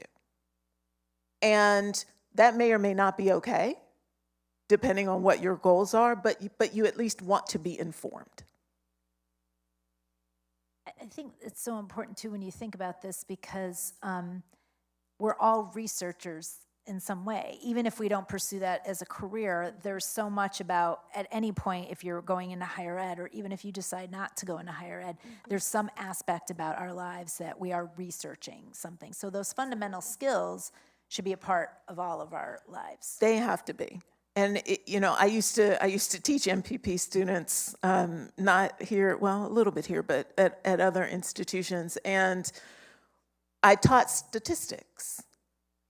And statistics is one of those courses that you either love and you're so thrilled because you're going to be a researcher, or you hate and you're like, why do I have to sit in this room? Because I'm not going to be a researcher. And what I would tell my students is, I don't care whether you want to be a researcher or not. That's not why we're teaching this course. We're in this course because even if you are going to be a city manager, a legislator, the head of a particular division, someone is going to walk into your office and tell you something. They might hand you a chart, they might hand you a table to say why they're telling you, or they might not. But they are going to be using research to support whatever recommendation they're making, and you need to know enough to be dangerous. You need to know enough to say, something doesn't look right, or I'm not sure about that. And to pose the kinds of questions that allow you to actually move that ball forward. So everyone has to think about research from some vantage point. I just, while we're having somebody formulate the next question, I just want to interject for 1 second. What's interesting is so often we're in DC, we think about the federal government and the, and what they're doing and how they have access to information. How important is research and how much does Brookings do, like on the local level as well, for some of these communities? Because you said community who don't have access to 10 staff in their office, or, like how important is getting research information to the city council person or the state legislator or the county legislator? What's that pipeline and how important is that so that they can make informed decisions too? That's vitally important. And I will tell you, so Brookings has 5 divisions, and one of our divisions is called Brookings Metro. And their entire focus is on the local, state, tribal governments, and really conducting research that doesn't just sit inside DC, just inside the Beltway, but actually going out and engaging communities across the country on these critical questions. So that's a very important part of our work. It may not be what often people think about when they think about Brookings, but it is one of our core divisions. It's always interesting to me, that divide, the people who can afford sometimes the research and then like the people who need, to have access. And we talked about the funding. So it's so great to hear Brookings have that critical part of it, and some of the research that's also happening here on AU's campus to get that into the hands of. Who's got the next question? Jude will come find you. Do we have one over? I think you're just so brilliant. They're all, What are your thoughts about, it's only been 6 weeks, I know, but is there a big divide between being on a university campus and then being in a think tank? Like, is there, just curious for people who, are in the room who are considering, either or kind of thing. Well, there are no students. So that is a big difference. I think that in terms of the scholars and the way that they work, everything is very focused on impact and on impacting policy. That is our primary audience. And so while at the university, there may be research, and there is obviously research that is conducted that is more basic than applied. So it's, really laboratory based. Or it's applied but not necessarily focused on informing policy.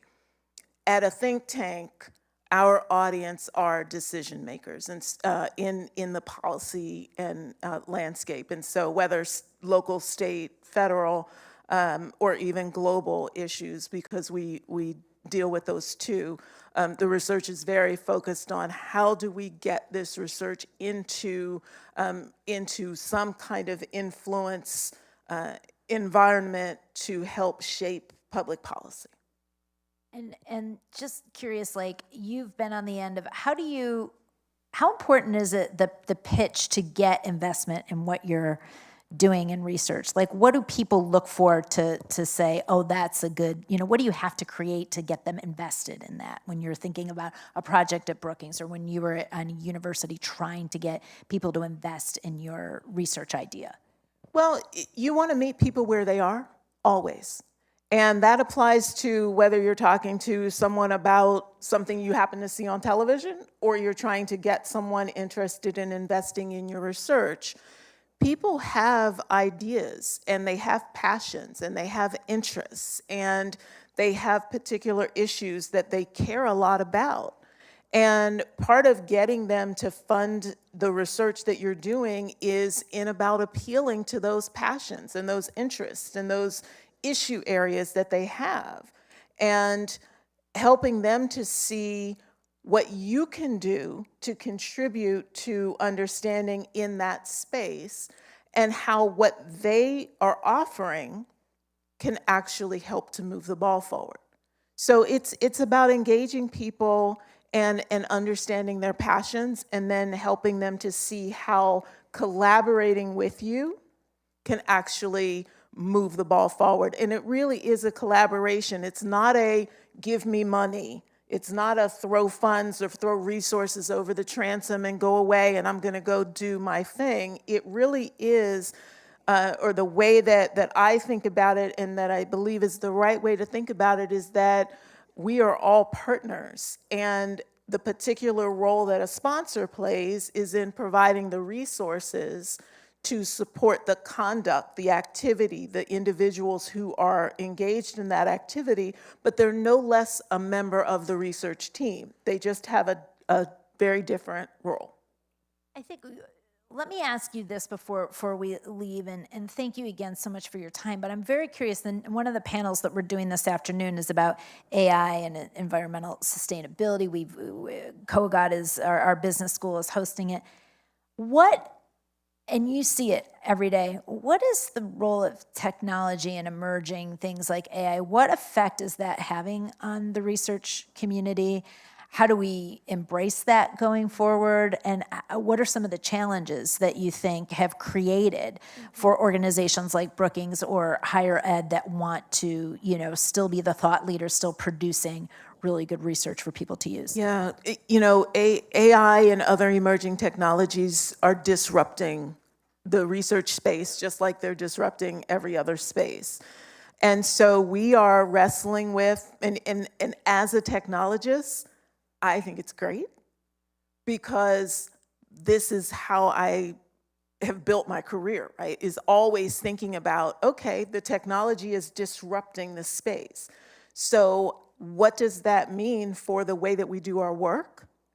What does that mean for the way that we train our people? What does this mean for the way that we think about our work? Not just do our work, but think about it. Because while the technologies will take certain tasks away and say, hey, these tasks are no longer necessary for an individual to do because this particular LLM or what have you can do it, that means that there's more space for us to think about something else, right? So how do we make those adjustments? And how do we level up our activity and our work? And so I think that it represents an opportunity both in terms of the topics that we are exploring. Part of our job as a think tank is to think about how society is engaging with these new tools. But the other part of our job is to think internally about how this evolves a think tank and how this manifests in the work that we do in order to make our work better. Well, why don't we just do one final thought from you on your research, peers in the room, but for the future research. What is your final thoughts on what's most important and what we should focus on going forward? I say continue to focus on curiosity and on pushing boundaries without fear. There's always time to pull back based on constraints, but if you start off with constraints, you'll never push forward as far as you could have. And so I just encourage you all to think big and to really push those boundaries. And don't be afraid. Recognize that even when you're the only voice in a room that is saying the things that you're saying, say them. Because if you don't, who will?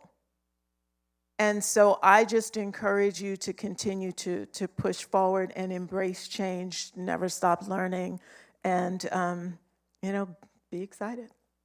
Well, I have to say, Brookings is certainly very, very lucky. And we miss you here at American University, but we want to thank you for the mark that you left here, the investment that you made while you were here. You are always welcome back, and we thank you for your time today. Can we all thank Dr. Burley for her conversation with us?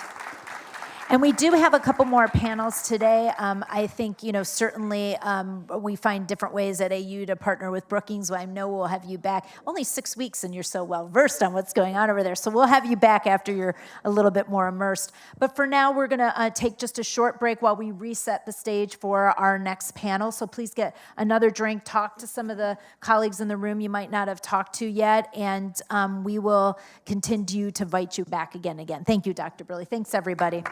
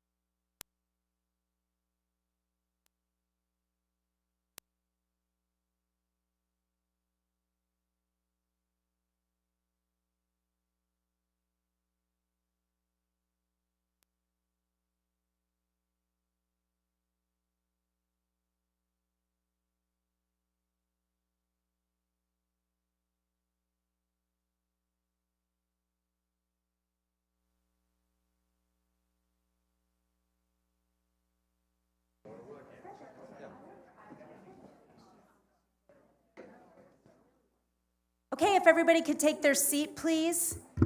Thank you so much. Next, we turn to one of the most urgent and fascinating intersections of our time, AI and environmental sustainability. This panel today is hosted by our partner in today's Solution Summit, the Kogod School of Business, and it explores how AI can both challenge and advance sustainable efforts. Our moderator is Professor Guanhu Lee, and he will introduce our esteemed group of panelists. We are so grateful that they're here today and very much looking forward to the conversation. So I please welcome our moderator. Thank you so much.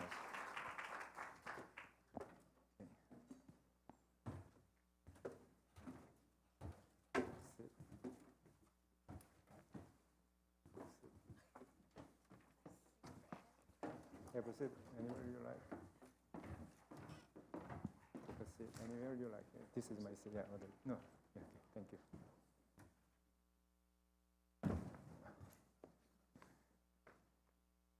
Good afternoon, everyone. Can you hear me okay?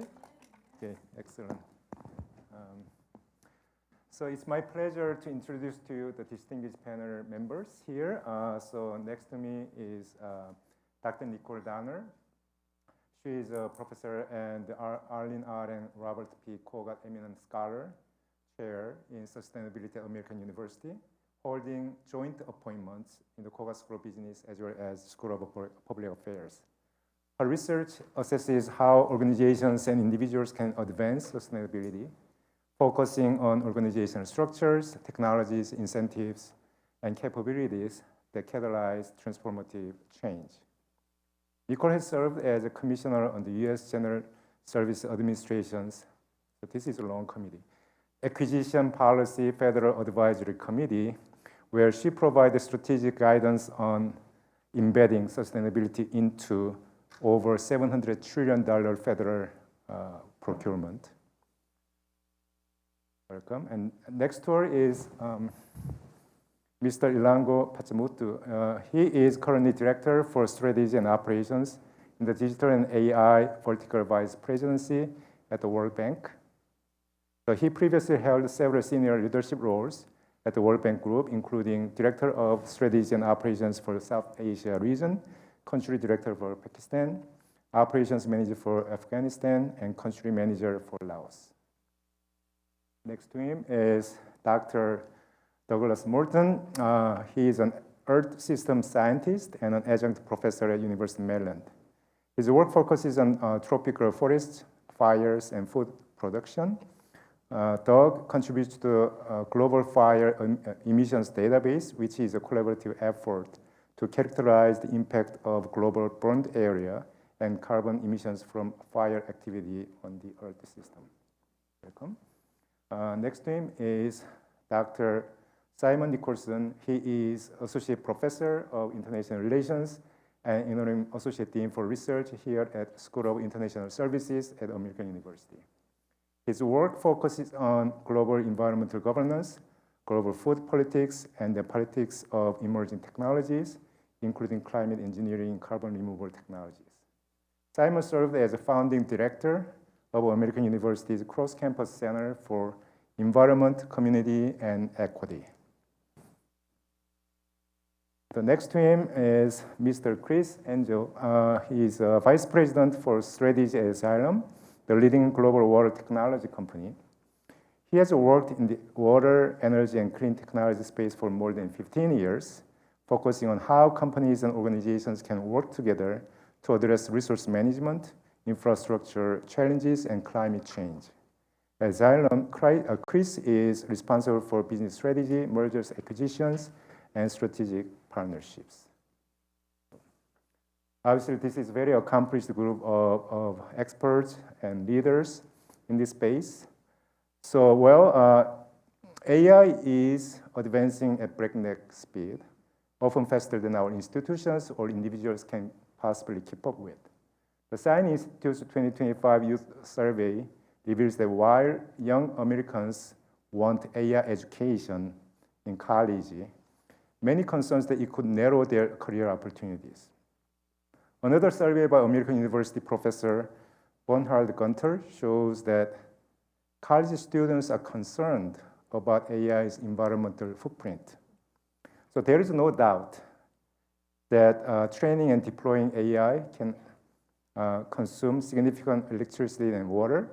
However, these same tools can optimize power grids, forecast demand, and enhance water supply management. So this panel aims to explore the multifaceted impact of AI on environmental sustainability. The panelists will share their unique insights on navigating these competing realities to harness AI's potential for a sustainable future while mitigating its environmental costs. So now I'd like to start with a question for all panel members. As I noted earlier, AI is often described as both a promising solution to environmental challenges and a growing source for energy and water consumption. From your perspective and experience, when you weigh these benefits against the cost, is AI today a net positive or net negative for environmental sustainability? And what leads you to that view? So I can, Nicole, do you want to start?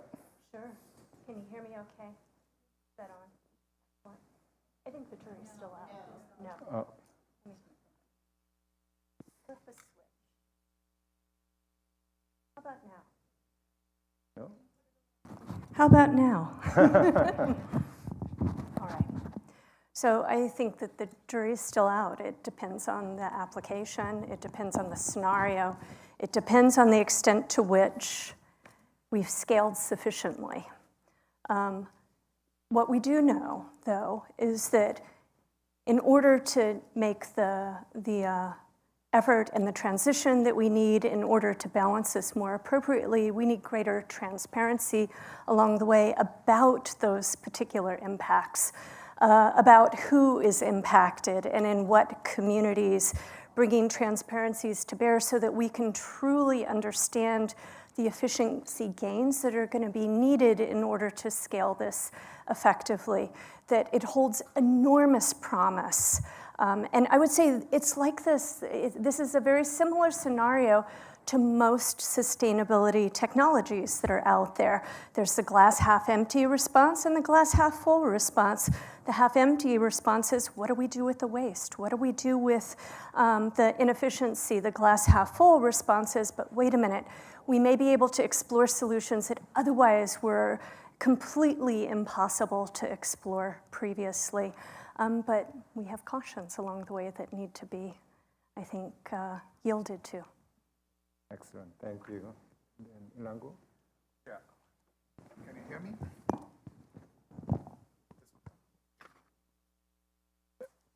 Thank you for the question. It's a pleasure to be here. Again, it depends.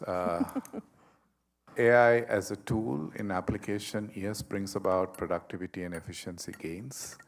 But AI also is very data and context dependent, which means it has to run on extensive compute power, which requires energy and which requires a lot of talent.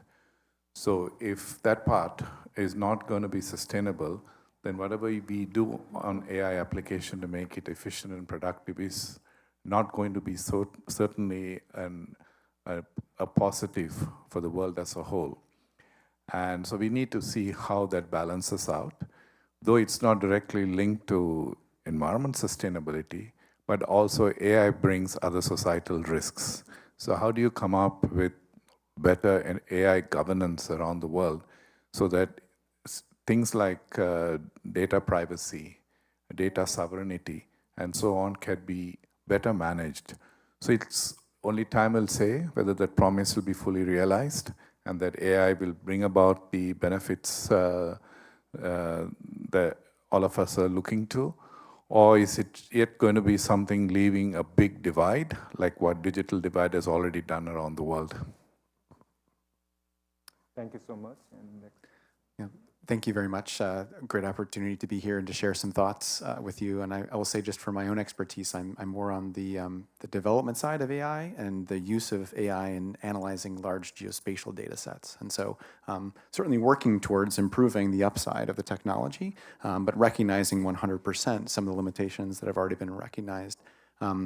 in addition to some of the haves and have-nots, Alango, that I think you mentioned, I think there's an element here of continuing to make sure that AI, as we transition into this future, which is going to be AI-enabled, keeps hold of critical parts of expertise that are necessary. And we talk about this in the context of some amount of computer science and explainable AI. Are we continuing to leverage our understanding of the underlying physics or the impacts, as we were hearing in the last session, of the impacts of decisions that are made with AI and improving the livelihoods and sustainability?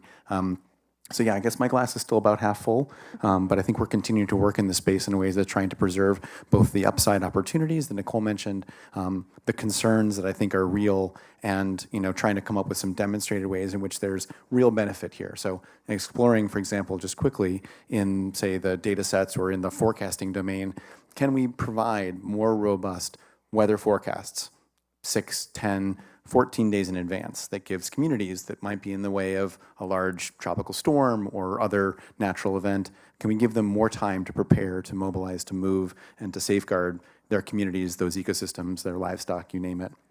I think those are the tangible elements that'll push us towards seeing the upside of sustainability in the AI realm. Excellent.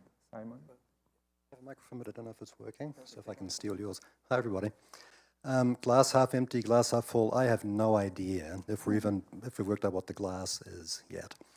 And I say that because here's my big concern with AI. I think it forces us to nibble at the edges of the sustainability crisis. It doesn't help us address what's actually going on, right? I'm from the School of International Service here on the American University campus. The architect for the building in which I sit was a guy named Bill McDonough. And one of the lines from Bill was, if you're doing the wrong thing, it doesn't help to be more efficient. In fact, it might be pernicious, right? And so what we're doing with AI is we're creating an enormous consolidation of power and wealth in the hands of a few people who are driving a vision of the world's future that is not compatible with ecological realities, right? And so I don't know that AI can fix that. If we're just going to have more and more economic activity with more and more material throughput on a finite planet, and imagine that AI can help us do that more efficiently, for what end, right? I think becomes the big open question that AI alone cannot tackle. And so, I like that line, an AI-enabled future. I worry at the moment that we're being driven into an AI-written future. That AI is charting the course for us. As one poet once said, machines are in the saddle and ride mankind.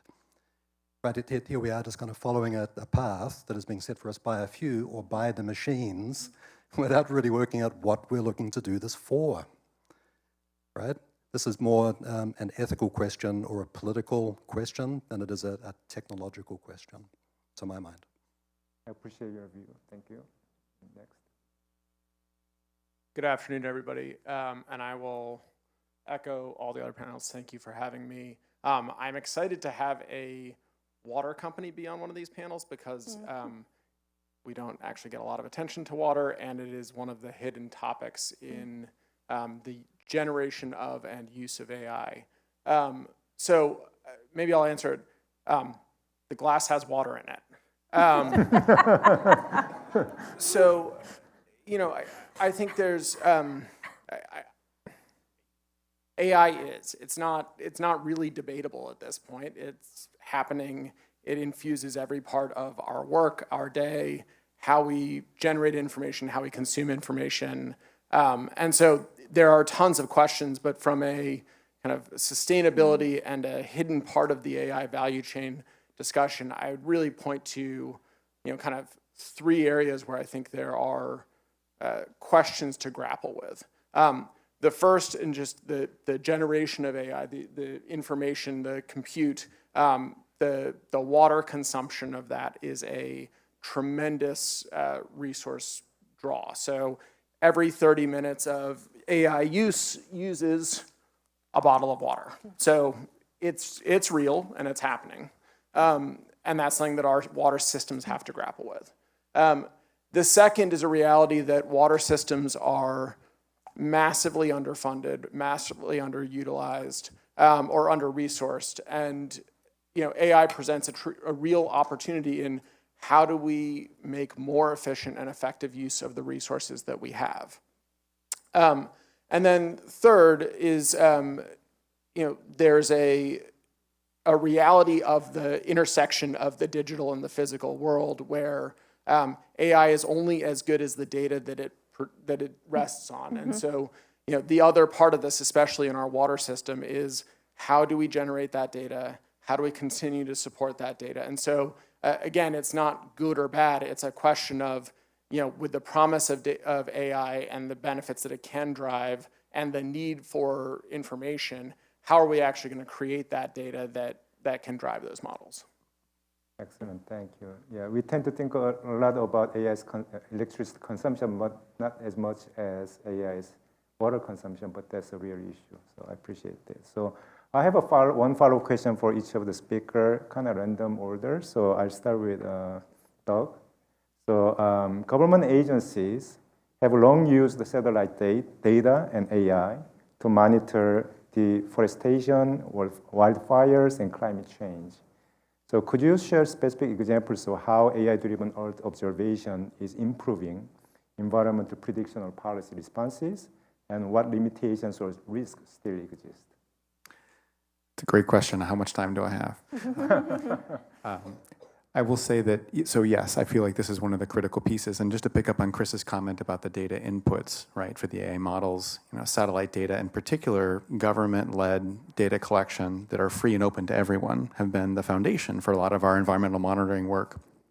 That's been really critical in terms of improving both the transparency and the accountability for actors in terms of achieving sustainability goals in places like the Amazon where I work, but also in other ecosystems and communities around the world. And so that availability of high quality, trusted and transparent data is really essential. And so in the last several years, NASA has partnered with IBM, but there are others out there too that are making foundation models, not out of language, like the ones you'd be familiar with in ChatGPT, but out of satellite imagery. So can we use AI-based tools and software to better understand patterns in satellite imagery? And that continues to be a really promising avenue moving forward because every day on orbit, we've got dozens of satellites collecting terabytes of data, the likes of which is difficult to parse without the use of computer technologies, and that's been the basis for a lot of our work up until now. But are we getting any better or any faster at identifying new deforestation, or in my case, looking at wildfires? I think the answer there is we're working on it. We're working actively in that space right now. I'm very privileged. I work with Professor Leah Ding, who's in computer science here at American University, to figure out if we can do a better job of identifying fires under clouds. Because it turns out fires are burning all over the world. I mean, some places on fire right now, right? And satellites are often, but not always, the first times to detect that. And so could we get better at identifying fires, tracking them over time, and using that information to better understand how fires are changing in a warmer, more flammable world? Those are critical advances and opportunities that I think are really moving us forward here. AI is going to be a part of that solution. I think as we've discussed here already, we're moving into a tool space where AI-related capabilities are important. But to Chris's point earlier, and maybe I'll just end on this, if we don't have access to high-quality, well-curated, calibrated data to feed those models, we're not going to get any better at this. And I think that's one of the things I look at right now and see as Simon was saying, we're pivoting towards the use of private sector actors for the leadership of both information that's generated through AI and the tools that are used to generate that information. I think we lose something really important in the context of sustainability when we don't have free, open access to transparent and trusted data. And I think we've seen this in many sectors in the last 41 days. I think we're going to continue to see that as a part of this conversation if we aren't safeguarding some of the input data streams that are so critical for developing, training, and improving the AI models and making better decisions in the future. Excellent. Thank you so much. Appreciate it. My next question is actually back to Chris. At Xylem, AI is being used to optimize water infrastructure and reduce leakage and waste, right? So what have you learned about the practical barriers as well as enablers of applying AI in real-world sustainability context, especially in sectors like water and utilities? Yeah, so that's a great question, and the answer is it's not that different than in almost any other workforce type environment where change management, usage adoption, data reliability, and cleanliness are kind of ongoing issues. So, when I think of the opportunity of AI in the water space, and especially in the water utility space, water utilities face, if you read the national engineering reports, sort of a $700 billion funding shortfall. There's a massively aging workforce that is going to retire in the coming years. And people don't really want to go work for their utilities. It's not as much of an exciting job, and you're seeing a lot of knowledge basically walk out the door. So, when I think about the opportunity and kind of the upside, AI has the ability to help with operational efficiency, with resource and maintenance planning. I mean, this is not the sexy stuff. It's, where are you going to send the DC water truck in a given day, and how do you make sure they're going to the most important call? Or if you have a system that's based on water meters that's giving you errors in 10 different districts, how do you prioritize which of those errors are actually real and that you need to send somebody to go turn a wrench on? That's the benefit, but again, it relies on kind of active use, reliable data, training, and the digitization of systems, which, in the water space, a lot of systems are still very analog, they're very manual based. And so there's just a lot of work to do to be in a position where you can actually get the system benefits of AI. And that gets to both kind of the benefits and the barriers. It's really, how do you get the data? How do you get the operations in place? Excellent. I guess the young people who really care about environment would love to work for companies like you, like utilities, and I think they are very sexy companies for them, no? Well, I will say, I mean, Xylem is a great company to work for, and we are, but the water space is not the place that gets a lot of attention, and so it's sort of the comment was made earlier that everybody's talking about the power challenges around AI. Well, the power challenges around AI are actually water challenges. The systems, use, when I talk about the bottle of water and 30 minutes of consumption, about 60% of that consumption is in the power generation going into AI. So yes, we're the companies that are addressing these challenges, that are working hand in hand with power generators, with the big data companies to build systems, and with utilities to address these challenges. But utilities have a tough time recruiting people. It's a tough time maintaining them. So, when I think about the water cycle and the water sector, I'm very focused on the utility industry and the incredible benefit and impact utilities can have. And these are, very much service-focused, public servant-led companies, but they have a hard time recruiting and retaining talent. And it's the place probably with one of the biggest areas of potential impact and opportunity. If we have students here, there are job opportunities right here. So thank you, appreciate it. So now, next question is for Professor Nicole Darner. So given your research on sustainability, governance, and organizational change, what types of institutional or regulatory frameworks are needed to ensure that AI development aligns with the sustainability goals rather than undermines them? It's a really good question. And I'm going to speak to this theoretically, like what you need in order to make this work. And then we can talk about what's practical and what's not practical. Theoretically, what we need is a group of champions who move forward with standard expectations that get advanced globally. Because we're talking about issues of data privacy, data control, what this looks like. We need risk-based regulations that are in place, enforcements that are tethered to real goals. We need standardized sustainability metrics that are agreed upon across multiple places and harmonization of expectations. You can't have some countries taking a completely different approach. It undermines everything here. You need a pathway for conflict resolution. These are the big theoretical governance pillars. that we see exist in successful multilateral agreements internationally.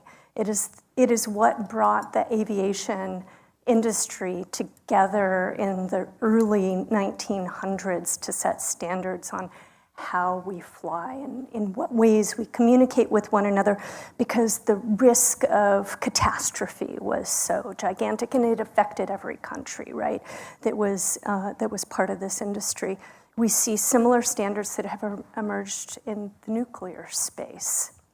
What's missing in this particular setting that is also missing in the Paris Climate Agreement and in the plastics negotiation is consensus of a problem. And that is first and foremost where we need to start. And in the absence of that, it makes it very difficult for these other elements to come into play. It doesn't mean it's impossible. It just makes the process much more difficult. Excellent response. My next question is for Simon over there. So earlier you shared a rather critical view on the impact of AI. From an international relations standpoint, how might AI reshape global environmental governance? Do you foresee AI becoming a source of global cooperation or more of a new domain of geopolitical competition? So when I think about global environmental governance, this is humanity's response to environmental change. This is what we're talking about. And the only reason we have some shared conception of a problem when it comes to the environment, to borrow Nicole's framing there, is because of Earth system observation. Right? Human beings needed to see the world in a particular way to recognize environmental challenges that then politically we tried to manage. And so the first big international environmental conference in 1972 sparked a set of environmental cooperative agreements that issue by issue have tried to deal with things like ozone depletion and plastics and what's going on with the oceans and now climate change. This is the couple of weeks of the climate COP, right, where countries are coming together to try and advance climate action. That's a model that has served humanity, reasonably well through some decades now of cooperation. And with AI, the world is becoming much more complex, much more quickly, such that we're going through a period of acceleration that this old model of international environmental governance may not be equipped to handle, especially at a time when the world is melting down, not just in climate terms, but can you imagine the major countries of the world coming together to agree on anything right now, right? Throw AI into the mix, and we may see the world in a better fashion, thanks to your work, Doug, and the work of lots of others, but the political capacity to do anything with that information, right, is totally up in the air. Right, and at the same time, just to kind of pick up on the final thread of the question there, AI itself becomes another arena for geopolitical combat, right? Not just competition, but we're going to see, lots and lots of money and lots of effort by lots of countries to win the battle of whatever AI is driving us towards. So these are just such difficult and delicate times. How's that for a non-answer? Excellent response. Thank you so much. Last but not least, for Ilango, so the World Bank supports countries in balancing economic growth with environmental protection. How do you see AI transforming global climate and sustainability efforts in developing economies? What safeguards are necessary to ensure that AI adoption promotes equity and avoids deepening digital or environmental divides? Yeah, so, there are many fundamentals in the whole in the digital architecture still. Many of our borrowing countries or client countries are lacking. For example, broadband internet connectivity. It's something not widespread in many parts of the world, as you see in the US. So that's going to be number one. How do you ensure that people have connectivity? Second, smartphones in many countries are still not affordable. Third, data plans remain expensive and out of reach for the bottom 40%. So there are far more fundamental challenges that many of our client countries face when it comes to digital and AI. So The second point I would like to make is that there's a lot of AI hype around the world, beyond the US. And every country, every government we speak to, they want to do something with AI. But the question then remains, as I said at the beginning and others have shared, there isn't enough energy, there isn't enough water even to meet the basic needs these countries are challenged on. And they all are trying to do multiple things, which is already challenging and risking environmental sustainability. And we know that across the board. And that's something that some have said here as well. So third, where do we see an opportunity where AI and environment sustainability can go together? We are advocating for small AI solutions, not the big AI driven by hyperscalers and others. What is small AI? It can operate on the edge of a network. It's domain and context specific. It doesn't require a lot of data. It can be run with limited amount of energy and compute power. It can even use just a basic laptop. If you have the small AI application, it can be used. For example, let's say farmers who are struggling with weather reports, who struggle with inputs, who struggle with how much of fertilizer should go in their own cultivation. And there we see opportunity for farmers to be able to work through local institutions who will have access to small AI solutions, who can give them real-time advice, both on text and voice in local languages. And we are seeing this happening in India. We are right now working in one state in India to see how we can help the farmers there to pilot and see whether small AI can provide them with almost immediate advice around agriculture inputs, what's happening with vis-a-vis the weather and what they should be prepared for. Third, as they go to harvest, what are the markets that are close by they can access, and moving towards if they have digital payments, including on whether they can get credit through these small AI applications. We are doing the same thing in other countries on disaster management, especially on before the disaster happens. How can AI be used effectively to forewarn people? Once a disaster happens, how can we use digital and AI applications to be able to provide relief? So if I have to kind of summarize this, as I said at the beginning, AI offers lots of opportunities, but we have to de-hype the AI in many countries and go towards solution which they can afford, not only their people, but also the environment, plus also the society. And the important thing is for AI to be helpful to the human cause, trust is the most important thing. Without that, I don't think anyone actually would want to believe in AI after a few years. Excellent. Thank you. Appreciate it. So I prepared a number of questions. I have a number of questions in my mind, but I want to make sure that we have enough ample time for you to ask questions. So I'll give you a couple of questions for any of you can jump in and respond to. So we have a good representation from academia, business, the international organization, and so on. So how can businesses, governments, or multilateral international organizations and academia work together to harness AI responsibly for environmental sustainability? Are there any successful models or partnerships that illustrate this balance between innovation and regulation? And are you familiar with any of those models on examples that you can share with us?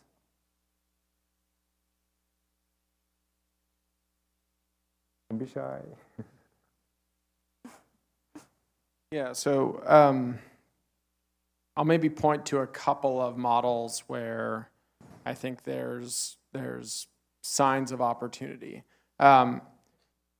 Circling back to, and you'll hear me keep talking about this again because I think it doesn't get nearly as much time and discussion, but utilities are kind of it's the where it actually happens, messy physical world.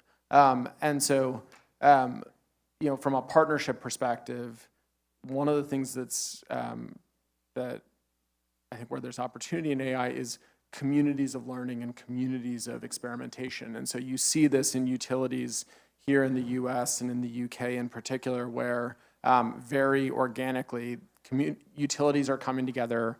They're defining very tangible use cases for how AI can be used for governance of data, for adoption inside their workforce. They're sharing best practices with each other. It's often community-led. So, Hampton Roads Sewer District, which is in Southern Virginia, and DC Water, and are working with a couple of other local utilities. So it's utilities not too far from each other, talking to each other, developing use cases and best practices together. So the partnerships are not top-down. They're not massive formal efforts. They are very organic, folks coming together at user conferences, developing a use case, testing it, sharing it quickly, iterating and moving on. The other area where I think there is sort of interesting partnerships coming around is between kind of big data companies and water and the water sector. So you do see Amazon, Microsoft, Google, all with very strong water components of their sustainability policies. And you see them making very significant investments. So right now, they are working with utilities to put money back into the utility system. So either paying for leak detection systems using AI tools, paying for actual infrastructure. It's not a simple question. There's a lot of questions around ownership, whether the finance, kind of does the financing work? Does it make sense? But you do see resources going back into the water systems, and with water systems being as under-resourced as they are, kind of any resource is a good resource.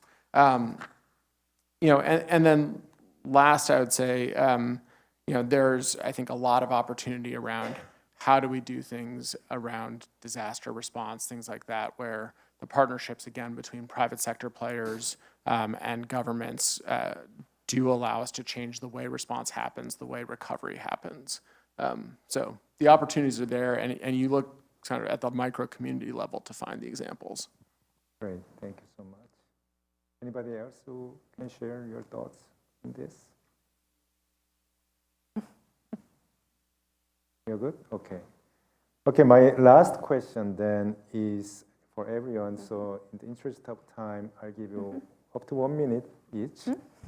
So if you look 5 years ahead, what do you envision as the most promising and the most worrying trends in the intersection of AI and environmental sustainability? So maybe I can start with Nicole. And then. Yeah, I'm excited about two areas. One is the possibility of utilizing AI to help with circular economy platforms and material tracing. There's so much promise within this space, and it is so thorny to manage right now. The question is going to become whether we have the necessary information in order to actually leverage the tool sufficiently. And then second, to utilize AI as a catalyst to embed sustainability into decision-making. I study Scope 3 emissions and decisions to reduce supply chain impacts associated with Scope 3 emissions. You're constantly trading off information in order to make the most sustainable decision, and AI may help make that process faster so that we can actually begin to do what we haven't been able to do to date. Excellent, thank you. Ilango? Yeah, I would like to see the data centers more and more driven by renewable energy.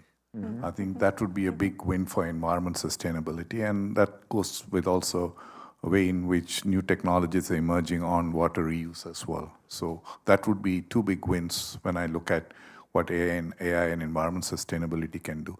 Another big win is in many countries, environment permitting is associated with lots of challenges.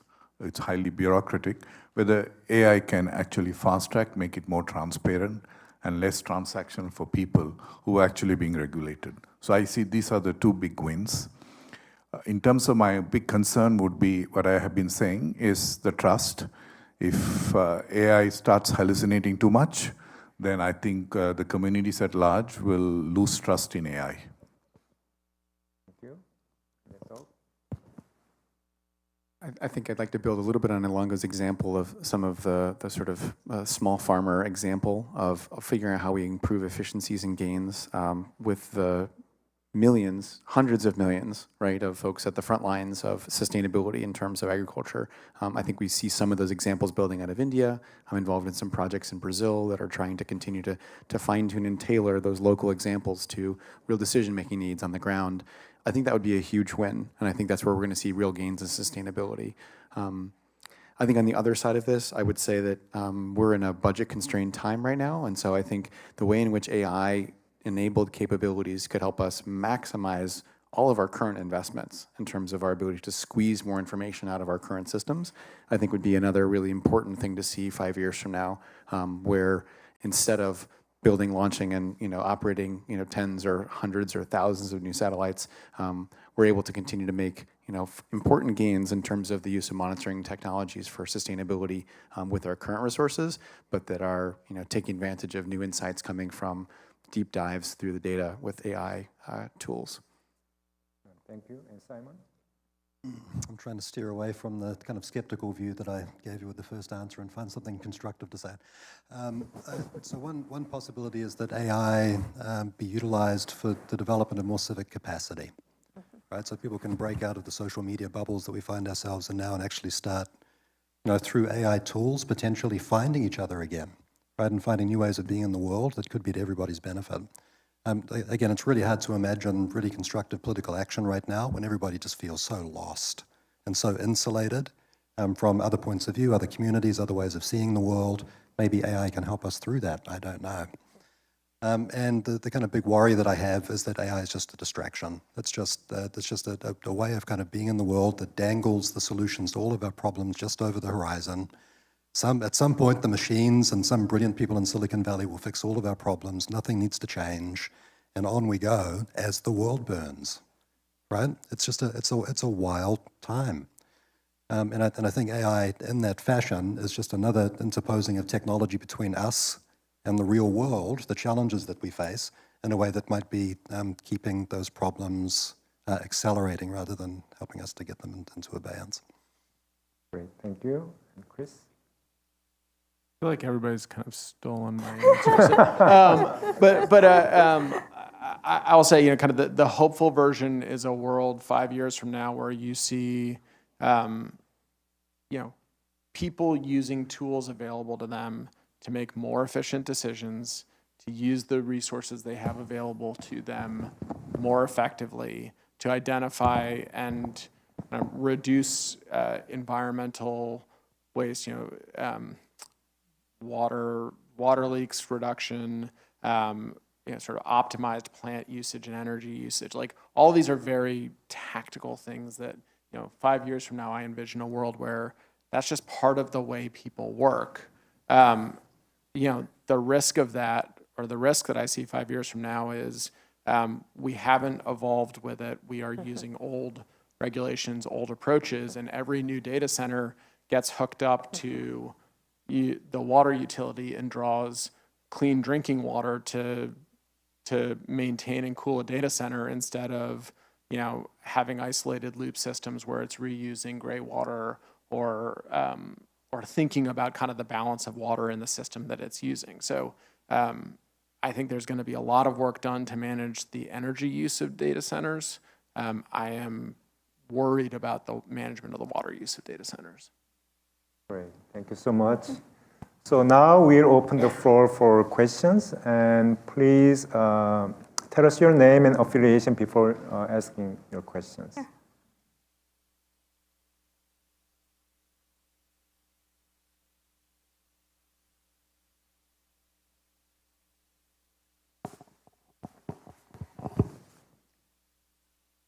Sure. Thank you so much. Truman Gephardt, sophomore here at American. AI is growing, getting faster every single day.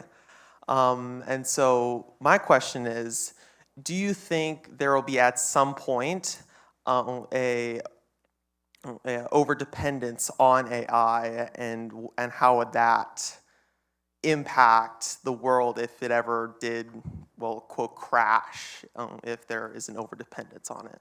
Thank you. That's a great question. Any taker?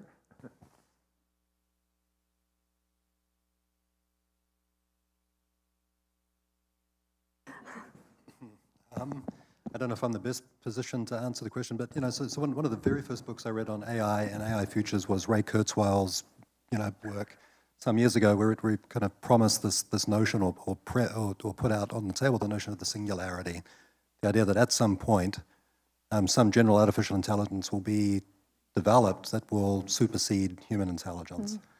And for some people, this would be a moment of just extreme optimism, right? This is what we've been striving for, this idea that we can have a superintelligence that can help us manage global affairs and help us manage human affairs. For others, that would be a moment of extraordinary loss and extraordinary, maybe even existential risk.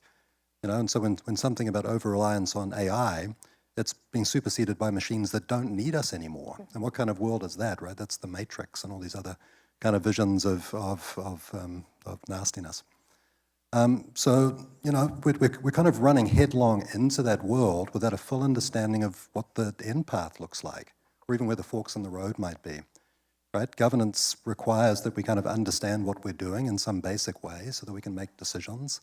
AI is just like moving so fast, with so few people actually understanding, let alone in control, that I couldn't tell you in 5 years what the world's going to look like, let alone what the AI portion of the world's going to look like. I'd like to poke at that a little bit. And your question stumped me because as a sustainability person, I don't necessarily think more broadly and in this way. I'm thinking from a sustainability point of view. But this actually is a sustainability point of view. So I saw a graph about 6 months ago. Don't ask me the source, but I'm happy to get it to you. I'd have to go back to my office and get it. That showed how people are using artificial intelligence right now. What the number one motivation to using artificial intelligence is: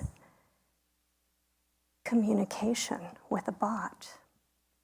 They are engaging in conversations with AI. It is becoming a way to occupy time. In a world that has not seen this degree of loneliness before, we're relying on AI to fill the hollowness inside us. And so I have enormous worry. First, I want to go back and look at that study and figure out, like, who did they actually study and what did this look like? But even if a fragment of this is true, it helps, it is making the fissures in modern society even greater. And these are really important issues we're going to have to wrestle with. Pick up on one other theme here, a different look at sustainability, but our sustainability of our ability to generate and improve upon current AI capabilities is one of the things that I think we've talked about here in part with the kinds of input data sets or kind of underlying expertise. But I think one of the potential downsides that I see to the narrowing of domain expertise that has allowed us to build the interconnectedness and the tools that are drawing on that body of knowledge is if we're not sustaining those into the future, then we're not able to rebuild in the same way as should there be a crash or should there be a problem or too much hallucination or too much slop in the mix. And so, yeah, having concrete plans about governance, but having concrete and thoughtful plans about how we maintain core capabilities that allow us to continue to advance towards our end goals as designed is another part of the sustainability challenge with AI that I see coming right around the future. You mentioned, Professor Lee, the students worried about the job markets. Well, yeah, I mean, if we don't have domain expertise that allows us to reconstruct and understand, the components that are built and knit together through the AI tools, I think we're also a bit short-sighted for whenever that crash comes. Yeah, if I may add to that, on your point, as we, over-rely on, can you see me? It's a transparent podium, so that's fine. But as we over-rely on AI, what we do is we delegate our work to machines, and then expertise does not reside within human anymore. So all the knowledge and expertise now reside in machines. So what happens is when the machines get out of hand, humans do not have ability to address the problem. So that's a real risk. And then that's why some of the scientists warn us about the existential threat, but that's a real risk. But excellent question. Thank you.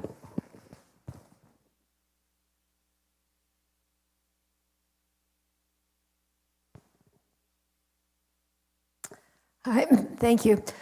Really an excellent panel and very stimulating and concerning, I guess. So I'm Carol Gary Schneider with the Civic Learning and Democracy Engagement Coalition that has just joined AU. And I think about these issues mainly from the point of view of learning. So you've raised the question, what kind of data is going into these systems that are being managed? But I want to press you to talk about how you're changing the way you educate students so that they actually have the capacities to know the difference between an hallucination and something that is actually real, and so that they can position themselves to help create those systems that you have persuaded me we urgently need. So I'd really like to hear how all of you are thinking about the educational aspect of this. That's another excellent question. Any I can response? give you Okay. one example that I used last week in class. I teach project management for sustainability. Last week's topic was on budgeting around particular projects. Budgeting, yeah. And so they're costing out systems, various systems, and each of the different project teams use the same AI prompt with the same information going in to get an AI predicted budget that would be needed then to run this particular project. The degree of variation was almost tenfold in the amount of predictions that came from the AI. And that became my teachable moment about how it's really your expertise that goes into this system and into this conversation, that over-reliance on this and without any critical examination could lead to massive implications to whatever project you're trying to advance. And so I will use simple techniques like that to start a whole conversation. There are certain things that it does better than others. This was an example of a fairly massive failure. And their homework assignment was to then develop a project budget, and we had conversations about who was going to use AI and in what instance, and uniformly the students said, we're not touching this, not for this instance. So from our perspective, let me try to respond in two parts. One is how do we help create and prepare a future workforce for AI? And here, when we look at many of our client countries, they struggle with some of the basic capabilities. So how can we strengthen the STEM capabilities around the world? Because to me, that provides the foundation on which AI and other learning can happen for people to get empowered in the years to come. The second is to be more opportunistic with AI and take on agentic AI and other kinds of applications to see how we can fast-track the delivery of education in the primary and secondary stages of a kid's life. Of course, the latter requires a trusting way in which what is being taught is credible and reliable, and it doesn't kind of in any way push out information that could essentially alter the thinking. So these are the two ways we are approaching how to tackle the future of education in an AI era. Great response. Any other thoughts? I'll try to offer just a quick thought. There's a phrase that a colleague of mine coined that I find helpful when thinking about the moment when it comes to teaching. That the phrase was teaching for turbulence, right? Just because there is so much churning in the world right now that, just to pick up on my last point, I don't know what the future's going to be like 5 years from now. And so that makes it almost impossible to train people for particular types of jobs, right? And so the role of the university in particular needs to become broadly developing capacities for inquiry in our students so they can ask the right kinds of questions in a changing world to be helpful to themselves and to their societies, right? And so I think, extreme skepticism, but also the ability to generate extreme optimism is something that our students need to be able to develop. And that's that, you know, our role in the classroom is the exercises that Nicole laid out, and thinking about developing the systems that the World Bank requires, solving particular problems, but also always being curious. Like we need to somehow generate that in our students. Yes, if I may add to that, so at our school, Koga School of Business, we've been trying to integrate AI into our curriculum very, actively and progressively, and we believe that the skills and knowledge required for the AI economy will evolve very quickly over time. So we focus on AI literacy and fluency, but also we believe that students need to build deeply human skills, like a critical thinking, and also curiosity about things, and then communication, and also judgment about the output of AI. So these are very critical skills going forward. And also, we also believe that the deep domain knowledge will be even more important, because study shows that people with deep domain knowledge can actually boost their productivity more with AI support. So these are some of the things we are focusing on right now, but excellent question. We probably have one last question for the panel. Hi, my name is Amanda Brenner. I'm an SIS alum from 2016. This question is focused, I think, most towards Professor Nicholson and Dr. Morton, but I would love to hear what any of you have to say. It was a great panel. I was very struck by the language around how we are implementing AI as quickly as possible, as if there is a final end goal and we have not established one, right? As a society or as a world, or even as industry and technology, or public sector, right? What we are giving these goals to meet certain timelines to make sure we are not behind in implementing AI. And yet, what is the end goal there? So I started thinking that sometimes we end up, because we do not have a goal now, and it's going to be imperfect to try to backward, sort of make a goal. It's just not going to be incredibly nuanced in that. But I wonder if minor goals that we start talking about, things like equitable access, diversity of opinion, those are things that are going to come up now that we are having these discussions, and I think that's very important, especially because of the digital divide of what we've seen in the past with the internet. And yet at the same time, as Dr. Morton said, we are having this influx of new technology created in the private sector using private sector data. And that means the folks who are those who are designing our future are a particular set of folks who are not elected officials, do not represent the people, et cetera. Whatever you think about that, in reality, there's a lot of power there for those who are designing the tools.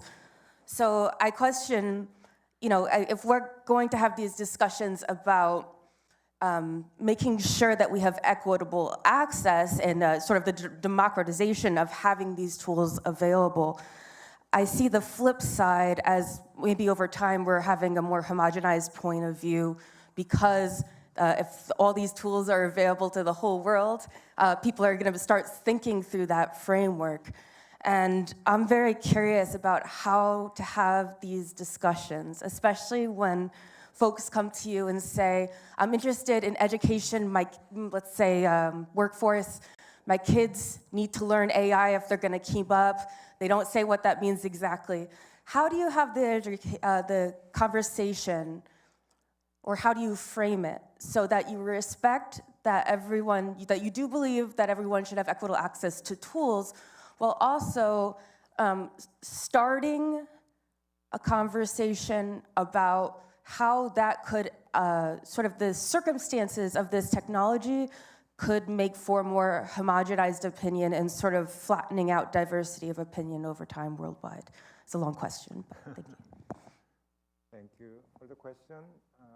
That was for Simon and Klaus. And also I feel like I've spoken enough around these themes, but so I'll try and be very brief. Yeah, we need some sort of societal control of these sorts of technologies, and I don't know what the forum for that looks like. It's not like I can get everybody in a room just to debate what AI is supposed to be. But consolidation of all of the power into the hands of a few probably does not serve anybody particularly well with the development of these technologies. This idea of a flattening is happening anyway with social media, with kind of consolidation of control of the media landscape. And we need, like as a society, just to kind of look at that and question it and push against it. And so I don't want to be training anybody to just be a servant of AI as a tool, or for us to be the tool of AI, right? Which is the way that this might play out. We need to develop more querying capacity. That's my punchline, I guess. Yeah, let me just add a couple of quick thoughts there. It's a really critical part of the conversation, and like many of the things with AI, I think we're a little behind in terms of having the broader public discussion about both the target and the format in which we're taking. I can say that in the research world, reproducibility and transparency are really fundamental parts of the way we do this work. And so I would say that there's certainly room for discussion on this about having a paired set of public and private sector actors. The work that we do is often promoted through open source tools. Software is released through GitHub. The conversation is happening within a research landscape where that reproducibility is really fundamental. I see that being critically important to maintaining transparency and accountability against these tools. And so, yes, my future vision includes continued conversation and public investment towards this as a public good without the potential pathway that Simon mentioned and you brought up in your question of the further consolidation of both the information and the power around this technology, because it has great opportunity for good, but I think it needs to be a part of our ongoing efforts here to rein in the governance structures at multiple levels and the conversations that go along with that. Great. Anybody else?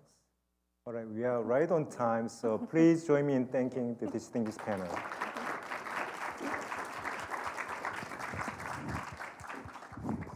Thank you so much for our panel. You did such an incredible job. We appreciate all your expertise. Thank you to the Kogod School of Business who helped us to put everything together. As we take a quick picture and move along. There we go. We're just gonna, if you stay in your seats, we're just gonna move a couple of chairs, but I really wanna get to our final panel because this is something that we want to make sure that we have enough time to discuss. Just leave it, thank you. Thank you so much. Thank you, everyone. So as my colleagues are moving the, thank you so much. Thank you. This final panel brings us full circle. Looking at how education serves as a global bridge for democracy, diplomacy, and social transformation. It is hosted by the School of Education at American University, and this conversation will explore how universities can keep the doors of learning open amid global crisis. I want to especially thank my colleagues at the School of Education, so many here in the room that really helped design this panel, recruit for this panel, and then bring as many people as possible to the panel. And it's definitely something that we wanted to spend time on. I'm going to introduce each of the panel members, and when I'm done, we'll ask them to come up on stage. And can I just say a personal point? I would like to thank the Dean of the School of Education, Ronnie Humpson, who's a good colleague. We get into some good trouble now and again, you and I. So I just want to thank you for all you do to support Sine. And we really love not only being neighbors now in the building together, but also to work on what we're doing now and what we'll be doing in the future. So thank you. It's an honor for me to bring together this panel. First, we are going to be moderated by Courtney Wright, whose title is Civic Designer and Training Specialist at the Bloomberg Center for Public Innovation at Johns Hopkins University, and I'm told is an AU alum. We are so excited that she is going to be helping us design this conversation today. And then Ernesto Castaneda, he's a professor and the director for the Center for American for Latin American and Latino Studies and the Immigration Lab here at American University. I want to thank him for being here. On a personal note, we have done so much work together, and we are continuing to do work together. It's always great to partner with him. We'd like to also welcome Professor Justin Hansford, professor and then director at the Thurgood Marshall Civil Rights Center at Howard University. And then we'd also like to certainly introduce Professor Elizabeth Warden here at the School of Education at American University. We are so delighted that you're all here with us. If you can come up to the stage now, we would love to start the conversation. Thank you.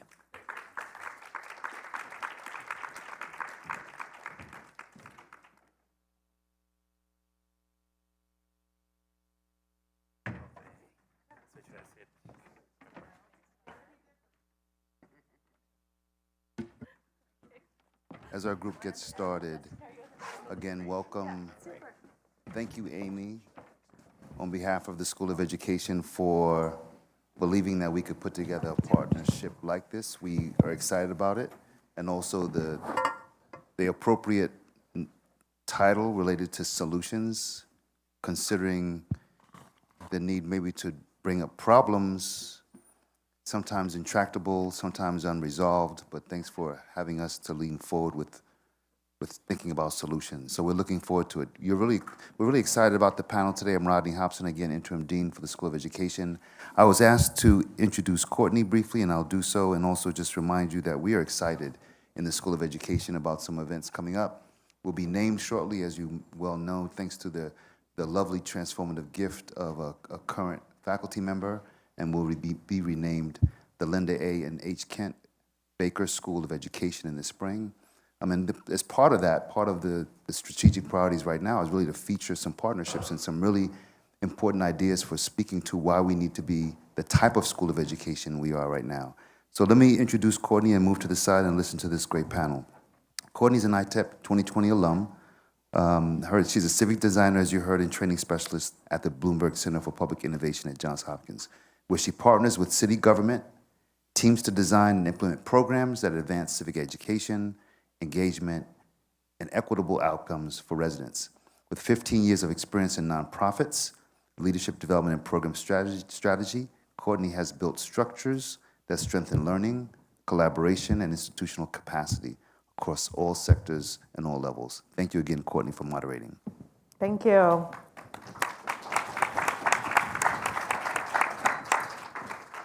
Well, I'm going to start by just doing an impromptu, everybody take a deep breath and exhale and relax. I know it has been a day, and we are going to have a conversation this afternoon, and I want to make sure that everybody is feeling comfortable and ready to jump into our topic. So my style as a facilitator is very relaxed, so I would love for you all to join me in being relaxed as we move through today's conversation. So, good afternoon and welcome to Big Ideas That Matter, a podcast thought leadership series from the American University School of Education in collaboration with the Sine Institute of Policy and Public Solutions Summit. This series explores the question we believe every change maker should ask: why this big idea now? Education is one of the most powerful connectors we have, a force that builds bridges between people, culture, and nations. But in times of conflict and instability, those bridges can become fragile. Today's conversation asks how higher education can serve as a catalyst for democracy, diplomacy, and social transformation, not just through what we teach, but how we lead, partner, and adapt. We're honored to host this panel of leaders whose work exemplifies education as a form of diplomacy and transformation. Of course, they have already been introduced, but I am super honored to be here with three colleagues alongside of me.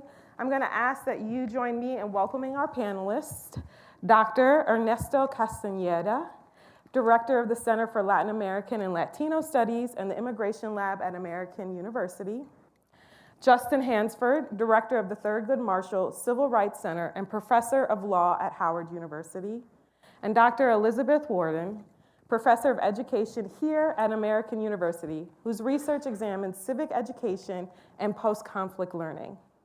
Together, we'll explore how higher education acts as a global bridge, connecting research, justice, and diplomacy in ways that sustain democracy and human connection.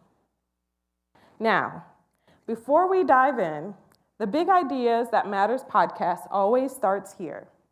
In 30 seconds or less, what's giving you hope right now?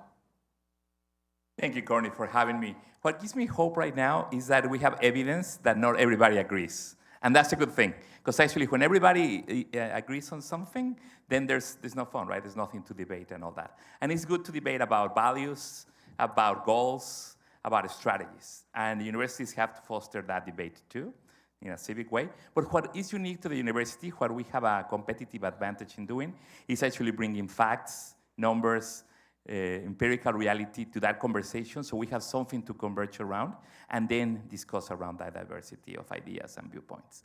Thank you. Thank you. Yes, thank you. Well, I have to say, one thing that has not given me hope is the Washington Commanders. For those natives to Washington, you know, but one thing that is giving me hope is the feeling that people around the world are open to change. I have to say the New York mayor's race in particular was something that gave me a lot of hope, because it showed that people are open to trying to find new solutions in politics, and it's such a needed possibility that we have other options on the table at this particular time in history. Thanks. Thanks, you all, for having me. Thank you, Courtney, and thank you to my students who are here. I so appreciate it. Okay, so Justin, the Commanders are not giving you hope, but I think you just need to look even at some other teams that are native to Washington. The Washington Spirit, the women's soccer team, is second in the nation, and they are playing the semifinals this weekend, and it's an amazing group of women that are giving me hope. And I just look for the things in my everyday life and those small things that give me hope, and the Washington Spirit's awesome. Thank you for sharing what's giving you hope. It's our way of just tapping into our collective resilience before diving deep into today's episode topic.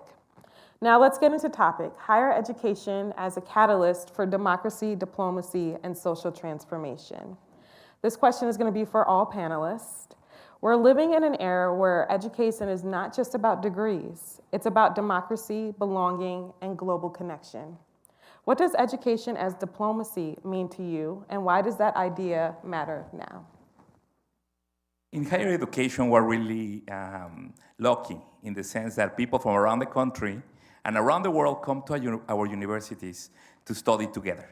And then you face diverse staff and faculty. So there's gonna be disagreements, there's gonna be new things, but most importantly, you're gonna face difference in a way that you have to, because you're sharing a classroom, you're sharing a dorm room, you're sharing a club, and therefore you will know what you didn't know about, which is very important, right? How other people see the world.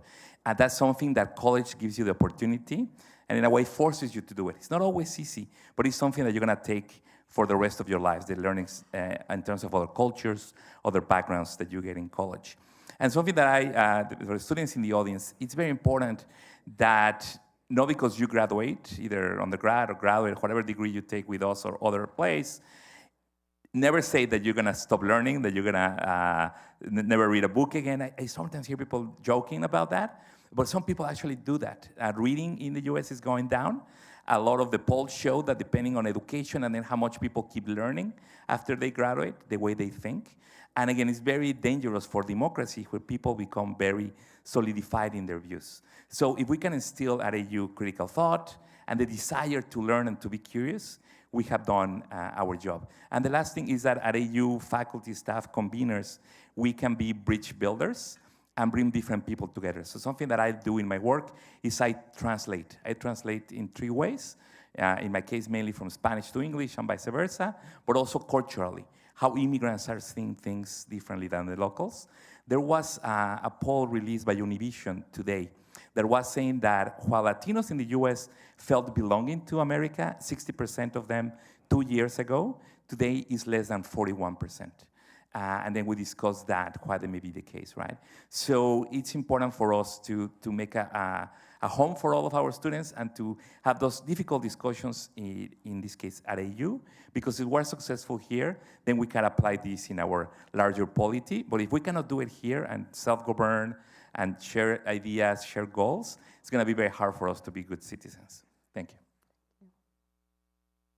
Yes, well, another one of the hats I wear is working with a group called the United Nations Permanent Forum on People of African Descent. I've been a part of that body for 5 years, and we're part of the UN Human Rights Commission. And so at the UN, there's a lot of diplomacy going on, and a lot of people recognize that you can't thrive and get your way through force or through coercion. You have to have people come together and make agreements.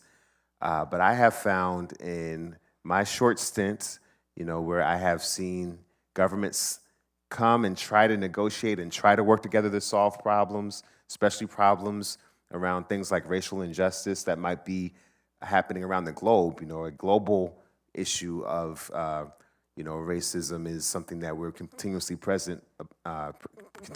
aware of. I have found that oftentimes governments have barriers when it comes to discussing these problems and finding ways to collaborate. Political barriers, economic barriers, cultural barriers, language barriers. But I have found that the students, oftentimes, when I'm able to bring students from Howard University or even scholars from Howard University to those same tables, that problem-solving experience is completely different.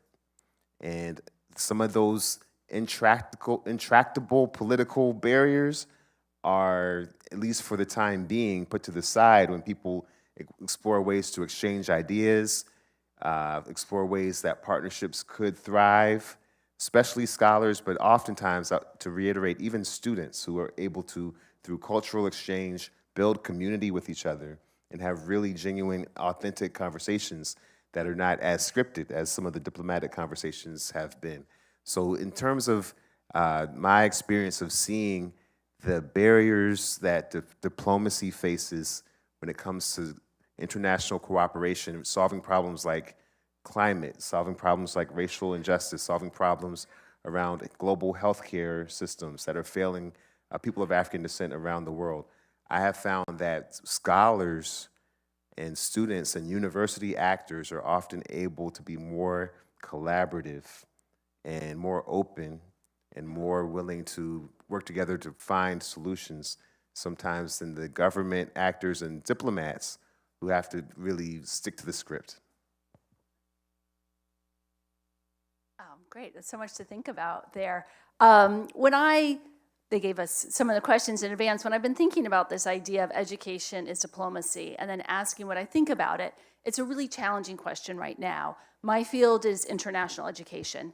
And if you had asked me this a year ago, or even maybe 6 months ago, I would have said, well, of course, the role that higher ed plays is in international students. They come here to study. That's a profound form of global diplomacy.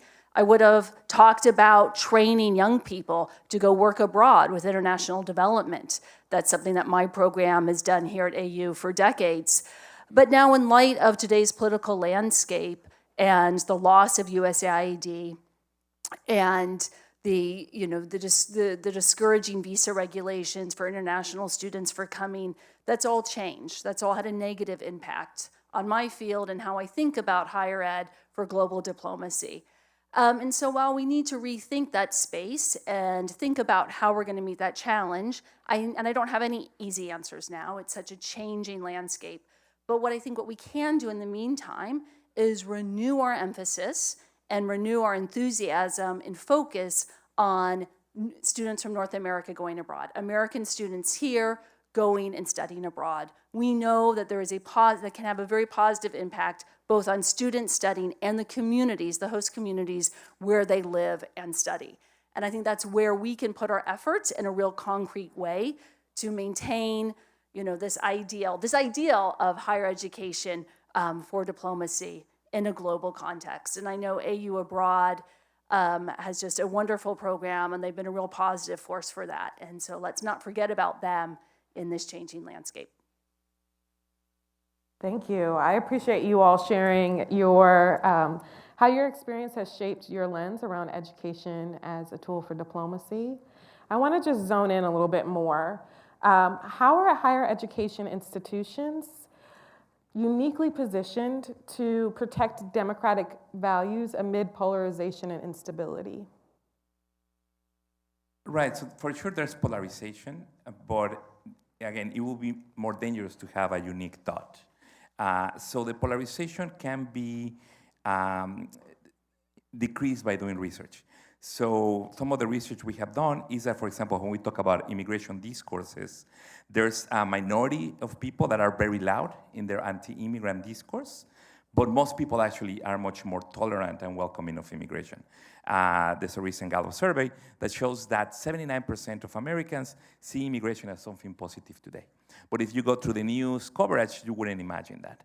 So something that I always remind my students and collaborators is that by definition, journalists, if they're doing their job well, they're gonna cover the extraordinary, the special, the fringe cases, we'll call it the outliers in statistics. That's their job, right? Because what happens every day is not news, it's just everyday life. So the job of anthropologists, sociologists, geographers, and other social scientists is actually remind us of what is actually the norm, what is the most common thing that happens. And to bring into these public discussions a larger context, precedents, history, and putting things in proportion, right? So something that is, again, very important to know, but very few people know, is that in the world, there's only 3.5% of the global population that lives in a country different than the one they were born in. So migration is it's a lot of drama, a lot of lives are lost in the Mediterranean, in the deserts, etc. But it's a minority experience in the US history or world history today. But again, it's something that we had always had in our history, and we're gonna keep migrating regardless of what policies we put in the books. So that's what the power of academia does, that we have similar conclusions coming from different disciplines, from different universities, from people of different backgrounds. Then if we are kind of converging on a point, that's something that we have to translate, communicate to the public. That's another important translation, that what we learn at our universities doesn't stay here, but becomes applied, becomes well-known, and becomes part of public discussion. So that's our role to play in a healthy democracy.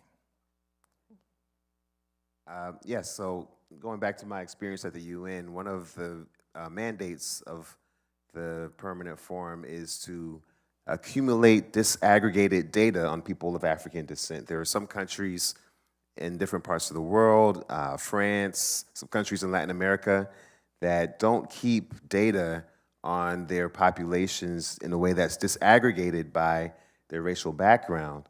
And so we don't even know the exact demographics. Now, of course, the problem with that is it becomes more difficult to measure different disproportional rates of educational access, housing, healthcare, poverty. So, you know, there are a lot of programs that we depend on to try to have data-driven solutions to inequality that cannot exist in contexts where that data doesn't exist in the first place. So one of the initiatives that we have undertaken at this UN entity is called the Black Audit. So we are having people from around the world and analyze the state of the UN Sustainable Development Goals in a way that is disaggregated by determining who is of African descent in that country. And the important part here is that it's been driven more than anything else by universities. In countries where the state cannot collect this data and they cannot disaggregate this data, universities can disaggregate the data. And so by being able to give us access to the data on the ground, we then are able to help craft data-driven solutions.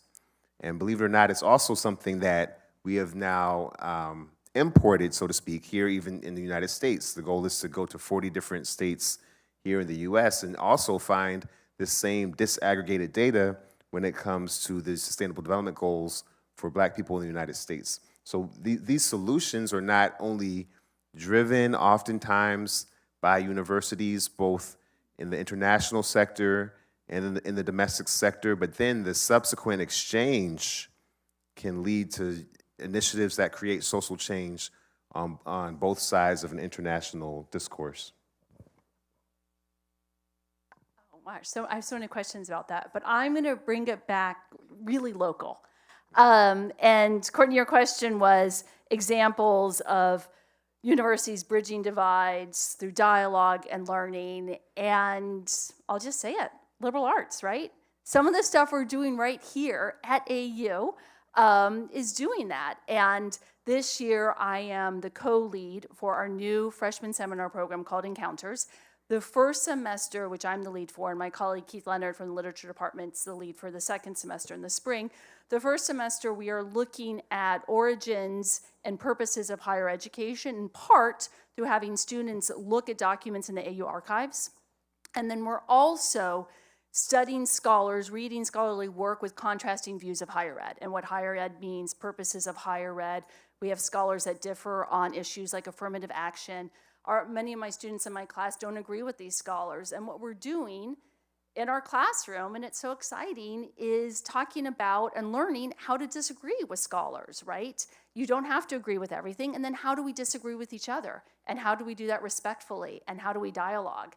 And that is happening in my Encounters class, and I've heard from colleagues it's happening in their Encounters classes as well. And I have to say, my 18 years of being at AU, this is one of the best things that I've done. It has brought me so much joy and optimism that, okay, we can learn to dialogue. We can learn to talk in this age when we're ready to dismiss some of the younger generations as being, having knee-jerk reactions, always being on their phones. I'm like, no, these are really thoughtful young people that can do this work. And I think a liberal arts education and having spaces like this helps. And then next semester, they will deepen all of these skills in a seminar on James Baldwin, where they'll, again, learn to dialogue, engage, practice. We also have a great class called The Examined Life, where students think deeply about what it means to have a good life. And they might disagree on it. And they might disagree with Aristophanes, who they're reading about what it means to have a good life. And I find that exciting. It makes me smile. And it's just one really small local example of crossing bridges. Right, that's very important. Yeah. Thank you. I've enjoyed listening to you because some of the key points that I've pulled out and just hearing what you all have shared is that higher education allows for there to be a space for nonpartisan discourse where people are able to just learn about what is there and then utilizing data to inform information to have the dialogues needed to move forward. And so when we make those connections and we put people into these institutions, they're able to drive the democracy and the diplomacy that's needed to allow some of the depolarization work to happen. So I appreciate you all sharing kind of at a higher level how higher education institutes support democracy. I want to take it a little bit down a level into practice, because I'm sure a lot of people are curious. All right, you all have said these great things, but what does this look like in reality? So I'm going to start with you, Ernesto. Your work at AU's Immigration Lab and with the Center for Latin American and Latino Studies intersects directly with global movement and belonging. How can education act as a stabilizing and empowering force for migrant and refugee communities? And thank you, Courtney.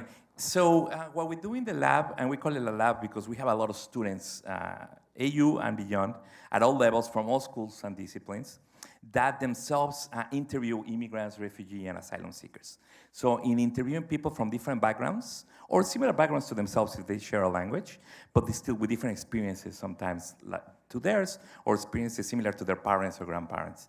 So they are able to kind of create an empathy directly with our immigrant communities here in Tenleytown, all around Washington, and some people that are from New York City have also interviewed hundreds of people in New York City. So it's a way to leave the ivory tower and actually ask the people that we often hear about in the news or that we publish about to actually get our data from their own experiences And we have so far, since the pandemic, collected 450 in-depth interviews that we're trying to share the stories of these individuals. So we have students in the translation, in the languages departments help us with translation. We have students helping us with the write-ups. We have also a podcast. We have a lot of ways that we're trying to communicate this out. So it's a great way to engage students in research, so they know if they like it or not and what it takes. And regardless of their background, that they can become researchers and they can have a PhD and become professors or do research in other scenarios. So that's a way to do it. We also we have a lot of students from minorities or immigrant backgrounds that sometimes they feel that they don't belong in school, that it's not for them. It is, but they don't know that, and it's hard for them to have that feeling. So when we validate that what they know about what's happening in their communities, what they went through coming as international students or as immigrants from other countries or from other parts of the U.S., we validate that they are coming with knowledge that is valuable, and they can also teach me as a professor. They can teach me things. I'm learning from them, and most importantly, they're learning from each other. So that's something very empowering. And then in terms of the, higher education has always been a way for social mobility. So if we have an important middle class of Italian origin, Irish origin in New York City, and other origins, is thanks to the public universities in New York. And right now, the children of Mexican immigrants who are citizens, 50%, 52% of the women are graduating with a degree in New York. So meaning New York City now has a local Mexican population, Mexican-American first generation college student, that is equal to those of the people that escaped Poland and Russia, escaping the pogroms, Jewish people. So it's a very, very, it's above average, which is in the 40s. So New York City is doing something right.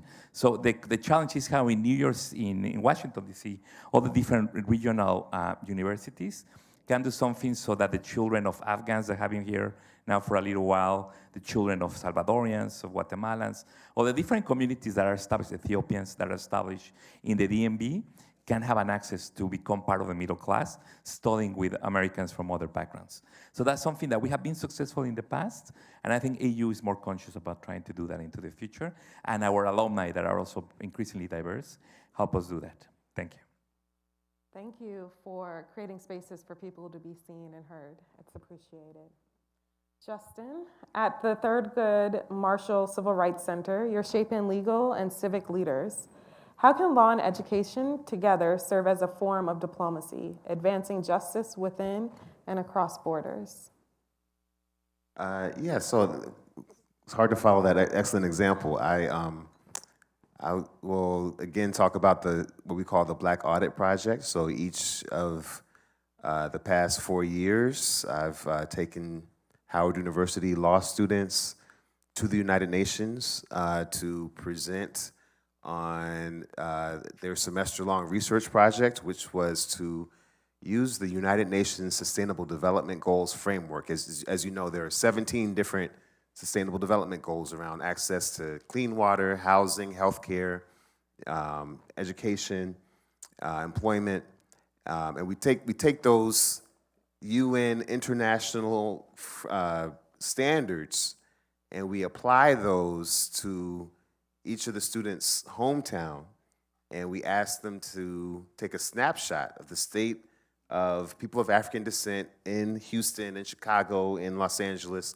and note any disparities that might be present using these international goals, note any historical structural reasons for those disparities, have a town hall meeting in their hometown, and speak to local community leaders and learn about solutions, and then go back to the UN at the end of the semester and interact with people on this global stage so that you can exchange with them not only an understanding of some of the problems that you share on a global level with people throughout the world, but also some of the solutions that you can ideate together and try to bring those home to your hometown. So what's happening in that project is learning, and what I think is important when we talk about the internationalization of these higher education projects, you're building relationships with people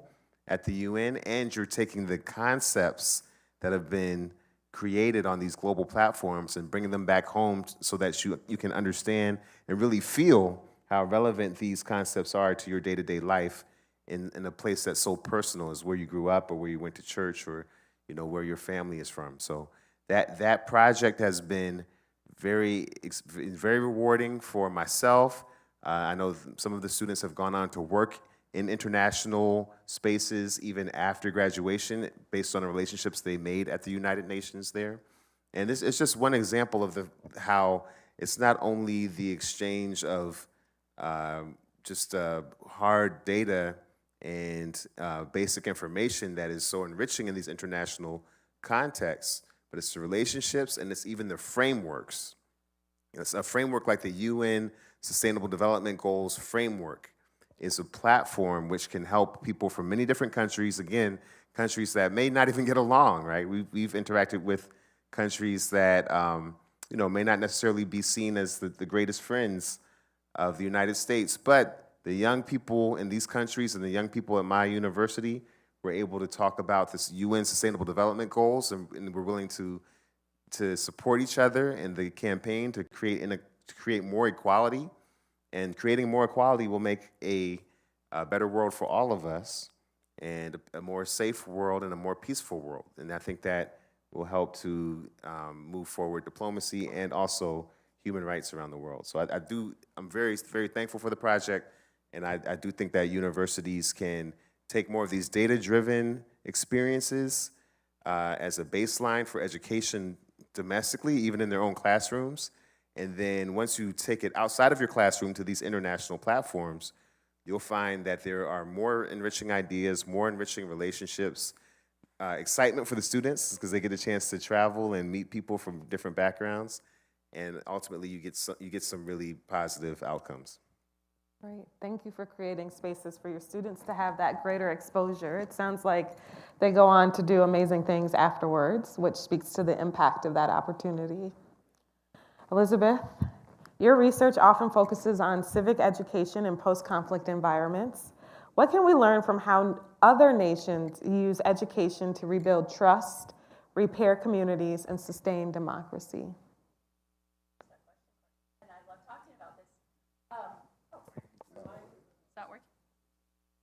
Thanks, Justin. Oh, that's better. So for, over 20 years, I've been researching and thinking about how to teach citizenship in societies undergoing transition, largely in the former Soviet Union and in Northern Ireland.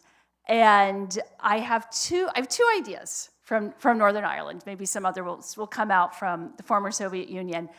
In Northern Ireland, well, let me just start from the beginning. Schools of education at universities are so important for teaching citizenship, for civic education, for democracy.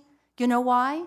Because they teach the teachers that are going to be in the classrooms, who are going to teach citizenship to students. And we forget that point, right? We get so caught up in thinking about, research or stuff at the upper level, we just forget that, we're teaching the teachers who are going to teach citizenship. So in Northern Ireland, a divided society still after 30 years of conflict known as the Troubles that ended in 1998, at Ulster University, where I've spent a lot of time, all teacher education students, those are teacher candidates, have to take a module either in religion or citizenship education. Both religion and citizenship education are required classes in high school in Northern Ireland. So teacher candidates from home ec, from the art department, all have to learn how to teach citizenship or religion, but we're going to focus on citizenship. And what that looks like then in the classroom, when these teacher candidates graduate and go teach, is that you might have an art teacher teaching the citizenship class. You might have a science teacher teaching it. And I observed a physics teacher doing a citizenship lesson, and it was fantastic. She was doing this lesson in her lab around benches, and all the students were learning about citizenship in a science classroom. And why shouldn't they, right? Citizenship and learning about democracy and being democratic is not confined to a history classroom or a civics classroom like we do in the US, but you can learn about it in all these spaces because you will live it and enact it in all these spaces in your life in a democratic society. And I don't know why we don't do that here. I don't know why in the US teaching citizenship is confined to social studies. It doesn't have to be, and I think that's a lesson we can learn from Northern Ireland in thinking about how we prepare teachers to teach citizenship, how higher education is that conduit for democracy and democratic stability. And then the other lesson from Northern Ireland that I've been thinking a lot about, especially today in our increasingly polarized, it's so cliche now to say, our increasingly polarized society, is the two main education initiatives that have been the most successful in Northern Ireland at bridging divides. The two are called integrated education and shared education, were developed and implemented and also later evaluated by faculty at two different universities in Northern Ireland, and they were in it for the long haul. These programs have been going on for decades. These are groups of faculty that have worked with parents, educators, community members for decades and created really successful, sustainable initiatives in Northern Ireland. And so that's a lot for us to think about as faculty members and professors, like how do we do this in a sustained way? How do we do this given the demands of publications and getting citation counts and turning research around so it can be usable and it can be consumable, right? So how do we commit to something for the long term in our communities that can be a project, that can be something successful at bridging divides? So those are my two examples from Northern Ireland, and I really like to think about those, and we can talk more about them later. Thank you, Elizabeth. I appreciate the enthusiasm that you have around it, and I also appreciate just being able to look at deconstructing the box that we've put civic education in and not leaving it just in the social studies classrooms for where we engage with that understanding. Being able to expand it across spaces will allow for people to see how integral it is into every aspect of their life. I have a follow-up question for you all because you gave some very clear examples of how this has shown up in your work. But when we think about who might be listening and who's here in this space, what is something that they can do in order to help facilitate diplomacy in using higher education as a catalyst or higher education adjacent spaces?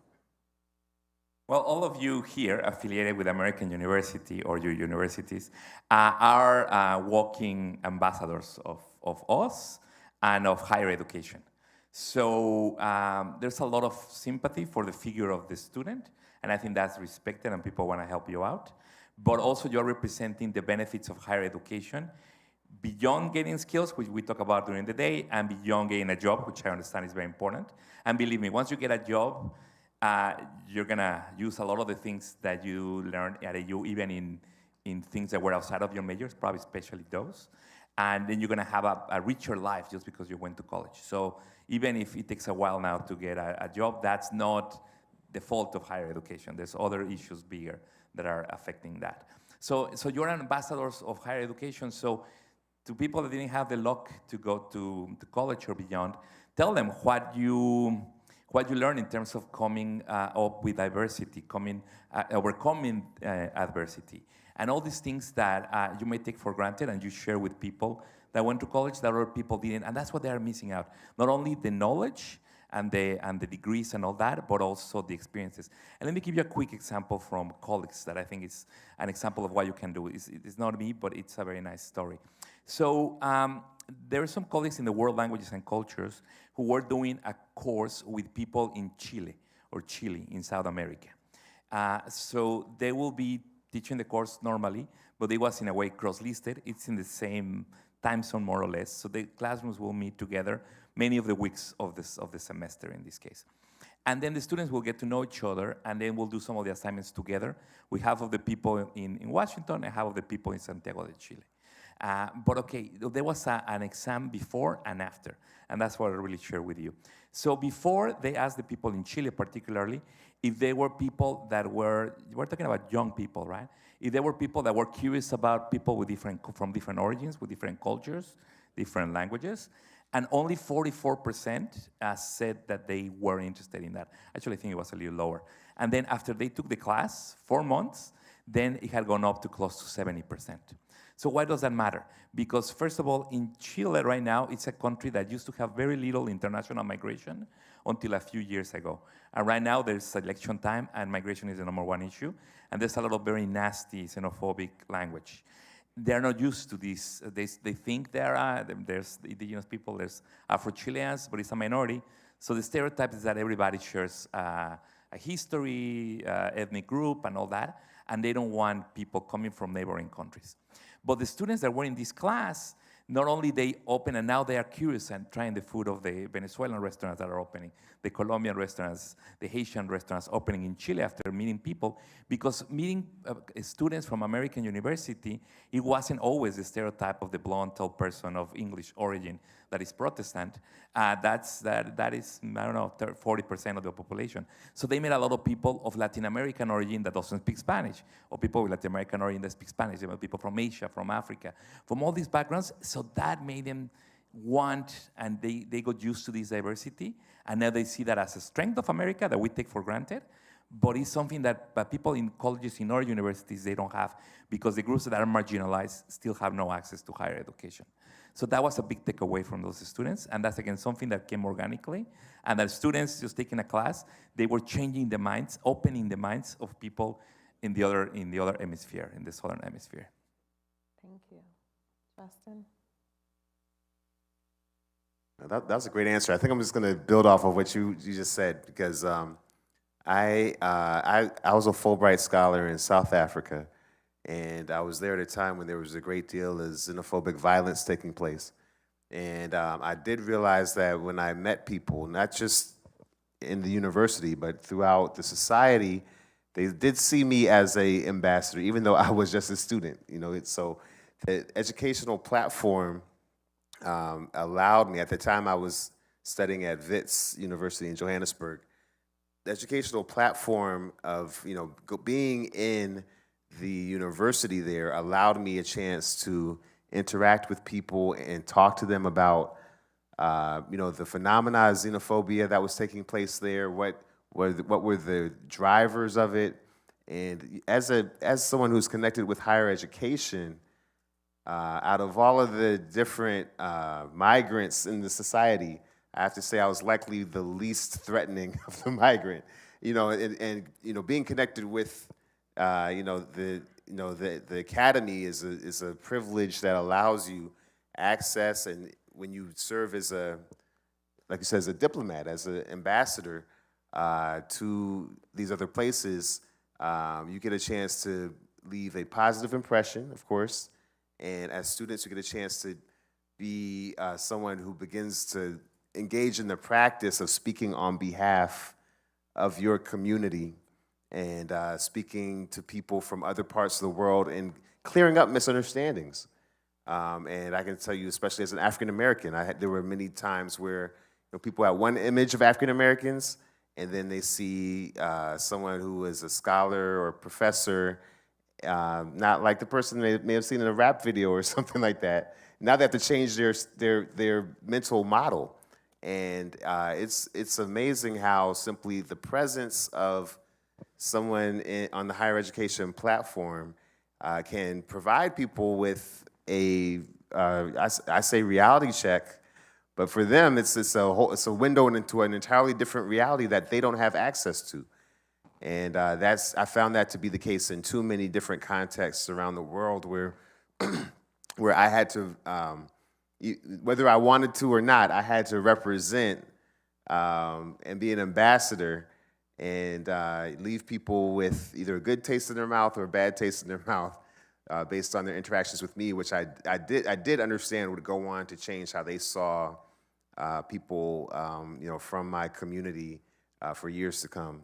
So but I think for young people, for students in that environment, and also for professors, I think oftentimes when you travel, when you interact, at least for me, I know I was there to almost take. I was there to learn and to gain from the experience, but I didn't enter the experience thinking that I was also someone who was giving an impression and someone who was serving as an ambassador. And if I had known that beforehand, maybe I would have prepared differently, and maybe I would have had some talking points, and maybe I would have been more in the mind state of serving as an ambassador while on a study abroad program. But I hope that's something that we can integrate into our exchanges, because I do think that plays a major part in helping us to communicate and avoid conflicts and misunderstandings between peoples. Thank you. Both tall acts to follow there. And Courtney, in thinking about, advice, or like, how do we be resilient in this time? How's education? How can education be resilient? I was a Peace Corps volunteer in the 90s in Moldova, the former Soviet Union, and it was so bleak and it was so cold. It was during the Russian financial crisis, and I was freezing all the time. But I worked with teachers who had just been through 50 years of communism, and I would ask them, like, how did you do it? How did you do that? And then how are you doing this? And I think for many of us that are struggling, like, how are we going to do this? It's just because we keep showing up every day. And we just put one foot in front of the other, and we remain open and curious. And I show up and I teach my first-year students, and we work on dialogue. And I'm always looking to learn new things. I always tell them, help me think differently. What is something I haven't thought of, right? And so I think that's for all of us in this moment of thinking about how we can, in the space of higher ed, space of education, be resilient. How can we foster resilience? Let's just keep showing up one day at a time, staying true to our values and who we are, which will be different for all of us in this room. But just keep doing, just keep on keeping on. Thank you. I don't know about you all. I am inspired, and I feel extremely privileged to be sitting up here with these esteemed professionals with deep knowledge. And I'm sure I can continue asking the questions, but I don't want to hog the space. So I'm going to open it up for people in the room who are curious or have a desire to ask a question at this time of our panelists. We have folks coming around with mics, so feel free to raise a hand or pop up. Thank you. My name is Dvorak Bendaway, and I'm a first year at American University. So you talked a lot about higher education as a catalyst for democracy and diplomacy, but we're seeing an attack on higher education, and like the middle class is kind of stressed, the working class kind of sees it as a fairy tale, and people are losing hope in higher education. So how can we combat that and make like the public restore their faith in higher education? Great question. So thank you. So that's part of the ambassador's part that I meant to say and I didn't say it. Help us make the case that universities matter, that we should remain open, that research matters, that the government and private actors should fund research, that is an investment into the future, it's not wasted money, and that all majors have their value and their use, from philosophy to law to technical things. So that's one thing. And then, yes, we're under attack. So it's not the time to be shy and to live in the ivory tower. We have to say, no, this is our value, this is our contribution to society, this is our views on X and Y topic. I do research on migration, so I participate. I think it's my duty to participate in public discussions on migration. So there's more evidence-based discussion than just with stereotypes and assumptions and myths. So it's something that we cannot do, and we have to do more. And Dr. Anna Burley said earlier, we cannot be afraid, because we're already targets, so we might as well act collectively and define ourselves, again, in a solution way. We're offering the solutions based on the work we do. We can contribute to what's happening to help the middle class and the lower class that indeed are stressed. It's a great question. I'll admit, I never thought of higher education as an aspect of diplomacy. I don't think until I came to this panel, I hadn't thought of higher education as an aspect of diplomacy. So I know that in the public sphere, it's unlikely that people are looking at an attack on higher education as being something that is also an attack on the image that our nation is projecting around the world. But of course, that is what is happening. And we could have a separate discussion about the state of the State Department.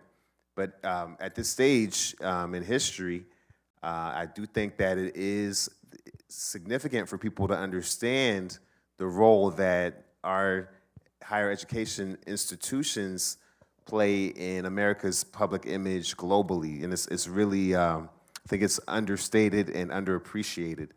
And, and that goes both from study abroad and reaching out, but also for the people who come to our institutions from other parts of the world and receive an impression of our country based on their impression of their life on campus. So their life on campus determines how they feel about this country, and then these people who are coming are usually people who are leaders globally. So there is a story to tell there that perhaps you can be the one to tell to the public, because I think very few people in the public make that connection. And once more people connect the dots, perhaps we can see more of a groundswell in protecting our universities. I don't have anything to add, although I will note that Deborah is a first-year AU student, so she's already thinking deeply about these things, so kudos to Deborah. Thank you. One more. Thank you, first of all. Really appreciate the initiatives mentioned, the data. I think it is very inspirational and really appreciate these initiatives. I guess my question is, actually having come from the diplomacy sphere, how do you scale these initiatives to counter sort of the disinformation, the negative messaging narratives that are out there? What would be your advice to policymakers to be able to, say, scale these initiatives to counter a lot of the negative messaging that is out in the public that gains so much more airspace, to be able to have that greater, broader impact and bring it to scale? Thank you, Miki. That's a great question. In terms, I started the Immigration Lab, and a lot of research centers in universities work in the same way, because as a faculty member, I have so many hours in the day, right? So I have done research on my own. I've gone to other countries, interview immigrants. It takes a lot of time and effort, and now I have a family, a job, etc. So what I have done is that with these students that volunteer at the Immigration Lab, around 40 per semester, we can bring this to scale. So we're interviewing people from Afghanistan, people from Ukraine, people from Haiti, people in different languages that I don't speak. We're able to reach them because we're doing it at scale. And we're working on 3 different books right now with different groups of students to get those stories out as soon as possible, not following the academic. My previous academic books have taken me 7 years of work. So it's a long time for issues that are pressing. And then we try to do blogs, we try to talk to the media so that we don't follow the academic clock that can be really slow. And then something that I value is invitations like today, because you can reach wider publics. And when you have a group of people like today, or people that are curious, that are open-minded, that are open to other points of view, that can disagree, and then also that's very useful. Then you can become a little bit ambassadors, and okay, I didn't know that immigrants, blah, blah, blah. And even if you share that to factoids, it's helpful. And then I have a book called Immigration Realities that goes over some of these myths. But community events, where I was in a church on Friday talking about these issues, and it was a beautiful community response. And then the people there in the audience, they want to learn more, and they want to change their point of view, and I think it spreads. So, but again, if you have any ideas about how we can reach more people to tell this type of stories, let us know, because now that you are outside of, some of you are outside of the walls of university, you have a better sense about what people know about us, how they see us, and how we can be more of service to American society. Because going back to the last question briefly, an attack, people don't see this, but an attack on universities, an attack of American universities, is an attack on the American people. It's an attack to the project of the middle class. It's an attack of social mobility. So it's connected. It's very connected. Thank you.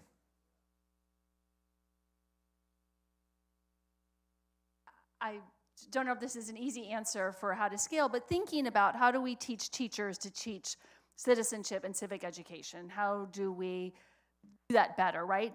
I don't know right now in this moment, but what I'm excited about is that civic education is having a moment. Like, I've been doing this work for so long, and it's always been marginalized, and it's always been about math scores and reading scores and bringing up literacy. And I think at this moment in time in the US, we are having a moment, and we're opening up this conversation again about how do you teach citizenship, how do you teach civics, how do you teach political literacy and digital literacy, part of that, to your comment about disinformation. And so I'm excited because I think there is now this space to think about how can we do this better? How can we do this more effectively? How can we rethink teacher ed to prepare teachers, and then later professional development as well, right? Like a teacher's life, they're just not the same teacher when they graduate from our program in School of Ed as they are 20 or 30 years later, right? But then how do we address that across a teacher's life? So I don't know, I'm excited about those questions. I'm looking forward to again, Civic Ed having this moment. I'll say really briefly, I'm always thinking about how to scale these initiatives. I know the Black Audit, we also have partnered with the University of Miami, the University of Dayton, Delaware, University of Delaware, and we're constantly looking for ways to partner with higher education institutions in other countries. You know, we've approached Colombia, Brazil, so the partnership model is one way to scale. And to the extent that these partnerships can go beyond simply just programs or departments to include entire universities, you can really find a large amount of engagement that's on the table. And there's a lot of enthusiasm for these partnerships that I've found around the world. So I think that's another piece of the puzzle when it comes to bringing these to scale. Thank you. I believe we have time for one more question. I hate to end on a downer. It's not a downer. I spent 30 years at the Association of American Colleges and Universities working under Carol Schneider as president, and the office I ran was called the Office of Diversity, Equity, and Global Initiatives. So for 30 years, I worked to weave together the notion that you can't have a functioning, vibrant democracy until you recognize it's a democracy that works for everyone. And you can't have just individuals getting what they need if they're not really part of talking to each other in a kind of social context. And we worked with faculty, with administrators, with deans. We set up diversity programs. We had diversity run through the curriculum because it was essentially a diversity-free curriculum in 1990 when we started. And within, 36 hours after being elected, an executive order made all that illegal. And in the federal government, the first people to go were people who ran diversity programs. But then higher ed just folded like a deck of cards and said, okay, we'll get rid of them all or we'll change it. I still read diverse in higher education. It is now called EduLedger, which I can hardly pronounce. Hasn't changed the inside, I guess that's okay, but it's stealing the language. What does it mean not to talk about diversity or equity or inclusion? And the fact that you're actually, and so my question to you is, what are the solutions, though it seems like you're just going ahead and doing the Black Audit right in DeSantis's land with the University of Miami, wherein he says, we can't teach in any way that makes white people uncomfortable. And if you did a Black Audit, that's going to make some white people uncomfortable. Why just black people? So you're just going ahead and doing it and find the people that will do it. But my real question, is how are you doing what you're doing? Though I picked up the fact that a lot of what you talked about was global. In this environment, which is hostile to everything and is trying to shut down the possibility of having this conversation about how diversity is critical if we're going to have a functional democracy, and that it is critical to higher ed being able to do its work in educating students. We need everybody there to educate us. So I don't want to end negatively, so I wanted to see how you're doing it in spite of this incredibly hostile environment where the university seems to have said, we won't do this anymore. One thing I was going to say is thank you for that question. And one of the keys to success is the words we use, right? What's in the name? So instead of using diversity, we talk about internationalization. And having a framework come from the UN Forum on People of African Descent mandating a data collection project is very different from a DEI program that is excluding people based on race. So at this stage in the discourse, perhaps this is our privilege, the internationalist lens has not been banned in the way that the diversity lens has been banned. So this lens, this platform that we have in many ways is a acceptable pivot, or at least a pivot that cannot be initially just slammed with the same force as it might be if we had used other language and other frameworks. And being in the higher education space, as you said, you're at one of the main target points. You know, the target is on the back of higher education. So you're right. There are a lot of institutions that would be very, very afraid of doing anything that might be construed as promoting, say, racial equality, which is it's a crazy thing to say that we're in this space. But being able to do something that is using an international platform like the UN, or something that is based on an exchange of ideas coming from a global environment is something that is not outlawed yet. We're not outlawed on our internationalization projects yet. So that was my little trick. My trick. I think there's multiple layers to your question, right? So you're looking at it from a very large macro view that I think a lot of administrators have to deal with this, but I just show up to my classes.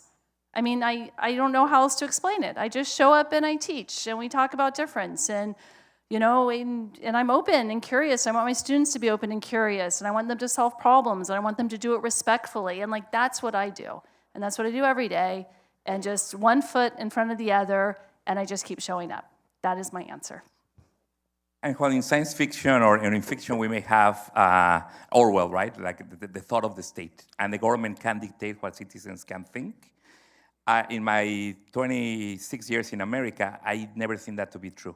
Americans are free thinkers, and even though what the government says, they have their own thoughts.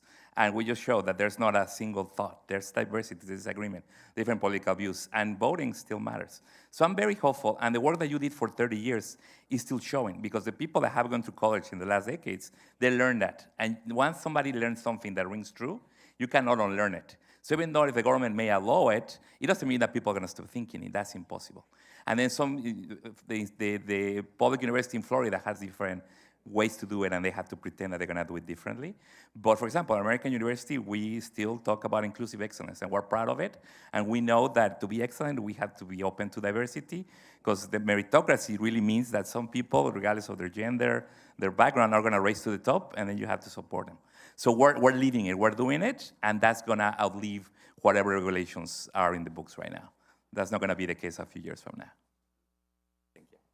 Thank you. Thank you all. Thank you for your thoughtful questions and the responses. From what I hear, when there's a will, there's a way, and just keep showing up, and we will be able to move forward together. Today we have heard how higher education is far more than a pipeline to professions. It's a lifeline for democracy, diplomacy, and shared humanity. From migration to civic education to justice, our panelists reminded us that when we invest in learning, we invest in peace. Thank you to our incredible panelists, Ernesto, Justin, and Elizabeth, and to all of you for joining us. We invite you to keep the conversation going with the School of Education at the Big Ideas That Matter podcast, where we continue asking, why this big idea now? Thank you.